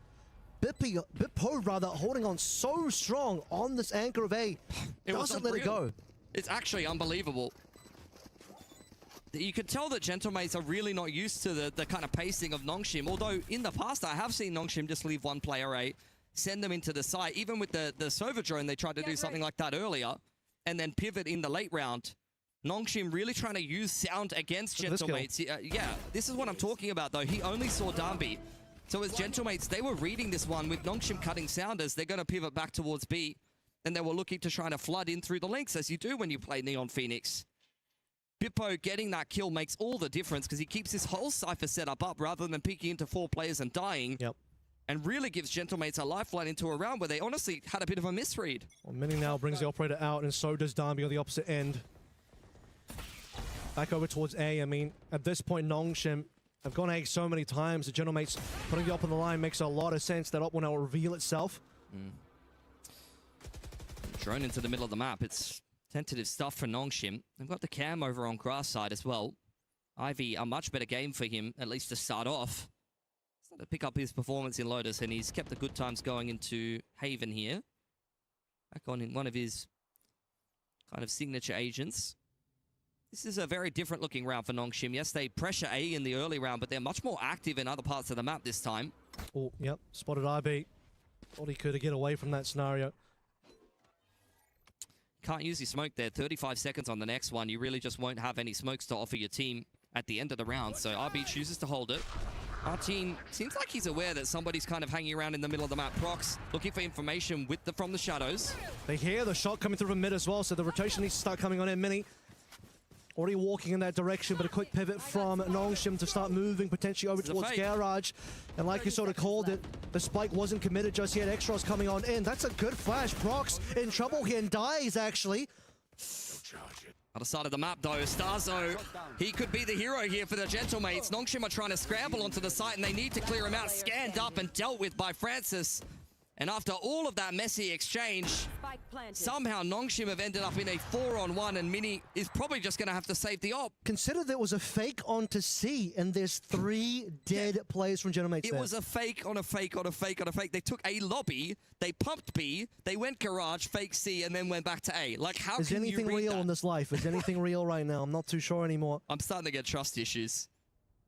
I'm sure Gentlemates are I need to as get well. one of those spinning tops so I know which reality is the real one. The Mini will keep the op, as you say. Nongshim again keeping 4 alive. Their economy is looking good for the fact that they have multiple players alive at the end of these rounds multiple times. But the success found on C off of, I mean, you just have Extros ripping the ult in there. Beautiful flash on a Prox and just gets that kill. Using the ultimate to perfection, drawing attention away. Eventually we end up in a 4 versus 1. Ross making a lot of noise here by himself. That's a nice little flick. Prox playing up inside of the one-way. I mean, I was expecting It's Ivy that got 2. Ivy just stands C long and gets 2. Yeah. He was standing C long for the entire round. Patience comes... I mean, sorry, good things come to those who wait. That's what you do as a Sentinel. You got to be the most patient player in the entire game. Attack or defense, it seems like. Money's not good for Gentlemates. This could be a reset round here for Nongshim, and Gentlemates don't have much to work with in the first place. Sova spotted out on this A side of the map. Martin, he spent most of this game just trying to run to the right side of the map, running back and forth through spawn. Look at this push from Mini, though. That's allowing Gentlemates to stack the A site. Yeah, good information being found here. Drone doesn't really see that much at the end of the day, and while we'll go through now as Darby just slides on in. Easy kill so far, doubles up. Ivy's got one into Mini. How about he just hold the operator for a moment here? Vipper hold that L. 6 rounds for Nongshim now. Beautiful stuff as Mini just can't get it done on his flank either. This is just quintessential Nongshim. They don't care if you 4-stack the site. They don't care if you got info on the whole map. They're just going to go into the site and roll you. It was a really nicely timed push for Mini. They had all the info they needed. They had all the players in the positions that you'd want them, and Nongshim still completely wiped the floor with Gentlemates there. This push was great. Darby getting the 2 nice and early. The fact that, you know, we'll drop the operator off to Ivy, who delivers onto Mini. That was actually up versus up, if I remember correctly as well, which does mean that defensively now, Mini's going to have to go without, unless he wants just to buy another one, to look at where the money situation is going to be after this timeout, and good time to take it. There's only a couple rounds left. Yeah, and one of them's got to be a half buy. Gentlemates are completely out of cash. That was a big reset round for a Nongshim who, honestly, it feels like they are winning this game harder than the scoreline actually indicates. They've been having some great rounds in the last few. But if Gentlemates can hang on in here and even just get 1 or 2 more rounds in what's left at the half, then, you know, could still get this game of Haven done in the next. Gentlemates got that string of rounds between 3 and 5 that made things quite a bit more competitive, but in the last 5 it's been 4 from Nongshim and only 1 from Gentlemates, which is why it feels like it's a little bit more Nongshim favor. And you called the fact that the money situation is now officially broken for the side of Mates. Came out onto grass here for Ivy. Trying to feel this one out. Pretty hands-off approach for a Nongshim. Only really Ivy going forward anywhere at all. Dart into sewers, trying to see if anyone's playing on over there. Testing the waters here a little bit, waiting to see if Mates want to do something. Note that Hunter's Fury is up for Starzo. Going very far back, though, is going to be Starzo. A full retake scenario. Players pushed up in garage. Bippo ready on B as well. Just moving into a 1-4 makes a lot of sense. Mini with a Marshal on the line, an Outlaw on the other side of things. Not an exchange that necessarily goes better for each one of these teams. Drop to 10 HP, but does call over a little bit of help from Martin. Back over towards mid, though. Ivy still walking up. And on 10 HP, Mini might still get a kill here as well over on C, which is where the spike still is and where we're going to end this one. Oh, 30 seconds on the clock. Shoddy in garage. Martin's on his way out of the site. Mini's gone down early. That might be what Nongshim were looking for. Flash in, gets a good flash on, but Martin only gets a singular kill. It's everybody else in Nongshim that will deliver for now as Starzo tries to get this Hunter's Fury in for a bit of support, but now he's the one that needs help. Has a bandit in hand and a bunch of shocks, and a bandit might just be enough. Finds an upgrade. It's just workable now. 1 versus 2. RB is unspotted. But another 1v1 opportunity. If Starzo can win this one, it starts to feel better, but oh, RB doesn't get the shot. RB, you missed a free one, perhaps. He's gonna run away. Francis is playing the timer over on C-Long. He has some shocks to work with, and RB's just gonna give Starzo the run around here. Jiggle on out. He's just playing games with Starzo at this point. He knows the round's done. Francis on the jiggle. Just needs to deny a half. It's a nice shot from Starzo. I don't know if he has time for this one, though, Kev. It's going to be very close. Oh, that is unbelievable from Starzo. 0.15. Unbelievable. RB had the opportunity in garage to close the round out. What is he doing on backside as well? Doesn't find the shots. I mean, Extros and the rest of the team gave Nongshim such a good setup. And I know they're playing for time there, but 0.15. All you need to do is stay alive for a tiny bit longer. You can see it there on the faces of Gentlemates. They didn't think he had it either, quite honestly. Starzo's definitely been the standout so far, and that round is one you had no business winning, but you'll take it. There we go. One of the trips is gone. The other one still stands, but not doing a lot for Gentlemates at the moment as they all heavily stacked over towards A.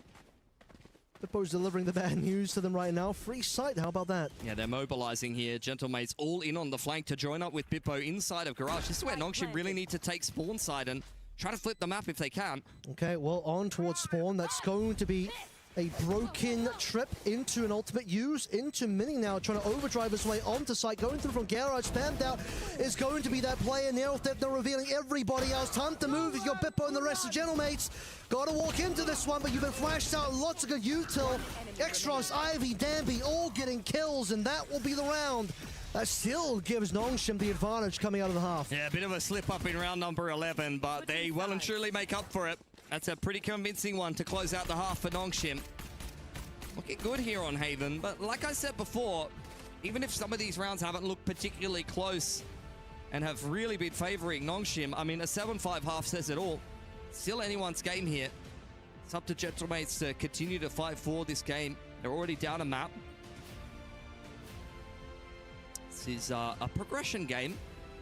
Make your life a little bit easier. Go into the playoffs, get yourself a break. Because this group is pretty stacked. Like, you don't want to have to play G2 or XLG again. None of these games are easy. And it's going to be G2. That's who they're going up against if you do end up losing this one. Shilai Gaming does end up falling on the A stream here. Lotus 13-7 to G2. Breeze 13-9 to G2.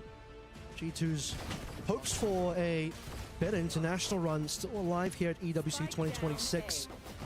Still alive for Gentlemates and Nongshim as well. It will be a Nongshim G2 rematch on EMEA America's showdown in that decider.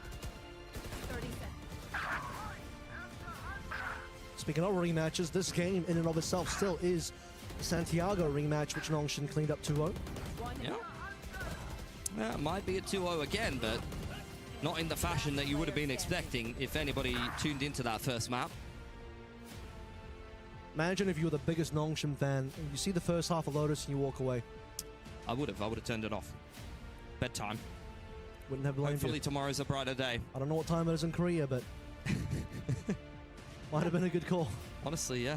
Wait, as it turns out, it would have been a bad call. No, 100% there's someone who would have done that. I guarantee it.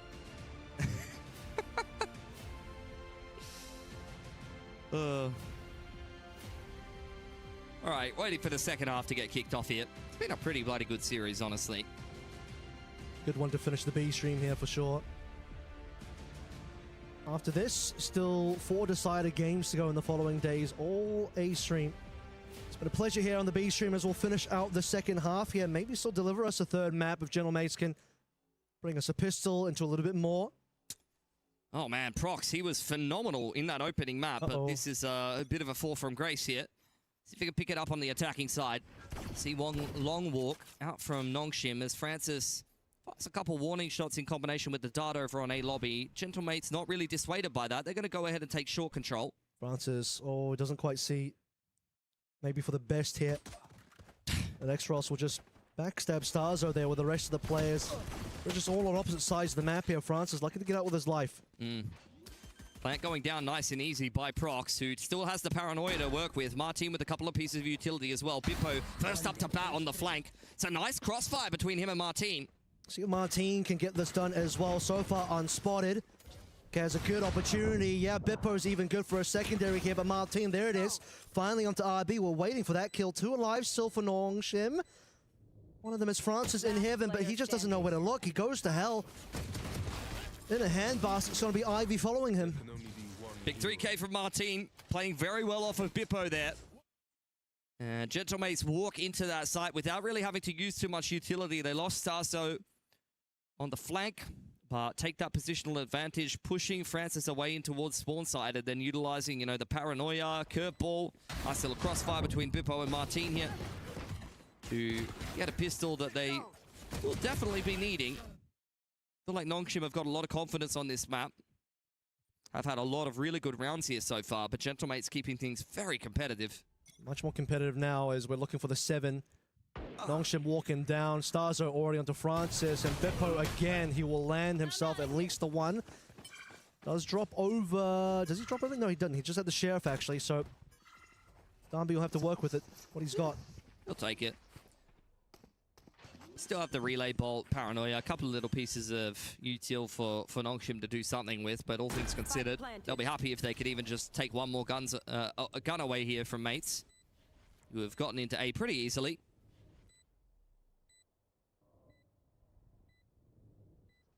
A lot of players to get through here. Look how far off Starzo and Prox are playing as well.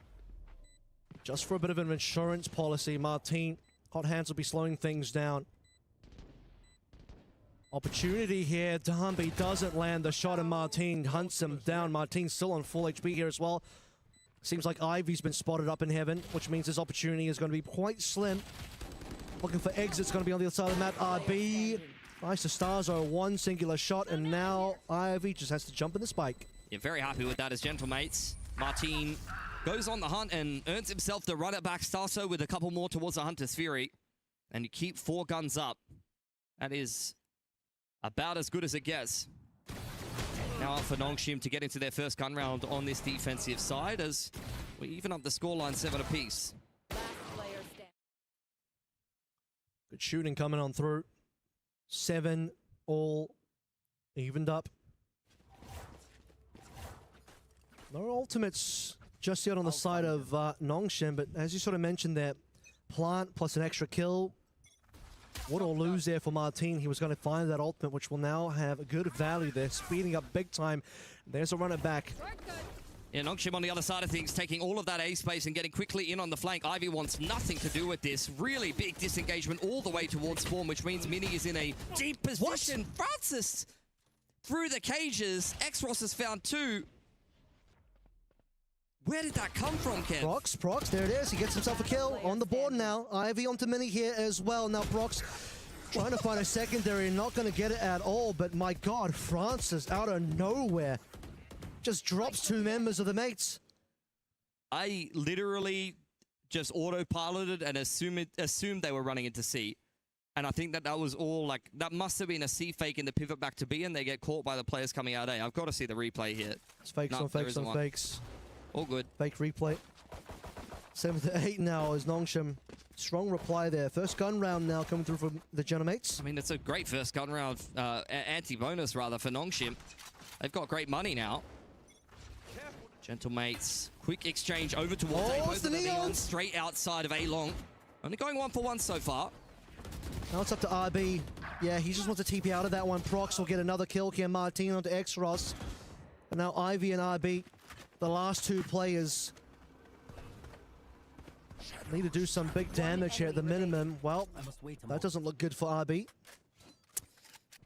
Complete role reversal in the very next round.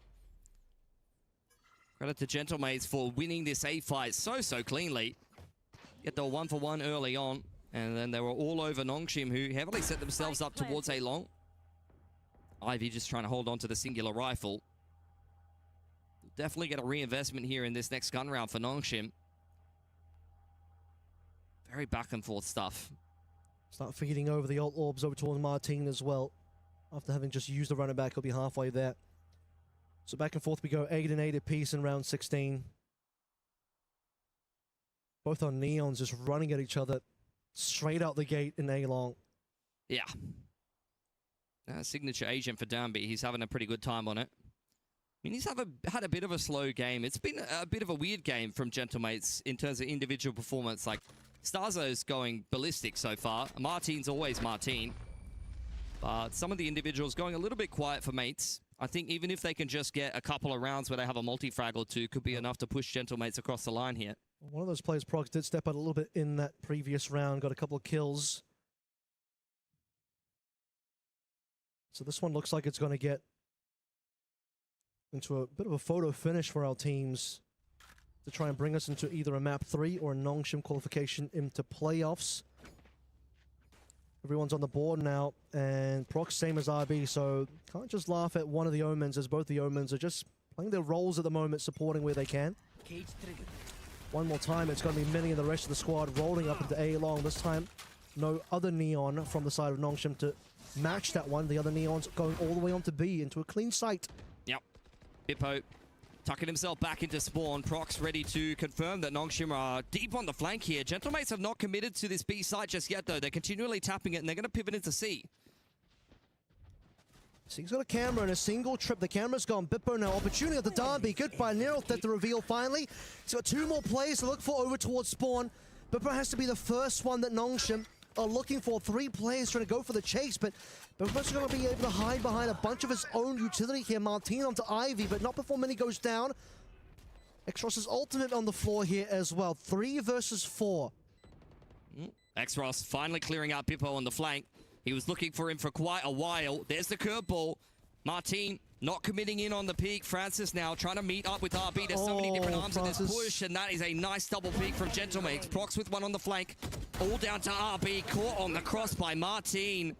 That round was all over the place, but Gentlemates are able to pick it up for themselves.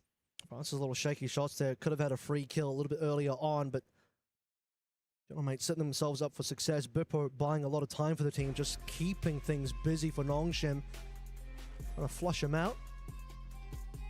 Now timeout to try and figure this one out. Yeah, I mean, there's been a lot of these rounds where it's just both teams 1-4ing. It's a full retake on one side of the map for Nongshim that Gentlemates are stepping into. Nongshim are dominating that A lobby control and then just trying to take the whole map. Credit to Bippo. I think he just wins that round outright with all of the work he did on the flank. Yep. Opening kill and the neural theft confirming all of the positions of Nongshim, and then he just wastes so much of Xross's time. He baits out his runner back. By the time he's actually cleaned up on the flank, like Nongshim has just wasted half the round and half the post plant. Yeah, really wanting to chase down Bippo, who I believe even got rid of the runner back from Xross as well before eventually dying, but the fact that he just wastes all that time, all the resources being put in. Underrated player on the team, I gotta say. That's exactly what we were talking about. Bit of an all-over-the-place performance so far for Gentlemates, but Martin and Starso definitely the standouts, and they're getting a little bits of help from the other boys. This is a common scoreboard that you'll see from Gentlemates. That's a big round for them to win, though. You can see 16 and 17 picked up, and Nongshim are now broke. 5 sheriffs, 3 armors, only the light variation. 1 away from the ultimate is going to be Francis. RB's just going to reveal his position there, hoping for a stray shot to land on a head through the cage. Cannot count Nongshim out in the sheriff round. They are usually pretty good at winning them. Danby is one off his overdrive as well. That could be very helpful to help them overcome Gentlemates with the gun advantage. In is going to be Mini, and following through the rest of Gentlemates behind in the fast lane.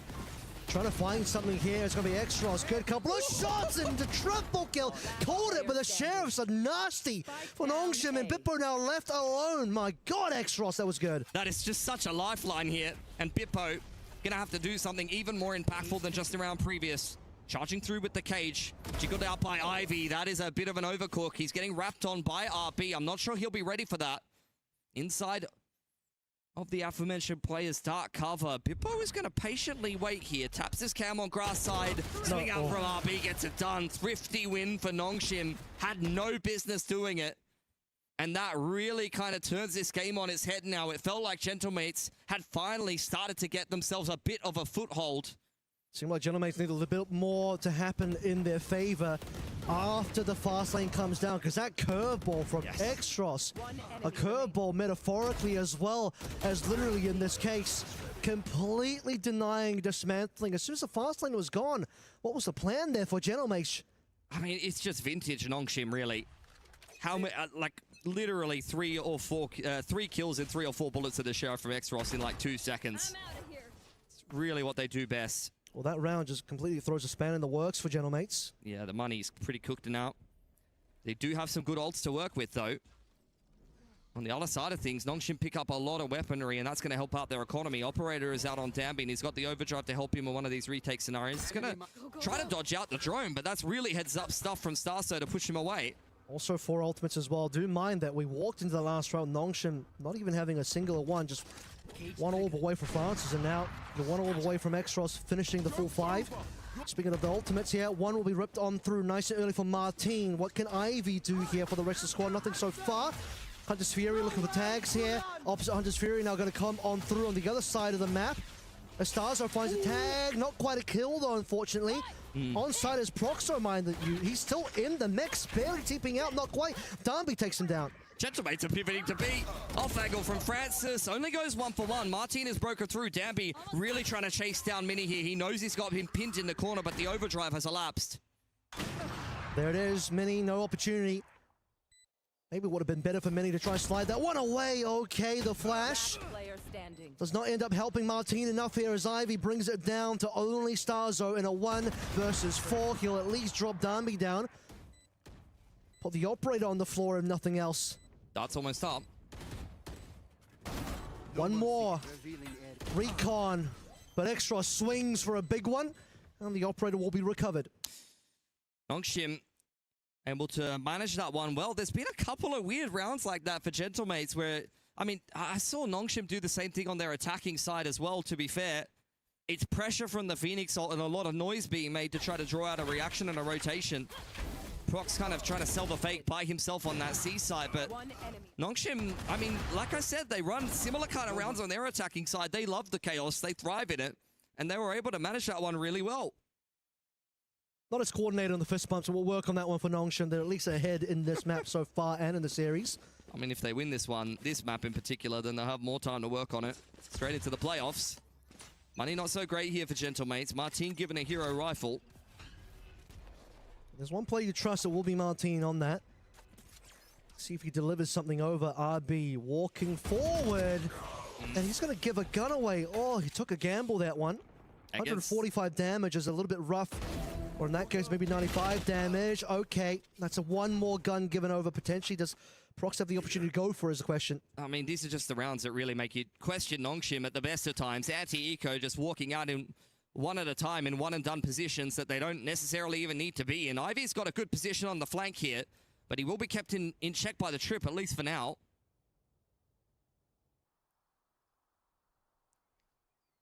He knows one gun, potentially two have been given away at this point. Depending on what Darby can see. Darby's position is about to get smoked on out. That is unfortunate. Just barely sees the drone. He's taking damage through the smoke as well. Relay bolt's the only thing that can work from. Nearly cratered to his death. Dropped to 26 HP. Eventually, Ivy's going to have to strike here as well. Darby, he needs to find a shot, but just can't quite land it. This is going to be a thrifty win. Oh, it's a nightmare for Nongshim of their own creation. RB try push on front B. Xros is by himself on long A.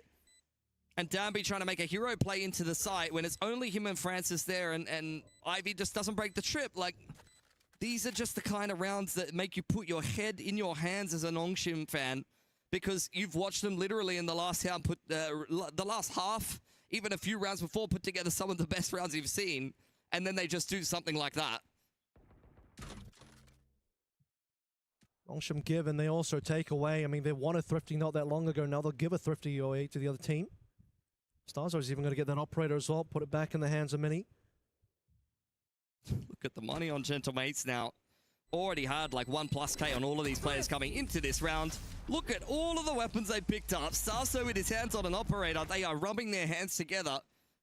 Map 3 very much on the cards now for Gentlemates. And it's crazy because I'm pretty sure I said the exact same thing only like 3 or 4 rounds ago when Nongshim were able to win a thrifty on that A site courtesy of a crazy curveball from Xros. Neither one of these teams can be convincing enough to just close out an anti-eco and get the job done. That one seemed a little bit more egregious, just in the sense that, like you said, they just didn't need to take those risks. Too many players going for one-and-done positions. RB thinking he'd just walk down through smoke and get something done there. Loses to Bippo, who again, like I say, severely underrated in performing today. And also the other day in EWC. Mini droned off the line. Pushed out of A lobby, which has been all cleared out by Nongshim, courtesy of Francis's drone. In the meantime, mate's starting to make some moves in towards grass. Ivy on an off angle, and RB ready with the paranoia as the drone comes in. Okay, RB. Let's see it. Trip gets saved there, which is kind of cheeky from Ivy. Like to see it on the defensive side of things. And for all of those trades, calling over some rotations, mates will slow it down now as Ivy pushes up slightly further. Xros has to run it back. That is the key ultimate here for Nongshim, because they are out of cash. If they lose this gun round, Gentlemates will probably just run away with the rest of this game and will be heading on to Ascent. Darby on the off angle towards short. Needs to come up with some success because he's only got Francis to back him. The rotations are not really favorable here for Nongshim. Xross is starting to move on over. You called it, but he's the player that needs to potentially make the difference here as the ultimate is there. No one walking to short for the time being. Late on the lurk is going to be Ivy, or rather, Bippo left behind over towards mid. Time running out. Here we go. Speed things up now. Xross popping ultimate, wanting to get some work done. But it's going to be Danby sliding on in. Mini gone. Goodbye. Big TP from Prox. And we're going to shift over towards B now. Ivy is the guy that is suddenly in position as Bippo just sees him move over towards the gong. RB prepping the paranoia. Doesn't quite land. Gets a couple of cheeky shots into Martine at least. Nongshim going to tap it inside of the garage. Bippo just trying to waste as much of Nongshim's time as possible. He still goes 1-for-1 even though the curveball comes out. Both of our players coming through from garage now have to dismantle the 3. All off sight. It's a miss from Starzo. Doesn't quite land the shot, but he'll recover onto Ivy. Martine on RB. Heroes on Xross. He's got to get it done. He's flashed, but so is the other player. Martine is going to be one that falls in the Phoenix versus Phoenix battle, but still got to defuse here. It's no time. That is perfection from Gentlemates. And at the end of the round, oh, insult to injury. Starso swinging out with the Bandit. 20 plus for him on the Sova. It's another carried performance. It's the IGL of Gentlemates, and that money will break Nongshim. That round will break Nongshim's money. I think we're going to Ascent here, Kev. Wouldn't have it any other way. Let's take a look at where that money absolutely is going to be. In the bin, Ivy at least has a singular weapon here. We've seen what Nongshim can do with Sheriffs before. They're going to have to do it again. Danby sliding out onto this grass line will be kept in check by the cam. At least aware that Nongshim are hanging around in this part of the map. In the meantime, though, Gentlemates pick up the run it back, and they're just going to run straight into C. Cam's gone. That should tell you everything you need to know here, as Martine is going to walk through on his ultimate. Mind you, the spike hasn't been picked up. Still going to be a little bit of a walkthrough from the rest of our Nongshim players. Danby fancying himself the capability of getting into spawn. That's a shot, but not quite one that will land in a kill. Yeah. Many a lick of a wound, and he'll be joining his team now to see for the plant. Spike still hasn't gone down yet. A lot of time kind of taken off the clock as Nongshim don't feel the need to go clear out Bippo. Instead, they're going to mobilize over towards spawn side and try to break this massive crossfire, but there's a paranoia and a curveball prepped and ready for mates. Drone doesn't quite see enough there, and there's a paranoia coming on through. Blazewall as well to follow on in. Smoke to cause a little bit more problems. Nongshim got to get going at some point. Paranoia to lead the way in. Darby's already deep, and Francis follows through for the secondary kill. Martine, though, starting to get the cleanup going now for Gentlemates. As Mini and Bippo will get the final 2. Mates on mat point, looking for Ascent. Oh, Nongshim are going to be kicking themselves. Could have definitely had this game on a silver platter for themselves and just got themselves an easy 2-0, especially after what a generational comeback we saw on Lotus. But credit to Gentlemates for their resilience. Punishing Nongshim for their mistakes and then following up with some very nice rounds. They've been very tricky on this attacking side of Haven. Now have a chance to push us through to 3. It's been 2 incredibly tight maps in a row now, whichever way this ends. If you're Gentlemates looking at how map 1 of Lotus went, with the amount of opportunities they had to close it out, you better believe for Gentlemates now, they're looking for the one and done. Hit 12, instant 13, map 3. Nongshim though, yeah, you're still looking back to that one thrifty win they gave away, completely of their own making. And this time around, it's in this round Martine that just had the beautiful curveballs to drop Nongshim down. 100%. I mean, we've seen already a couple of games at this tournament. Martine and Starso combining to just demolish the other team. This is another one of them. Great calling to back that up, and Bippo's had some serious impact, but it almost feels like a bit of a 2.5 versus 5 here from Gentlemates to get the job done. RB's having issues of his own, but it's crazy to see. Like, the last time I saw something like this is from T1. Like, there's going to be 2 players, maybe sub 100 ACS to win this game. Nice opener from Prox, follow up from Martine. Xross still looking for something through that door, though. Will he walk on through? He's going to get taken down. This one might already be over before it starts. Nongshim. Heroics now required. Good news is they're going to be walking into some of this Ivy setup on C, but How long is it going to last? They're both caught out by the smoke. Spike planted. That goes down.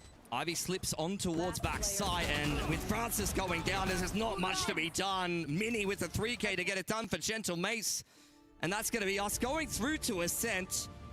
I mean, especially seeing Lotus going the way it did, Kev, I almost feel like this could have been a duo for Gentle Mace at this point, and I was feeling like Nongshim was by far and away the better-looking team in this series, especially the way that the end of Lotus went. Big run on through.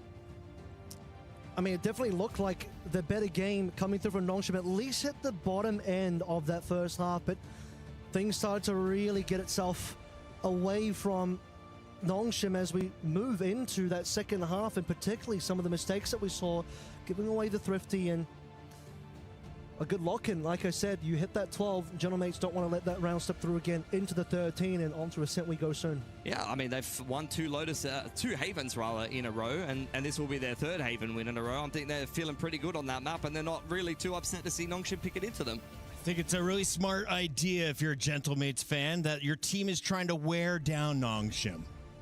Take them down. Gruel this one out like an old school MMA fight on the ground. Avril, we're going to a game 3. Does it go over 25 rounds? I think it has the opportunity to, but I think this one will probably stay within the 24, I'm hoping. As we take a look at some of the highlights from this one and revisit the biggest plays, Gentle Mates still surviving. A lot of people in the chat excited.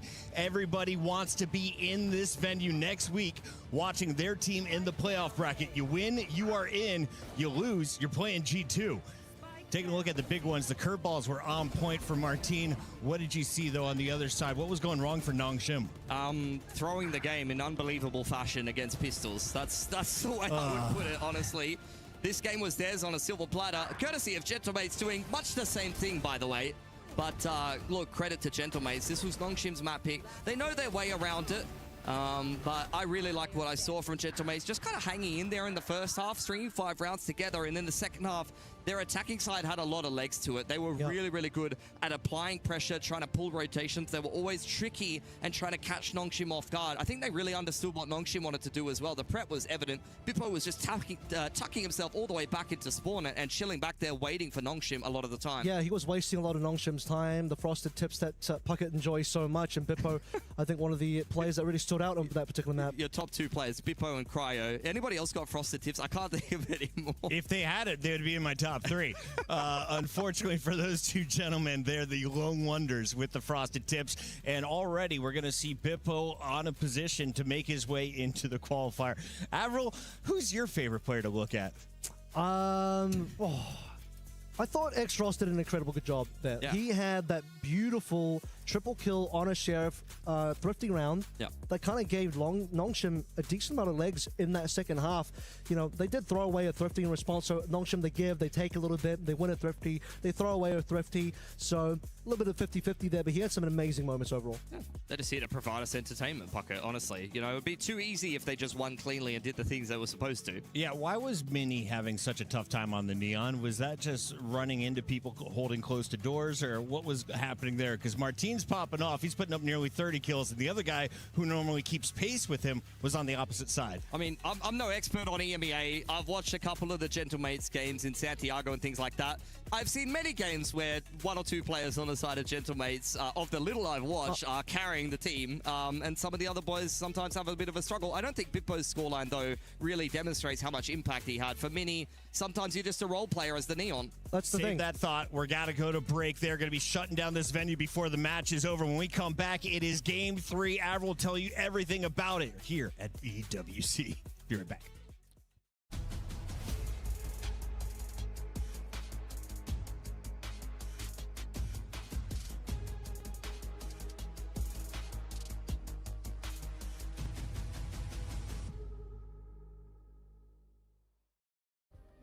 Play is in our DNA. Whenever we let it out, it becomes our superpower.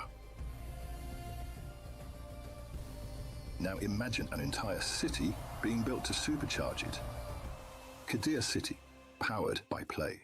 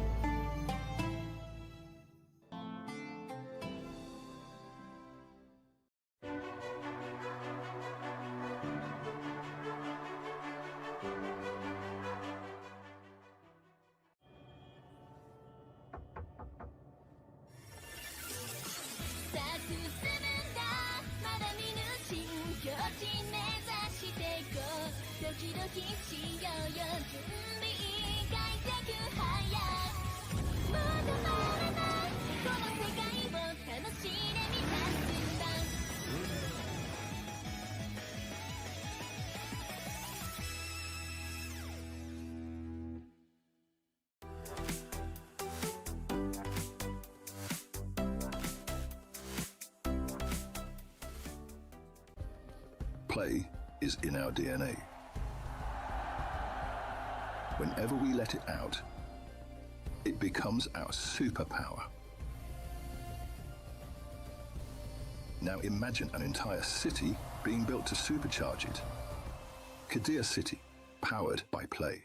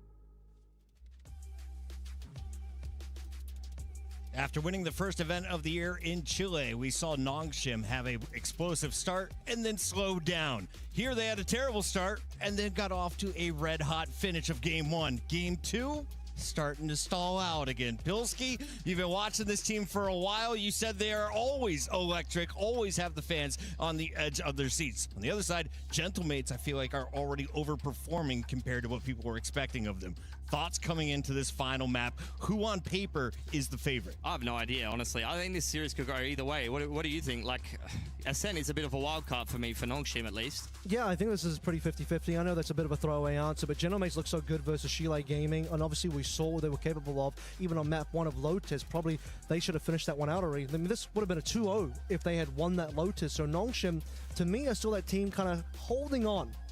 If Nongshim wins, of course, they are into your top 8. They'll be playing in the playoffs next week. Loser of this match will go down and play G2 in our decider. We have 2 more days of groups. Those will be kicking off tomorrow and Tuesday. This is our final match, though, on the Bravo stream. So, Avril, if you've missed any of the games, best one so far, and what are you hyped about in our final game? Yeah, I mean, we've had NRG Vitality, which has been, to me, probably the most fantastic game. But if this one delivers on map 3, this might take over as being the best game so far of EWC. So this has the opportunity to do that. The play-in games are the best ones. We love to see it, Pilski. Here we go. Our players are about to take the stage. Headsets are going on. Thumbs up as we see Martine getting ready. Who's your player to watch? I mean, you just said his name. He's definitely one of them. There's so many on both sides of things. I think X-Ross has been really, really good so far today. Dambi's been great today. Ivy's been up and down. I think, honestly, there's a lot of potential. For Gentlemates, I don't know. Watching their games so far, I feel like Starso and Martine have really been the standouts, and it's really up to the rest of the team to see how much they can kind of help out. But I think Nongshim, I've watched a lot of them, and almost everyone has pop-off potential, honestly. Yeah, Starso for me on Gentlemates has really been fantastic. He's not a player that you would expect. I mean, he's certainly the veteran of the team, so but usually for a player on that position, he's not going to be the central fragger. He's not going to be the one dominating the kill feed, and yet he comes out above, helps out Martine, stands alongside Martine in the kill department, which is so impressive for a player in his position. Yeah. That's what he's doing in the winners bracket when they took that opening round as well. Of course, the competition a little bit easier than it is right here in front of you now. We'll find out, can they complete the mission? Our third map is going to be Ascent. So do we switch up our rosters? Do you bring in a new agent composition coming into this? And who is the individual best agent on this map right now? I think mini swaps to the Jet, but everything else to me looks the same. I expect the Nongshim will repeat the same comp that we just saw. No changes there whatsoever. I think it'll be good for them good enough for them to be able to pilot into the next map. Is Chamber worth bringing out? We saw that kind of played with on days 1 and 2. I didn't see him at all yesterday. I refuse to cast this game if Ivy locks in Chamber. I refuse. No. Honestly. Has it gone bad in the past? It's gone really bad. Really poorly? Pretty poorly, honestly. Just let him play the sniper. He's honestly, like, Chamber is a fragging agent, but Ivy always frags harder if he's playing like Viper or Cypher. You know, it just doesn't fit for him. So I don't want to see him be playing the Chamber. That's for sure. There's a look at our stage, the final battle here on Bravo. Thank you all for tuning in to EWC 2026. If you're wondering what's different this year, well, it was all best of 3s. No best of 1s in the group stages, which meant we needed an extra week. We also added $750,000 to the prize pool. So just getting here, you're guaranteed $55K for finishing top 12. If you win this, you are guaranteed $90,000 and a chance at that $600,000 first place prize and the 1,000 club championship points, which I think both of these clubs would really like to walk away with. Specifically, Gentlemates, though. You're looking across the board. They are here on home territory. They have all the French fans ready to storm this arena. If they can get into a playoff bracket, I'm telling you, that 6-man could give them that extra push they need to get into the quarters. I totally agree. I think that these two teams have one thing in common, a decent start to the year, a great start to the year for Nongshim, and then a little bit of a dip in performance. This is where they want to change that narrative. They can just cleanly get into the playoffs here of EWC and cruise through the rest of the year with some good results behind them. I think they'll be feeling very confident for both of these teams. As you already mentioned, for Mates, 100% they want that home turf advantage. For Nongshim, though, they're the last Pacific team. They have got to perform here or our region is buns, and I can't argue with that. Well, I mean, Pacific so far have had the only eliminations. All 3, well, up until Shilai also lost, but up until that point, it was all 3 Pacific games teams that have gone out. Nongshim's the last one. If they don't make it through, there will be 0 Pacific teams. Nongshim would have to go down, lower bracket, face G2 in a rematch. I'm sure G2 is raring to go for that one. They would love to play Nongshim again. I agree, honestly. G2 are a team that often has some pretty good prep, and I don't actually expect Nongshim to necessarily change too much stylistically game to game to game. They like to kind of just go for a similar approach and maybe change up some of the timings, try to be a little bit tricky in that regard a lot of the time when they play the same team for the second time. But especially for G2, it looks like they've got themselves honestly a pretty clean 2-0 win, and now they're going to be kicking up their feet and just watching whoever loses this game and prepping heavily for that match. So speaking of prep, what is the coaching situation like here at EWC? Because I see the coaches come out, interact with the players after games, then they go backstage immediately. Is the IGL in charge from that moment on, or when is the last moment you can have contact with your coach before you kick off? The coaches take timeouts and then they can speak to the team. In other esports, you know, your counter-strikes and things like that, you get a lot of chair slaps. Not here in Valorant. No chair slapping. You're thrown in a box somewhere else. And, you know, you chat to the boys from the other room when you take a timeout. I usually quite like to have, hopefully at some stage, maybe a camera in the coach box as well so we can get some reactions. Sadly, Paper X is already knocked out, so the best coach to get reactions out of is gone. Maybe we can get him on the desk, though. Maybe. You know, he's available. He speaks a little bit of French. It could be fun. Yeah. Who are we talking about? Alex. He speaks French? Yeah. Okay. He is French. Real? Yeah, partially. Okay. It's the only negative thing about him. Wow. I'm just kidding. I'm just kidding. True. Based? No. It's just bad to guys. We're just waiting on this match to kick off. I'm not exactly sure what we're waiting on from our players, but you can see the intensity on Starzo's face. This man is locked in. Martin has been trying to backpack the squad in-game, and you saw his duelist duo finish in single digits. Needs to up the fragging and set that pace he saw earlier in map number 1. Remember, it was a 12-2 start before Nongshim really showed up in this match. Since then, it has been back and forth with a 10-round straight run from Nongshim on that opening game. Yeah, 100%. I'm not as concerned about Mini. I just think he's playing his role. I mean, obviously, that's not the scoreline you want for a duelist, but as an entry, you're on the Neon. You're going to be sliding in first. You're probably going to be copying a lot of deaths in there. The good news is that your Phoenix player is picking up the slack and still delivering. Yeah, 100%. The follow-up from Martin is phenomenal, and I think that that's how this Gentlemates roster seems to be constructed, as is the case for many teams in this meta. You have a space-creating duelist who's a bit more sacrificial, and you have someone on the follow-up who you can rely on to get the trades and have some multi-frags and some impact, and I think that that's exactly what Gentlemates is looking for, really. Who has the most experience on the stage right now? Starzo? Starzo, yeah, I'd say so. RB as well has been around since the start now. Yeah, it's interesting. I mean, you got the IGLs on both sides of things that have really been around for quite a long time now. Arguably, you know, the majority, Valorant has been a competitive esports. Both of these guys have been getting in the mix. Vision Strikers, June 2020. Hard to beat that one, I think. 2020. What are we looking at for Starzo? He's pretty far back. September 2020. Yep, there you go. So there you go. June 2020 beats it out. Back at the beginning, and now, well, they're running some of those beta agents. We've got Sova, Jet, Omen, Phoenix, and Cypher locked in once again for Ascent. On the other side, the Neon is out for Danby. So what do we think about the differences here? What is the safer comp, and what do you need to see from Danby? For Danby, I mean, this is just his signature agent. He always plays the Neon. He is known for it. He's the reason why it got nerfed, quite honestly, because he was just doing such unreasonable stuff as a bit of an agent specialist. Since then, we've seen him diversify and then come back to what was working for him for such a long time. On the side of Mini, I mean, playing something like a Jet is classic on this map. I don't know necessarily that it's stronger or weaker than current iteration of Neon. They're just different, quite honestly. I think this is going to be potentially an important map for an op as well, so Mini going over to the Jet will probably help out Gentlemates a little bit in that department. Ascent is, to me, just that type of map. I mean, you'll know better than I will Pilski for Nongshim, but maybe they're not as reliant on the op. First final cast here at EWC 2026. I wish we could keep them forever. It's Pilski and Avril. Take it away, boys.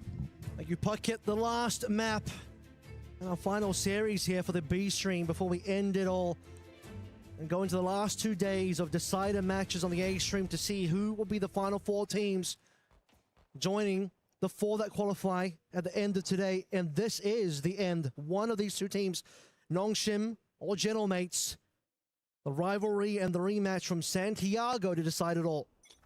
That's a very high cam for Ivy. Already spotting out Mini on catwalk side there. Jiggle out from Starso. Mini very much on his own, going for the catwalk peak. Tailwind active, instantly punished from Francis. Excellent crosshair placement, and now a lot of pressure on Prox as he dodges out the relay ball. Ivy's found Martin in the meantime. He's just had to run so far, but Danby finds him eventually.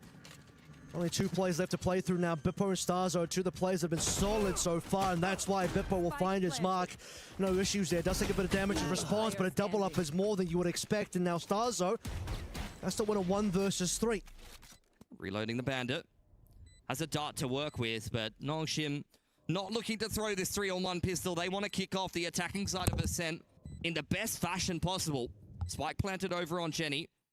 This start could definitely help to kind of narrow down through process of elimination where some of these Nongshim players may be playing, but so much time ticking off the Spike at this point. Nice headshot onto X-Ross, clears out all of Hell.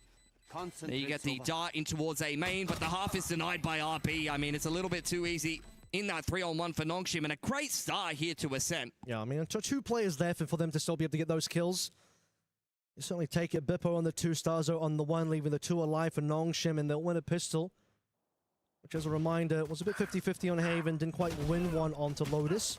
Spike planted. We haven't seen an Ascent for a minute for the side of Nongshim as well, but obviously no changes required here. Just keep playing the same agents, Darby on the Neon.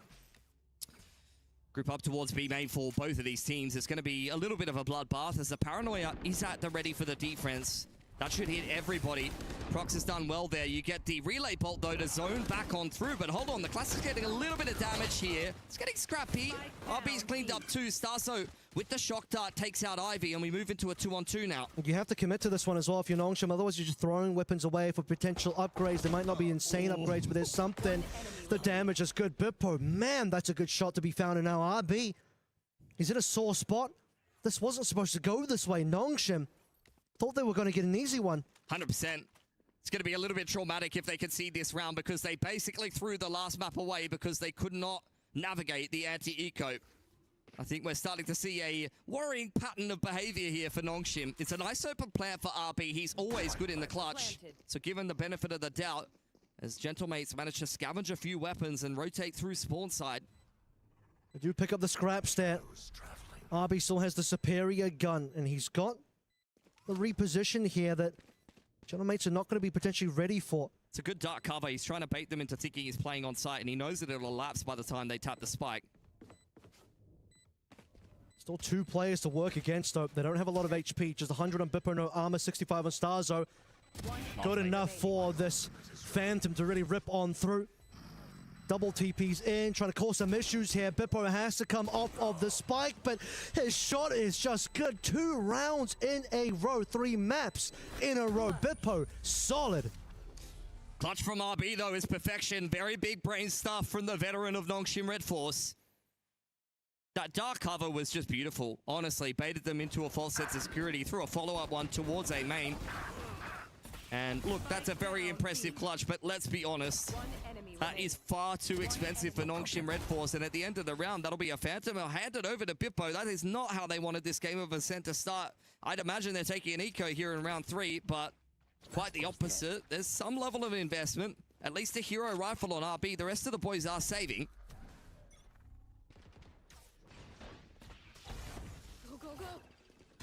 Trying to clear some of this trip, but first one's going to go wide because it's on the floor now. That's going to slow down Darby a little bit. Starzo trying to hold them off for the time being. Darby's in anyway. Good stun. Readable hits 2, but Bippo still finds his shot regardless. That's a Phantom he recovered from a little bit earlier on. Martin onto Ivy, and the rest of Extra/Nongshim trying to get anything, but none of them will get a singular kill. Yeah, perfect bunker smoke thrown out there by Prox. Coming in on the rotation, that's exactly what you want to be seeing from your Omen. Keeps them safe in the backside of the boat shed, even though there's a big connection on the relay bolt, as we see here in the replay. Bippo gets scanned. Dampy, he needs to get that entry. And the fact that he doesn't, and as well as the fact that the rest of Nongshim all commit to lane side, is exactly what lets Gentlemates turtle on backside and flood into the site super easily. There was just no contest, really.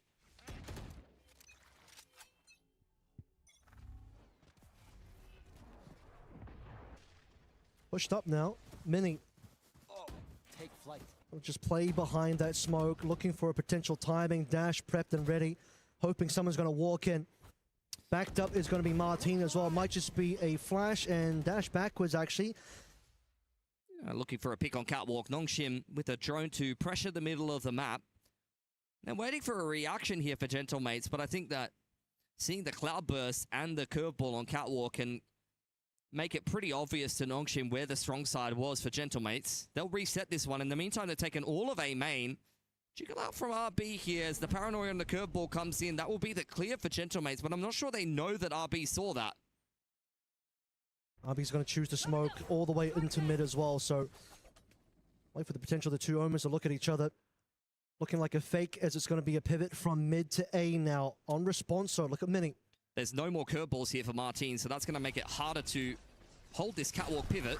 Okay, Martin doesn't need the curveball, just finds a shot indeed instead. Blaze coming on in, he's the one that actually gets flashed, but it doesn't matter. Mini and Martin will be able to get themselves 3. Dropping Nongshim to 2 players as RB finds himself in spawn, doesn't quite land the kill. Francis going for the plant now, RB still exploring, gets himself an upgrade against Bippo. And now the opportunity again, the opportunity to clutch one more time. Paranoia in. Still a player above! And Stars are through the smoke onto RB, prevents the clutch. Yeah, really nice stuff for Gentlemates. Feels like they are in control of this game right now for Nongshim. Felt like that was a decent chance they actually could have pulled off that cat split. They drone the middle of the map. They throw out the fast lane in towards the boat shed to pressure out onto B and draw out a little bit of a rotation and reaction. But you can see the Gentlemates, courtesy of a great rotation time from Mini, were in all the positions they needed to hold that. Even without the curveballs on Martin, they had no problems there at all, and they will break Nongshim's money here. RP, so the Marshal here, that's the only thing they can afford, realistically. Mini is just sending through those outlaw shots. Bit of a warning as Nongshim working their way up into Pizza, now through Market, and Ivy into the main as well. Drone up the top from Starso. There is a lot of trips on this site. This is not where you want to be heading as Nongshim, especially because you got Martin barking down on the flank with his runner back active. Does pick up Francis. Hold on. RB's putting together a couple of Marshall shots on in here, but that's not enough to get it done. One of those was on the runner back, and consequently 4 alive for Gentlemates. It's a very easy anti-eco. I'm starting to get concerned for Nongshim. The money on defense is looking very, very good indeed. It's going to cause for concern for a lot of rounds now to be required from Nongshim to start to break that economy, their own economy. This is the round where they got the guns together. Need to find something special here. Yeah, I think RB did as best as he could, but weren't expecting too much from that round in all honesty. The game hasn't quite gotten away from them, so Nongshim still in play for now. Runner back for X-Ross this time, hoping for some magic. Mini walking down middle, looking to get potentially on this tiles line. He's helped out by the rest of the team who have got him back nicely. Very clear what the intention is here for Gentlemates. You cannot afford to make a mistake here as Francis, and courtesy of Ivy's camera, he won't. Important camera that spots out the operator, and now are they going to re-clear with something here? Do they believe that Mini's already dropped off the angle? Oh, it's a good drone. Yeah. Just nullifying any potential risk with good utility. And in the meantime, over on the A side of the map, looking to make some inroads straight through the fast lane. Double kill for Starso. That is unbelievable. The veteran IGL steps up one more time. Drone to spot the last couple of players. X-Ross has been flashed, and RB stuck in a hard place to work with at the moment. X-Ross, hello! A collat on the Starso and Martin. Drop someone out of nowhere. What else can we get here? 2 versus 3. Bitpo's uses ultimate as well now. They know where the enemy are. And again, Nongshim need this round. Their money is not in a great spot. Finally coming through with the plan, and Bitpo looking for RB. Finds him. Changing up 2 versus 2. X-Ross low HP. He's off the site itself. Ivy has to be the one that also delivers now. Trip spotted out by Bitpo. Knows that Ivy is probably in this neck of the woods, but that is very, very nice from Nongshim Sentinel. Mini knows he's got him pinned into the corner over on Hellside somewhere. Spy cam dart needs to be pulled out by Mini to try to work his way through the rest of this 1-on-2, but the camera, the trip, nice shot converted. X-Ross very low on HP. This is very doable for Mini to keep mates on a good roll, and he's sticking it to completion. No peek from X-Ross. In fact, he does right at the end of things. I honestly thought that spike got diffused to completion. I saw the white bar fill all the way up, but right at the last second, X-Ross coming through and getting it done for Nongshim. Unbelievable. Timed to perfection, but maybe almost overcooked it. Speaking of cooking things good here, Starzo just started out so strong, but the response from X-Ross was just disgusting. That double onto those 2 players is absolutely criminal. Gentlemates were not ready for that one, and yeah, you're not wrong on the defuse there. Pause the frame, because that one was basically on completion. I 100% thought it was done. I'm not gonna lie. Danby with a lot of pressure out A here. Okay. Walking through, but not gonna happen. Big scan as well. Hunter's Fury trying for a little bit more damage. Seems like we just know where everyone is. Starzo certainly knows where a couple of players are. There's Ivy, Francis, and X-Ross slowly making their way on towards the site. Hunter's Fury again. slowing things down. Starzo will not allow the plant to come on through, but they lose mini for it. Oh, and an opportunity missed there through the cage as well. They know that Nongshim are pivoting over towards this B side. The trip is in the way, and it is triggered. Gentlemates looking to try to catch them on the cross, and that's exactly what they do. 4 for Starzo, and Martin to back him up there. It's the same duo again and again for Gentlemates to continue dominating this tournament so far. Yeah, I mean, they just read it correctly. Obviously, you see the player's head running across the cage. You know where their pivot's going to land. And you have Nongshim trying to cross into market. It's almost like they knew that they were going to get cut off there as well. Rifles pointed over. Obviously, they walked into the trip, but just unready, unprepared to deal with these two players completely posted up. What a round to come through from Gentlemates again. Yeah, their defense has been phenomenal. We saw it over on Lotus, maybe less so in the second half. All 3 of the maps has been pretty impressive. I mean, Nongshim just continue to keep putting pedal to the metal. Overdrive active for Danby. Danby walking in. Last time he got shut down straight away, breaking the glass though, giving his position away. Many too happy to clean that one up, but they don't know about the second player. Not prepared for X-Ross, who comes in. Guardian swinging. Martin still on site, spotted. Gets the 1-for-1 here as Bippo cleans up into heaven. 2 versus 2, Ivy, no gun. Francis still on to Guardian. Cage is good so far, but Bippo needs a better opportunity. It's 2 players below them. Drone spots 1. Shock dart might just be good for it. Flushes Ivy out, and now Francis revealing his own spot. Has to run away with the spike. Trying to bait them into a peek here.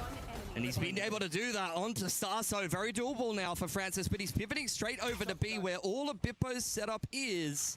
Francis trying to bait Bippo into a false sense of security, much the same as he did to his teammate, but the camera there for Bippo to tap. I don't think that he's going to be biting on this one. 30 seconds. 30 seconds left. Francis is going to end here on A. But does Bippo have the read? He's got a setup on B, and it hasn't been triggered yet. He's thinking it's got to still be here. What is Francis doing, though? Very curious. He's maybe just looking for the kill, but eventually he's got to drop and plant. He has a dart to work with as well. That could definitely help him out, but Bippo's looking to cancel the plant. Here he comes, Bippo. Is he going to swing for this one? Eventually will get it. And another round going the way of the Gentlemates. Francis trying to play that one sneaky, but he's going to get caught. Yeah, Bippo's been phenomenal in that last map, and to kick this one off as well. Already well into the double digits early on here. It's exactly what you want to be seeing. Defensive side of Ascent, your Cypher is just on top of every little movement that the other team are trying to put together. It's another round where early on, Danby goes down right off the rip. He's really been trying to run hard entry duties for Nongshim on this attacking side, but to his own detriment, he's 1 and 8. On the other side, Bippo is 12 and 3. I mean, the role swap for Bippo and Mini has just been working so well for Gentlemates. About to find out if it's going to work well enough for them to get their win at EWC to send them through to the top 8 in front of the home crowd in Paris. As Many preps the dash, about to lose that one, about to eat a potential curveball, but not before he gets Danby first, and Francis falls at the same time. This is a rough round now for Nongshim. They're losing members and they're stuck in mid. Yeah. Trying to molly one of the players out of the corner and start to even up the numbers, but Gentlemates are making Nongshim's life very difficult. TP out over behind the box for RB. Ivy's lost some help over towards B. Off angle on Catwalk that X-Ross is about to walk into. Probably should be another one for Gentlemates, and it is. Immediate paranoia to follow up. Curveball. This is just a nightmare making their way through middle. No business having any kills in this round as Nongshim. And how many rounds in a row has this been for Gentlemates, whether it be complete shutdowns like this or coming up big in the clutch? I don't even know if Ivy can save. The amount of time left to play through, mates can go for the chase here. They've got more money.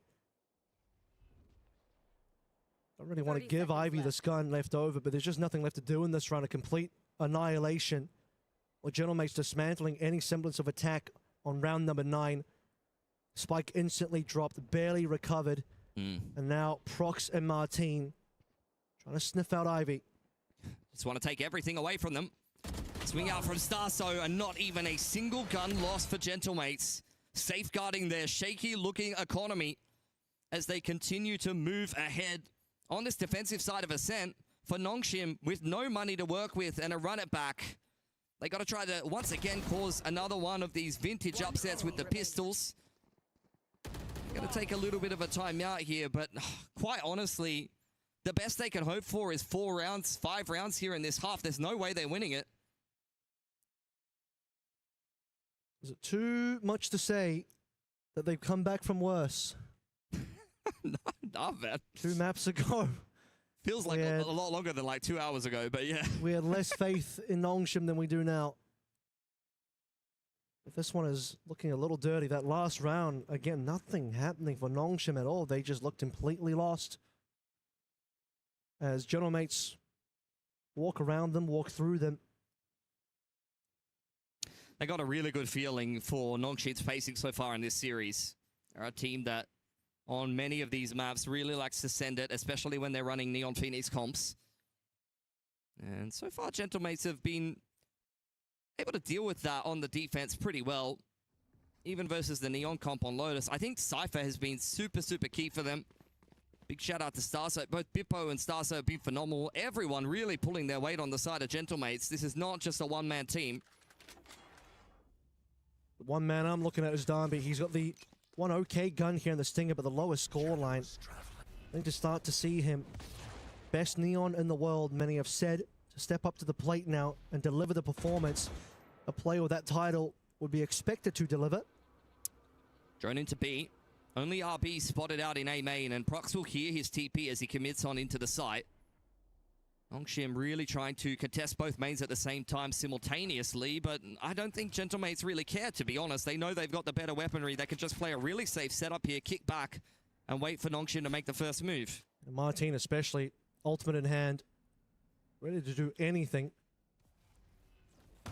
Fast lane in, time to go. Darby working his way through, beautiful paranoia combo. I believe that was actually both the runner backs in play here. Long rotations coming through from some of the Gentlemates over towards Tree. Oh! An unfortunate timing on that. Exros now up to the plate, but he can't deal with Martin. It's a problem. Mini is going to pop the Blaze Storm after dealing with Darby. Again, there's just no weapons here for Nongshim. They get the plant, but it feels like the opportunity to win the round is still just a little away from them, particularly because they've lost their star duelist players, and now they lose everybody else as well. Yeah, really nice retake there for Gentlemates. There was a moment in time there where I thought Exros was about to, right at the end of the run it back, be able to pick Martin, and then maybe we're talking about a round, but as it stands, despite a clean entry from Dami, finally finding some success on this attacking side, doesn't change the end result. Gentlemates keeping this streak going really nicely. Not a lot of rounds left now. See what we got to work with here. Money online again. Careful. One of the few remaining opportunities. 2 more to play, 11 and 12. Just a singular ult on for RB. Nothing else to work through. Starzo 2 away on the side of Gentlemates. That's going to be Mini on the line for B as well. No one biting on that side of the map. Similar looking start to the round. This time the drone through middle is really just a clear signal that Nongshim want to deny information across the map. Mini has been able to get on that info line towards B main despite the camera out from Ivy. Blaze Wall looking to apply a little bit of pressure here for Nongshim, who are very much grouped in towards A main. The intention is clear. They want to pick up the pace into A, and it's Bippo and Martin to defend. Bippo in an interesting spot here, but obviously full util to play through. Bippo and Martin. Plenty of util here. Fast lane up and ready to go. Behind the cage. Bippo ready to strike. And Martin finally swings on out. His position was completely unspotted. He just can't quite get a secondary kill though, which is a little bit of an issue. RB and Darby, good for it. Yeah, that was a decent little bait setup, but Martin needed a multi-frag there because Bippo didn't have too much success inside of the site. Now the dark cover slowing Prox down. Trip dealt with over towards door side as the drone leads the way on in for Mini. Let's take a look at what we can get. Information only sees Darby and it's enough. Mini rips his head off and now Mini looking for a little bit more. Going onto site. Main has been clear, but Exros has not. Low HP means Exros will eventually fall 1 versus 2. The young rookie of Prox will once again have to be the one to deliver this for. General Mason give them 8 rounds. RB is so close and too close to comfort. 1 versus 1. Ivy does not last. Prox, what a 1v2. Does he have time? It's very close. Again, coming down to the last possible second. Celebrations from Gentlemates. And I'm assuming the spike doesn't go off right at the end there. How many times is it going to go down to less than a second on the spike here? This is crushing for Nongshim. They did everything they needed to win that round. Usually so good in the clutch. But even the rookie here on the side of Gentlemates just coming into the roster has been able to put one together for the EMEA side. One enemy remaining. Many have criticized, but Proc still delivers. As the defuse comes on through. Now, fresh round. Martin, who wanted an extra couple of kills last round, couldn't quite get there. A very aggressive spot now. Has to be curious about that drone. Here comes Darby once more, straight into Bippo. That's the kill that Bippo was looking for earlier. He's tripled up, but one of those came through on the trip as well. Ivy at least responds. What more can he do here? Both the plays from Nongshim might be looking to peel off. You really don't see that too often. A kill with a trip. 17 and 5. I'm not sure there's anything Bippo can't do right now. Feeling quite comfortable in this Sentinel role now. And Ivy and X-Ross pushed away from A. Denied outright. Prox and Mini creeping up onto this catwalk line. This could really go either way and really determine who's coming away with this round. But the tailwind away is enough information for mates to kind of fall away for a second. Nongshim look like they want to go through mid, which could be a little bit dangerous. A single swing that times itself well. Could just be it. Prox delivers it onto Ivy, and X-Ross has a lot of work ahead of him. Again, the pathing. Curious coming through from Nongshim. Not sure that it had to go that way. X-Ross getting out of dodge. One off the run it back. Doesn't have time for the orb. He just needs to get into the site and try to get a plant down. Not much to work with, honestly, here for Gentlemates coming in on this retake. X-Ross, if he gets one kill, will have another curveball and has a Blaze Wall to try to be a little bit tricky in this 1-on-3. Hunter's Fury looking to cancel the plant. It's bought a lot of time here for Gentlemates. 10 seconds left. The last shot doesn't quite make it, but Benny's already swinging on in. That's all you need. Like an X-Ross just didn't have the time. Hunter's Fury beautifully placed to just prevent him. Couldn't even get his ultimate off. 100%. It was perfection from Gentlemates. There was 15 seconds on the clock. Hunter's Fury buys you 5. First plant denied by Mini. Even if he went down, you'd throw another body at it and get it done for Gentlemates. Worst part about this as we close out the half is it's not a 10 and 2 Pilski. I think that's the magic number that Nongshim need. I mean, I was thinking the fact that they won the pistol and the anti-eco and then they got one round after that. That's what I was thinking was the worst part given. But apparently not. I think 9 and 3 is unfortunate. You need the 10-2, mate. 10-2 is the magic number of Nongshim. 9-3, it ain't good enough. I'm not feeling it. All that work on Lotus, all for naught, unfortunately. Well, they won the Lotus, so that singular map contained within itself ended up being good going. But this now, you have to be Nongshim making a big comeback twice. And I just don't know if Gentlemates will be giving it to you twice. One time, potentially a fluke. A second map where Gentlemates throw away a lead like this. I don't know if Lightning can strike twice like that. Oh, that's so nice from Gentlemates. They are really switched on right now. Bippo's having a crazy game. Just pure entertainment is this series between Gentlemates and Nongshim. And this would be a hell of a way to earn your way to the stage here at EWC in front of a home crowd for the Gentlemates.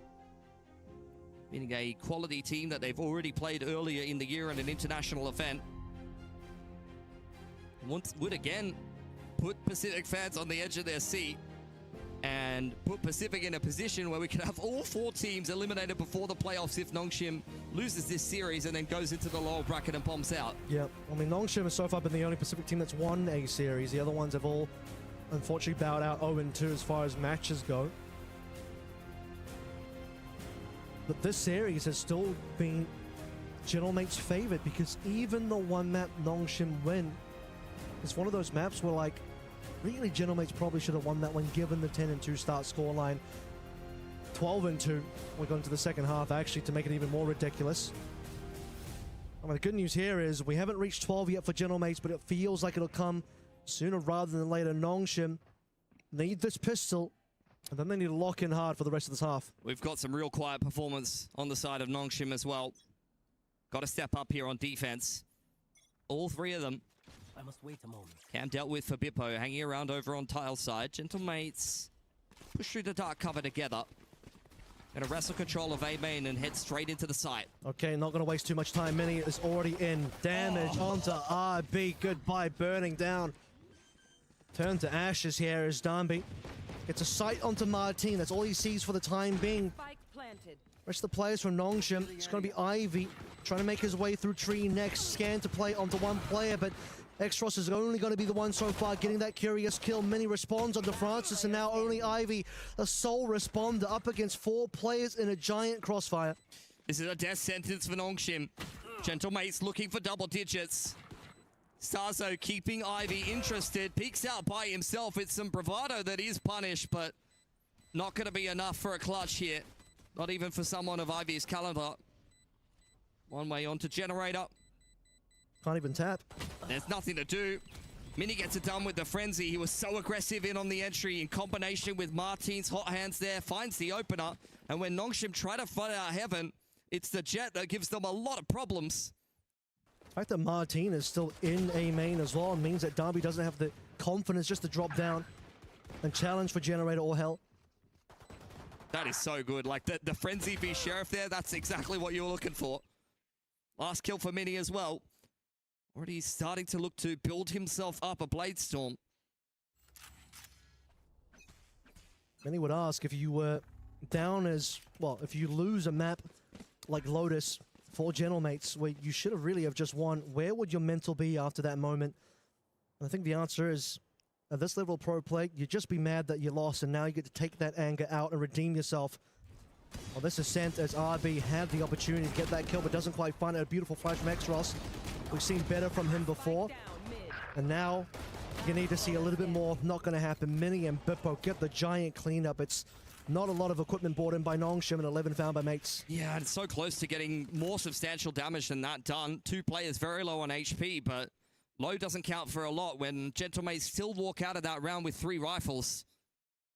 Should be a pretty good looking bonus here for the EMEA side. And Nongshim, I mean, no, how often does lightning strike twice? Let's be honest. That's what I'm saying, dude.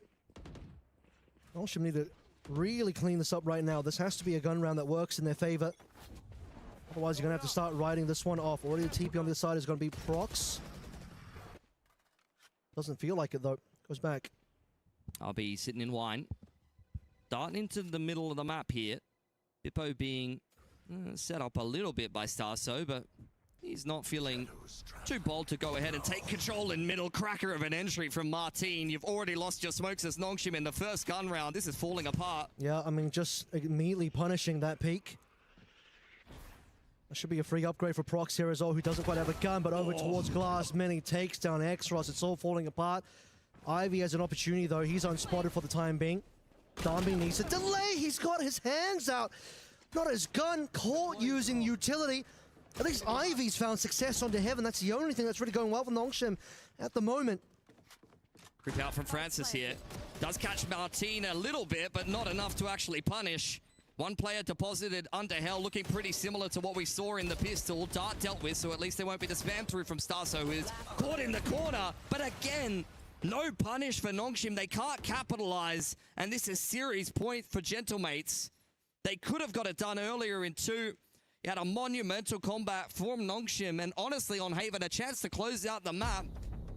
But they didn't get it done, and now they are going to be feeling very sheepish about it. Yeah, I mean, this is now feeling basically impossible. I know they had a 12-2 comeback, but look at where we're going to be. A final 4 spy to come through with Nongshim. It's kind of dirty that Francis can't beat Starzo in the Hell battle as well, when Starzo only had a pistol. He even had advanced knowledge of the fact that Starzo was hiding behind those boxes. A final timeout to try and just bring it together one last time. It'll be a desperation 4 spy. And another ridiculous comeback for Nongshim that I just don't think they have in them. Gentlemates are playing far too good of a game, let's be honest, and it's not even a 2-man show. Mini and Bippo have been outstanding this map. Rox has won clutches too. Every single player on the side of Gentlemates are performing where it's needed. Looking like a really well-rounded squad right now. And look, here in EMEA, we're in Paris. They're looking to maximize the amount of teams they can get into the playoffs here at the detriment of Pacific. Starzo one away from ult, Mini one away from ult. Ivy, the only player on to Nongshim that can do anything, and he's got Phantom in play. Francis is going to have to be a little bit sharper on his shots to make use of the Vandal.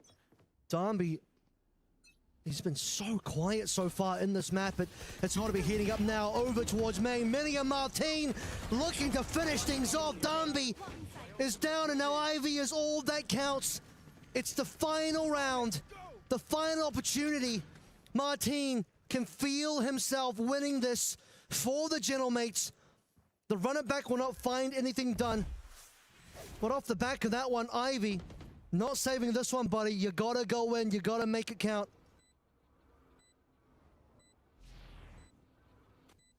Nowhere to run. That's exactly what I'm feeling right now. Ivy doesn't have anywhere to go. Here comes Martine. Perfect flash. And the Gentlemates will be the second French team after Vitality now to make it into the top 8 of playoffs for EWC. As that rings the death knell for Pacific. All 4 Pacific teams will fall in the group stages. Yeah, unfortunately for Nongshim, they're going to have to get down there into the lower bracket and get another game done against G2. That's not going to be easy by any stretch of the imagination. That is great revenge, though, on the side of the Gentlemates for what you saw over in Santiago. They're going to be thrilled with that win. Thrilled to represent EMEA and France here on home soil in front of a home crowd in Paris. Fantastic win for them. And in the fashion that they did it, they're going to be very, very happy with themselves. Every single player in this series had their moments, and they're going to be one of these first seeds coming through into the playoffs, putting them in very, very good stead for a decent run here. I'm interested to see who they're going to draw as that second seed from another group. What a play. What a series. Gentlemates really coming on through. Showed us what they were capable of against Shilai Gaming, and then once again showing it now versus Nongshim, who caused some issues on that first map. Will still be one of the most ridiculous maps that we've seen. Definitely the longest one and the closest one. Most entertaining one of EWC so far, but the EWC journey will continue a little bit further on for the French team of Gentlemates. And Nongshim is the last Pacific team. Their run ends here, but I can't wait to see how far the mates will go. Yeah, 100%. I think they've got a really good shout in towards playoffs, especially if we start to see some more consistent performances, as we saw in this series from all of the boys. Phantom Heroics from Starso and Martine in combination at certain times. Bippo was fantastic on the defense, honestly. I'm interested to hear what Puckett thought of this series, you know, as we have a little bit of a look over these highlights. You know, we were hopeful for a really good game at the end of things, but at the end of the day, it's a blowout for Gentlemates. I think Gentlemates are just excited that they didn't have to play another 20-plus round game. This time, they don't let their opponent get more than 3. A 13-3 finish. They're able to seal the deal, unlike they were unable to in game number 1. Martine, definitely the player of the match for me. If you're looking outside of Martine's performance, Avril, who do you think deserves some honorable mentions? I think it's been mentioned a lot now, but this map, and maybe across the entire series as well, Bippo has been phenomenal. He held down the defense on both of those maps of Lotus and this one defensively. Was just incredible. Even Haven as well just did so much. Starzo also super consistent. Everyone had their moments here. I mean, we sort of looked at it across the board. There wasn't a single player that I think severely underperformed. Mini played his role extremely well. Prox won his clutches. It was a team effort, and they won as a team, and they moved forward as a team. No. Bippo and Cryo, the 2 players with frosted tips, both in the playoff bracket. Phoenix, the one character with frosted tips, the best duelist. I think I'm onto something, Avril. I don't know why everyone else hasn't caught up. This is sounding like a conspiracy theory. I'm picking up what you're putting down there, yeah. I think. Yeah, I think it's time to do a little bit of hairstyling for my guys on Carmine Core. They need to get into this playoff bracket as well. I think you could pull it off, man. Bye. Let's take a look here at some of the best moments here as we get ready for an interview. Avril, we saw all of the highlights, but on the stage, the storylines just unfolded. How do you go up so big and yet maintain composure throughout this entire match after allowing your opponent to come back in that game 1? Yeah, I mean, this is what I'm saying. I think you're more mad than anything else. You're really angry about the fact that didn't happen, but you know you're the better team.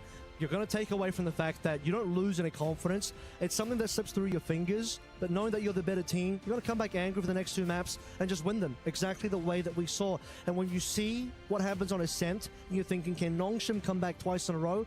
No, because now Gentlemates are just not going to allow it to happen. Whatever happened in that first map, that's in the past now.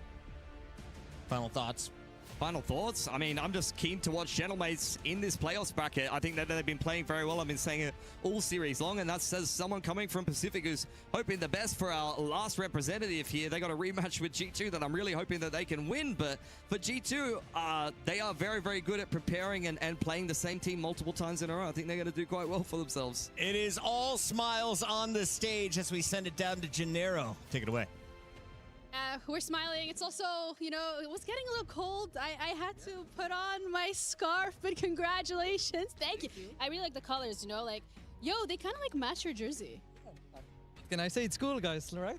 Kind of crazy. But anyway, I want to talk about this performance that you guys had here because you are now qualified onto that main stage. We'll talk about that later because first things first, I'm going to dim it down a little.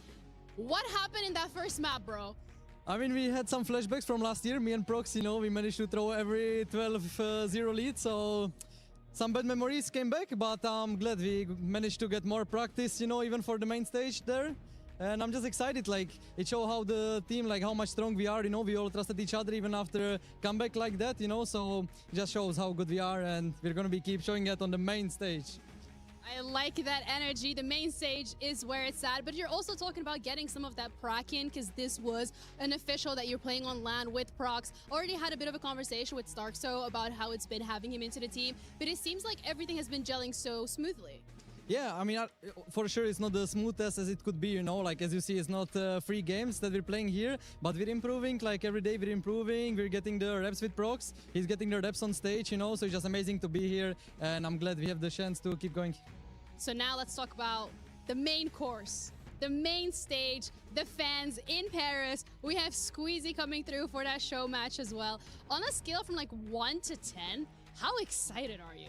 I think solid 15 at least, you know, like I've been playing for Gentlemates for the past 2 years. I never got to experience tournament in Paris. So we're all looking so much forward to seeing all the Gentlemates fans in the crowd, and we cannot really wait. Like, it was big fuel for us to make it all the way there, and I'm just glad we made it, and see you there, guys.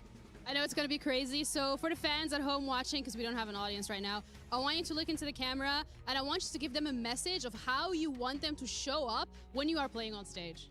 I mean, just with the same energy that we have here, you know, we put 100% in, so you guys put 100% in, and we're going to be good. And hopefully see you in the crowd with the Gentle.